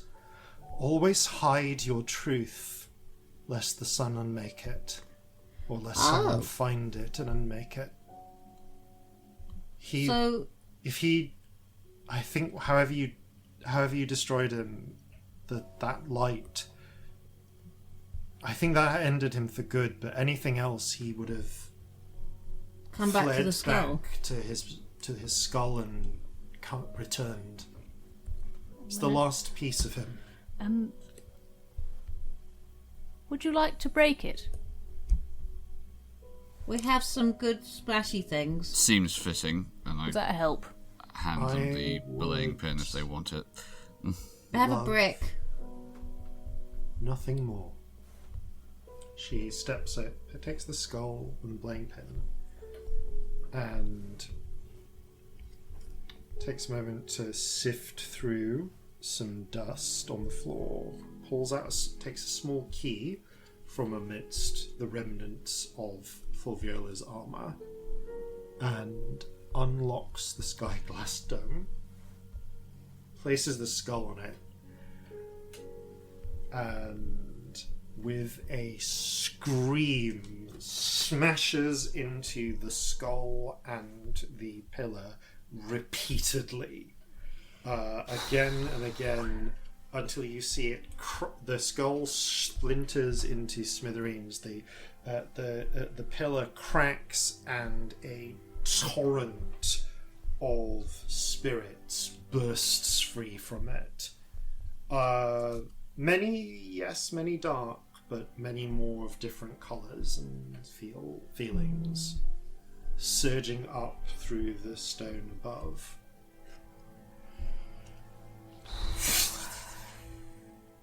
How many does it look like? Is it as many as the first one? As many as the first one, countless hundreds. Oh, you've been down there a long time. He had others in other places. I know where they are. I will hunt them down and destroy them. They must be destroyed. We've destroyed. We found his blueprints. They're gone. He was so filled with rage at you, he was going to kill everyone in the city just to get back at you. This was the start of an army. She gestures at the faint remnants of dust. That makes a horrible sort of sense. I'd still do it again. Yeah. I'm glad you did, but we came so close to destruction. I think you've saved all of us. Everyone in the city. Fuck. And all of us as well. Oh, this man was insane. This was insane. Yes. Terrible question, but is there anything that he made with spirits? Yeah, there's like lots of stuff on the floor here. I think I can find it all. Because I think that maybe that should go or be in a safe place or something. And a voice echoes through the chamber. And such a thing will be taken care of. And you turn and you see, stepping into the chamber is a magistrate in the red and black outfit, flanked by a series of surprisingly quiet enforcers. You're late. Like You're 800 very late. years late. We followed a breach of the law that occurred above this place and descended down. However, for the last few minutes, you have been within reach of the law. The magistrate holds up an edict which you can see says, "You must not lie." And your words are clearly truthful. Furthermore, we can see evidence of what is has occurred here. We are gravely disturbed at how long this individual has been pulling the wool over our eyes. As well you should be. Being disturbed is a fucking start. You think a lot of yourselves here, you know? You talk about the civilized, law-abiding society. Look what you fucking missed.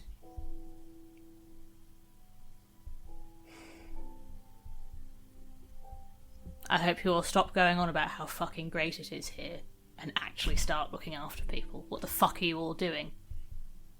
Like, why are there fucking segregated restaurants, and why is that all so meticulously managed? But when people are taking the piss not feeding people enough on their basic dailies, you're fucking ignoring it. And when this shit is happening, not that fucking far down under your city, you don't fucking notice. What the fuck is the point of your stupid fucking law?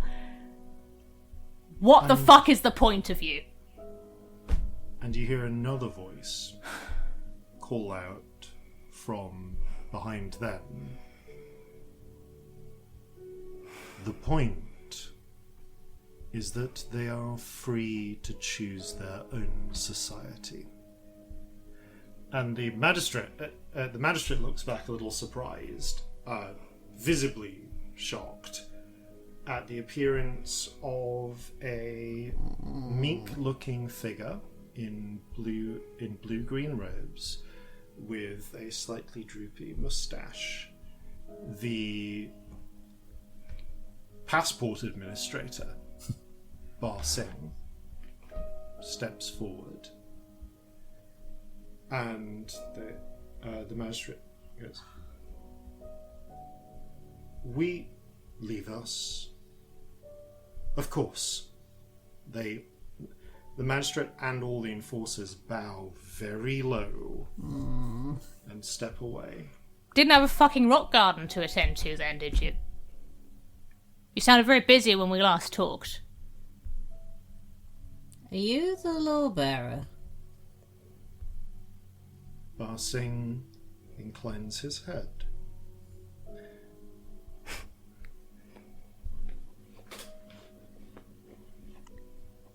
How could you let this happen? I'm disappointed.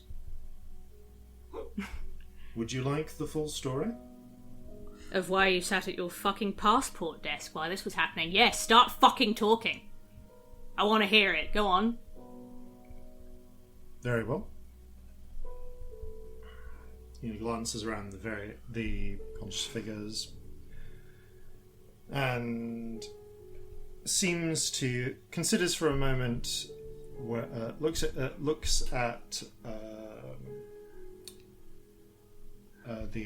half-elf. What's her name? Was it Lavana? Lavana, thank you. Yeah. Lavana. I can't read my own handwriting. And then back, opens his mouth as if to say something, but then seems to decide, no, she can stay and hear this. Long ago, when I first came here as me,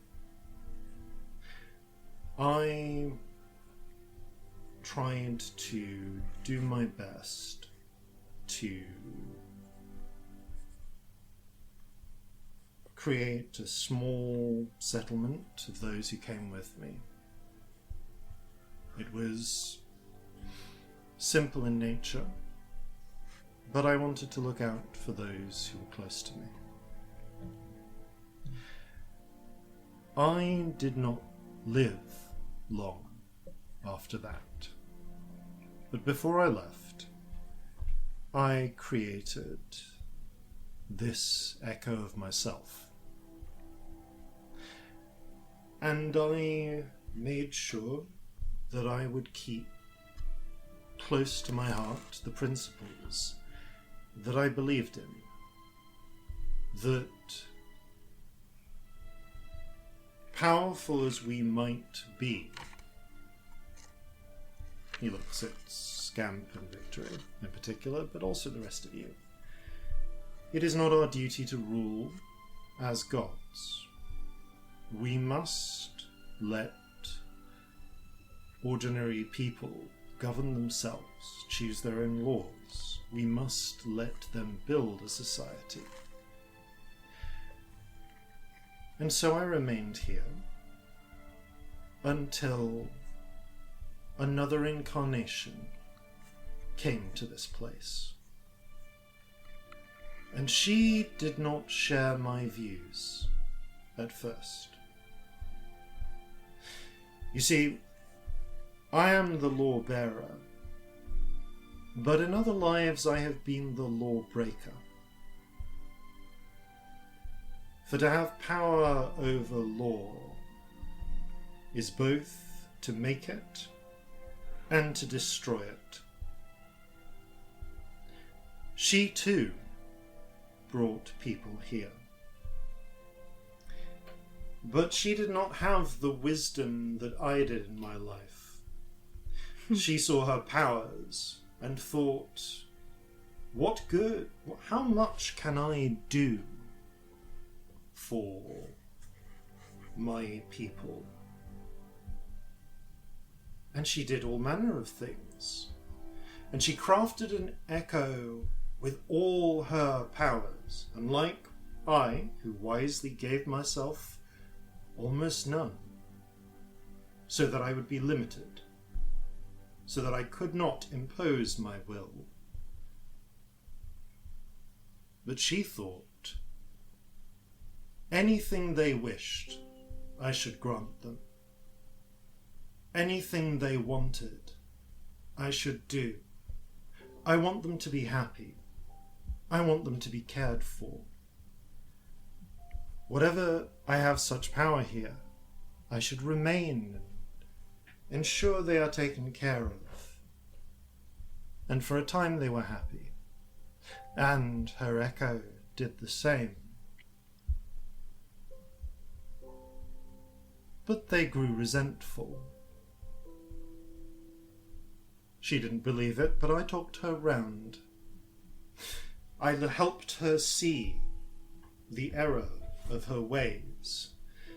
I helped her realize that if you aid them overmuch, they do turn on you in time. They gather the strength and kindness that you have shown them and turn them into weapons against you. And yes, she did face rebellions from such kindly treated people. And I taught her that if you allow them to vie against each other, they do not turn on you, and that perhaps the best thing is to do nothing at all.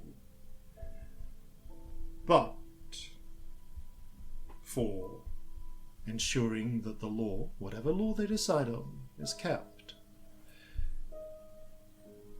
She learned some of those lessons. I believe perhaps the lesson she took away was that you should choose a favoured people and help them above all else, which is not quite what I was going for, but better than her childish fantasy of helping everyone. Unfortunately, there is a limitation to echoes. Our core nature cannot change. We can learn to a degree, we can remember, but we are as we were in the moment we were made. So that wish-granting echo was stuck forever in her childish desire to give people whatever they wanted, no matter the disruption it caused. You would not believe the effort it took to get her gone. But I will acknowledge that it created a weakness. With no protector with the same supernatural powers as that echo had, I was forced to rely on the mortal inhabitants to police the city, as was my design.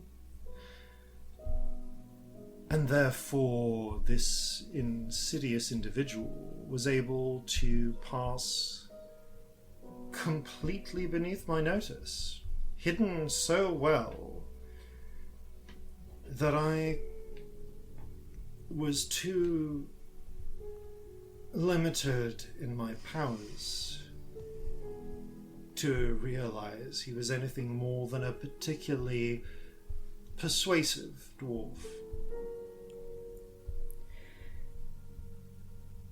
Still, now that he is gone, I should be able to set things a little more right again without his influence. You had 800 years. You sat behind your little fucking desk in your passport office, and you let people like me have their fucking souls ripped out under your city. And you talk about how fucking wise that was. And you took what sounds like an idealistic young drow, and you made her into the Drow Empress, and you sent her out. And she made the fucking society that I was brought up in. You are the worst sorcerer. You are maybe one of the worst people I've ever met. The combination of apathy and authoritarianism, they should stop each other, they should cancel out, and they're not, and it's insane, and I just... Fuck! What the fuck is wrong with you? Are you not even a little bit ashamed of yourself? Because I'm ashamed to even be, like, with you right now. You disgust me. People like you fucking disgust me. I neither have particular care nor respect for your praise or admonishment. I don't give a shit. I'll be ashamed for you, if need be, Someone because should be. this is your wing.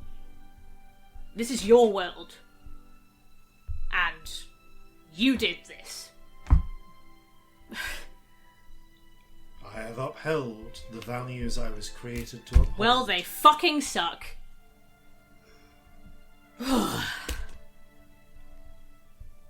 Nevertheless, saving the city is certainly enough to commission you all grade 4 passports. Oh, hooray. Oh, good. Goody. Lucky us. He gestures to one side for a moment, and you see there is a golden door.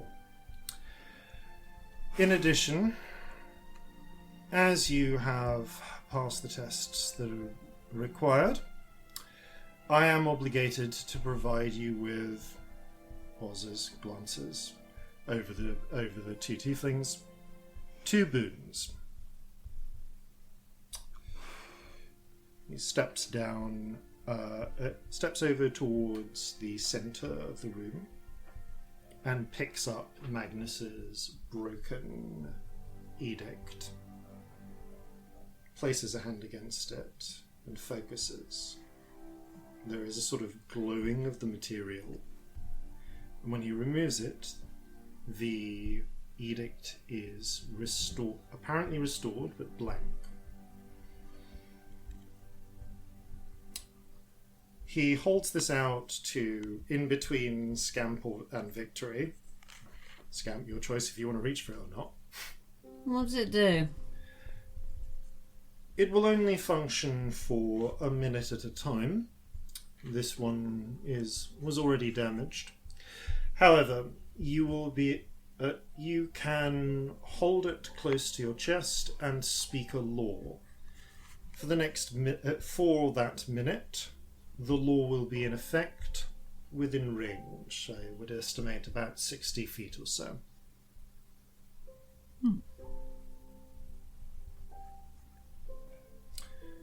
As for a second boon, he takes a moment to think. I don't believe I recognize either of you. Are you in search of your original wing? Yeah. How many do you still have to go through? 1. 1? Yeah. I think we broke your laws. He reaches into a pocket of his robes and withdraws a smooth cylinder around which is wrapped a piece of paper. He extends it to Victory. You may use this. This is a spell. You may use it once. It will last for 8 hours.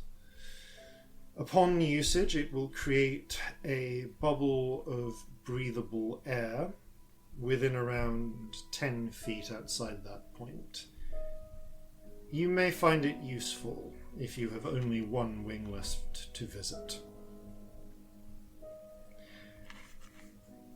When you have concluded your affairs, you may take the gateway on either from here or at the passport office.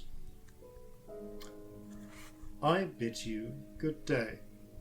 He bows slightly, turns, and walks away. For a split second, you see Corzin twitch as if he is contemplating just ending him. Like you see the murder flash through his eyes for a second. I mean, He doesn't. enough damage. You could. He doesn't, but I mean, I have this nice thing here. We could just write, must murder the law bearer. You do. Honestly, you see a shared look in Lavana's eyes for a moment there as well.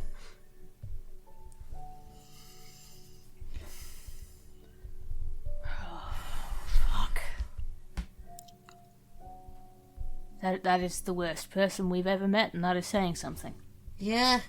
My God. Also, Oh, I feel sick. so boring on top of it, which makes it worse somehow. Oh, it's so much worse. It's so much worse. Someone that evil, I want them like cackling, living on a volcano with I was gonna say like an evil monkey, but I don't know why evil monkey, but that seems appropriate. Jeffrey, we're not doing that. No, but you see, the most evil people are actually really fucking boring.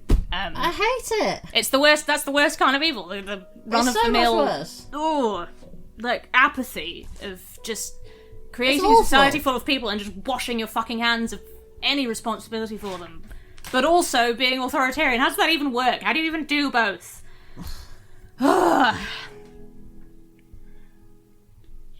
Shanti, like, who's emerged from hiding to watch all of this now, like, winces. I guess. Firm hand on the tiller, but no direction to take it. Quite right, babe. Sorry, that was weird. Sorry, I haven't called you babe since I was tomorrow. That was, I don't know where that came from. Probably being tomorrow. Yeah, it just That's all right. slipped out. It was strangely nostalgic for 3 days ago. Are you sure we shouldn't just go and murder him? I'm not convinced we shouldn't just go. I don't think we could, is the thing. Yeah. I'm bleeding so much. Like, I probably physically can't right now. here, let me have a look at that. I'm fine. I'm fine. Have a sit I become a down. terrible patient. I'm like, get off me. But I kind of let you after a minute.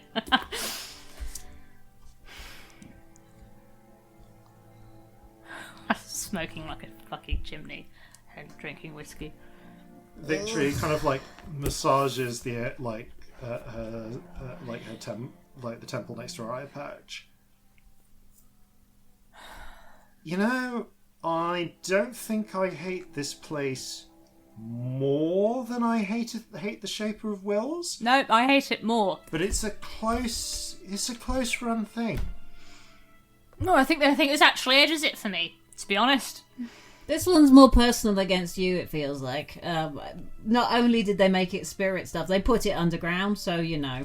Yeah, I could do with a sky, like, anytime soon, to be honest, because this is just, oh. Also, I'm like, as gonna if the minor Drow illusion Empress is one. this fucker's fault. I'm going to minor illusion a very small patch of like Aw. sky, like it was drawn by a small child with a little rainbow on it. You know, that actually does help a mild amount. Thank you. Genuinely. Do you want to do one too, and we can make it bigger? Why not? You do feel like that combined with the slight, like, faint hint of sunlight still glinting in the sunstone, like, does at least provide some reminders of the surface. We're not going to go through the fucking passport office, right? No, fuck no. No. I was just hoping Not that unless wasn't like we're a reason burning I'd it down forgotten on the that we way. should. I can't look at him behind his desk. I'll kill him. I was Low going bay. to say that if we were certain that there was nothing more to do here, I was going to leave, and no one in authority here had better get in my way. Yeah. Low bay. Oh, the passport office was getting burnt down if he didn't have a fucking passport for us, wasn't it? Let's be honest. Yes, yeah. That was the next step. Possibly the whole place. I mean, who knows? If you let me above ground right now, I'm not sure what I'd actually do, so... Low I bay never got to steps burn forward. Magnus's skin off. That was a thing I was going to do. It's probably good I didn't, and I just froze him and pulled out his heart. No, that's just as bad, isn't it? Oh well. He's I see. dead, that's the important thing. Yeah.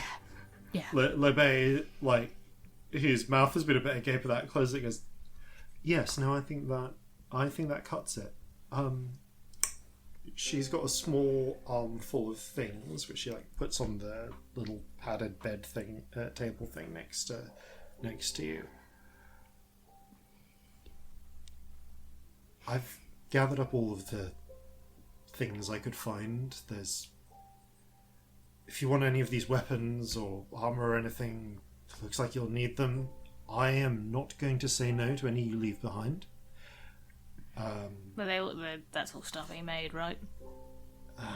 Yes. I'm not going to stop anyone else, but I don't know if I can touch any of it, at least not right now. These. What actually is there? Can Is we it get just the the armor? spirits out of it? I guess we'll probably Can we look at... do it? I mean, Lavana, you kind of know more than us. Lavana Lavana. sort of kind of half shrugs, half shakes her head. You could destroy them, and it would free what they are made of, but the objects are what is holding their shape. Right. The moment they are in there, they are in a sense alive, but they are shaped to be the things that they are. I don't know if it's better to destroy them or to make use of them and let them be what they were made to be, who they were made to be. They never asked for this. I didn't. It's a shame there's not a way to ask them what they want.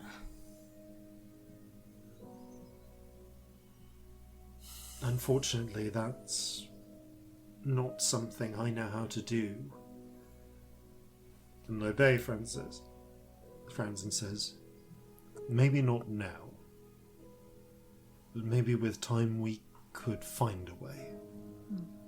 Now that, especially if we destroy the rest of those things and free the city from their grip. Yes, they must be destroyed. And destroy them we will. Lavana and I... she looks to Lavana, Lavana nods. We'll work together. We'll find the rest of these and destroy them.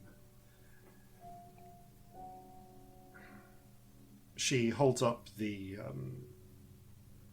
a handful. She does gesture to some of the other pieces.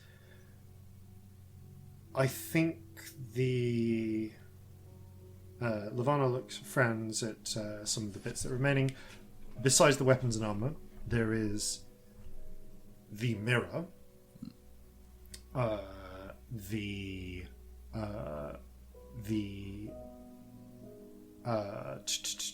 little glass bead, and of course Magnus's sun ring. I don't know how he made the ring, whether he made that with spirits or through normal enchantment, I know he made it before he came here. He had it long before. So before he could get people like us and make us his tools. Make a graphene. I think he found the mirror. It looks... I remember him studying it and making notes, but I don't think he made it. And the bead is the bead he made himself without us. Right. Let's... Yeah, fuck it then. Steal his things. Sure. Yeah, let's have a little sit down. I'll go over them all, do a little identify. Figure We out shouldn't what go these onto the things next do, wing while what we're they are. fucking bleeding. No. We'll do our best and we'll take care of things from here. And once again, thank you. We'll try and come back and check on things at some point. If we can. Yeah, if you're still... Ivana looks down, just scathingly down the passageway where Barsing, where the Lawbearer left, and said, I can tell you this much. If that prick really does believe in hands-off government, then he's not going to stop me campaigning for some real... You see her fighting through a lifetime of polite swearing, pushing through some fucking reforms. You're gonna be amazing. Yeah. I give her inspiration. I know that that's silly. Feels It's the last 10 minutes. No, she but sees I want the to. spirit reach out and holds out a hand and feels and sees it curl around her, leaving just that little nimbus for a moment. Seems like this place is in desperate, dire need of people that actually care. Well, now that we don't have someone who definitely doesn't mind controlling everyone, I think we at least have a better start. There's a chance. Yeah. Thank you. And with that, the pair of them gather things up and start their process of leaving. I'm going to hand wave over here. You take time to rest. You identify the items. Do I get my real number of hit points get back your- on the crest? I will say, Bar say that there is one last thing Lobe does, which is use her final spell slot, because as she's turning to leave, the Bloodhound spirit hands over and hello. just bounds up and gives you a lick just right across the face, which is like a weird spirit stuff lick. And you feel like a flood of life restored through lesser restoration You give it to you. pats. Thank you. Thank you both. Can I pet your dog one more time, please? You kind of mime petting, and the Bloodhound spirit rubs up against your hand in the area where it would be. Yeah, lift a bit. There you go. You got it. Celestia, there. Thank you, Yeah, Corzin. the left bit. There you go. Sort of ghostly before the Bloodhound spirit pads away. I think they like that. Yeah, We should you get rest. a dog. We already We have a dog. Big one. But we should get a dog that's out and about more. Oh. Haven't really had the opportunity Corzin, here Can recently. I play with your dog more, please? Yes. Marjorie, Marjorie, would you Wiggles. like to be a dog again? wiggles her antennae kind of skeptically, as if to say, not that dog. I've only got one dog, Marjorie. Marjorie's antennae go flat. You rest, you recover, you analyze the magic items. Bead of Force works as it does in Dungeon Master's Guide. throw it once at something, it captures something in a magic hamster ball. Yep.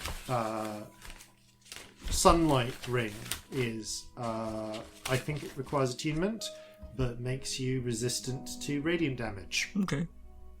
And also resistant to, and also able to survive longer in sunlight if you're a vampire. Fair. The mirror, once per week, can be used to presented to targets, and the first target that fails its wisdom save, DC 15, and doesn't avert its eyes in time, is cloned by the mirror as per the spell Simulacrum, except that the Simulacrum is cursed to that its single most critical goal in life is to kill its original. At which point, it then replaces the original, fully believing it is the original. Except that it's a simulacrum, it can never restore hit points or spell slots. Oh, Horrific. Wow. I love it.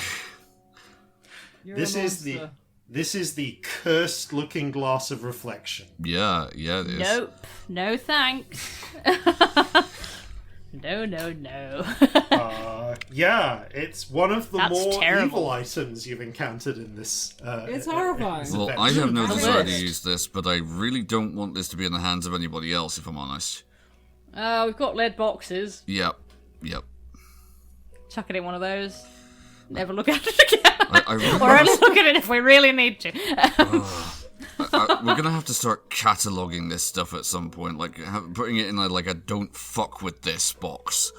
The good news is, You know what happens if you put it in a box like that? People want to fuck with it. What you do is Everyone you will get a book touch on it. accounting, you hollow it out and you put it in there. I'd No one never will go ever in. see it. Never Yeah. go in there. yeah, this thing is safe for the next 9 days. Okay. Cool. This is fine.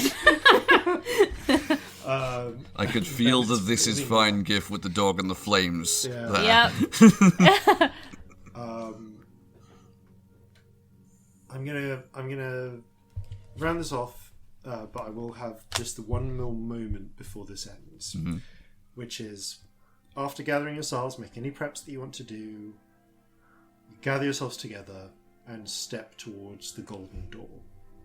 It opens. Again, you are bathed in light as you step into the final wing of the Cirrus Citadel.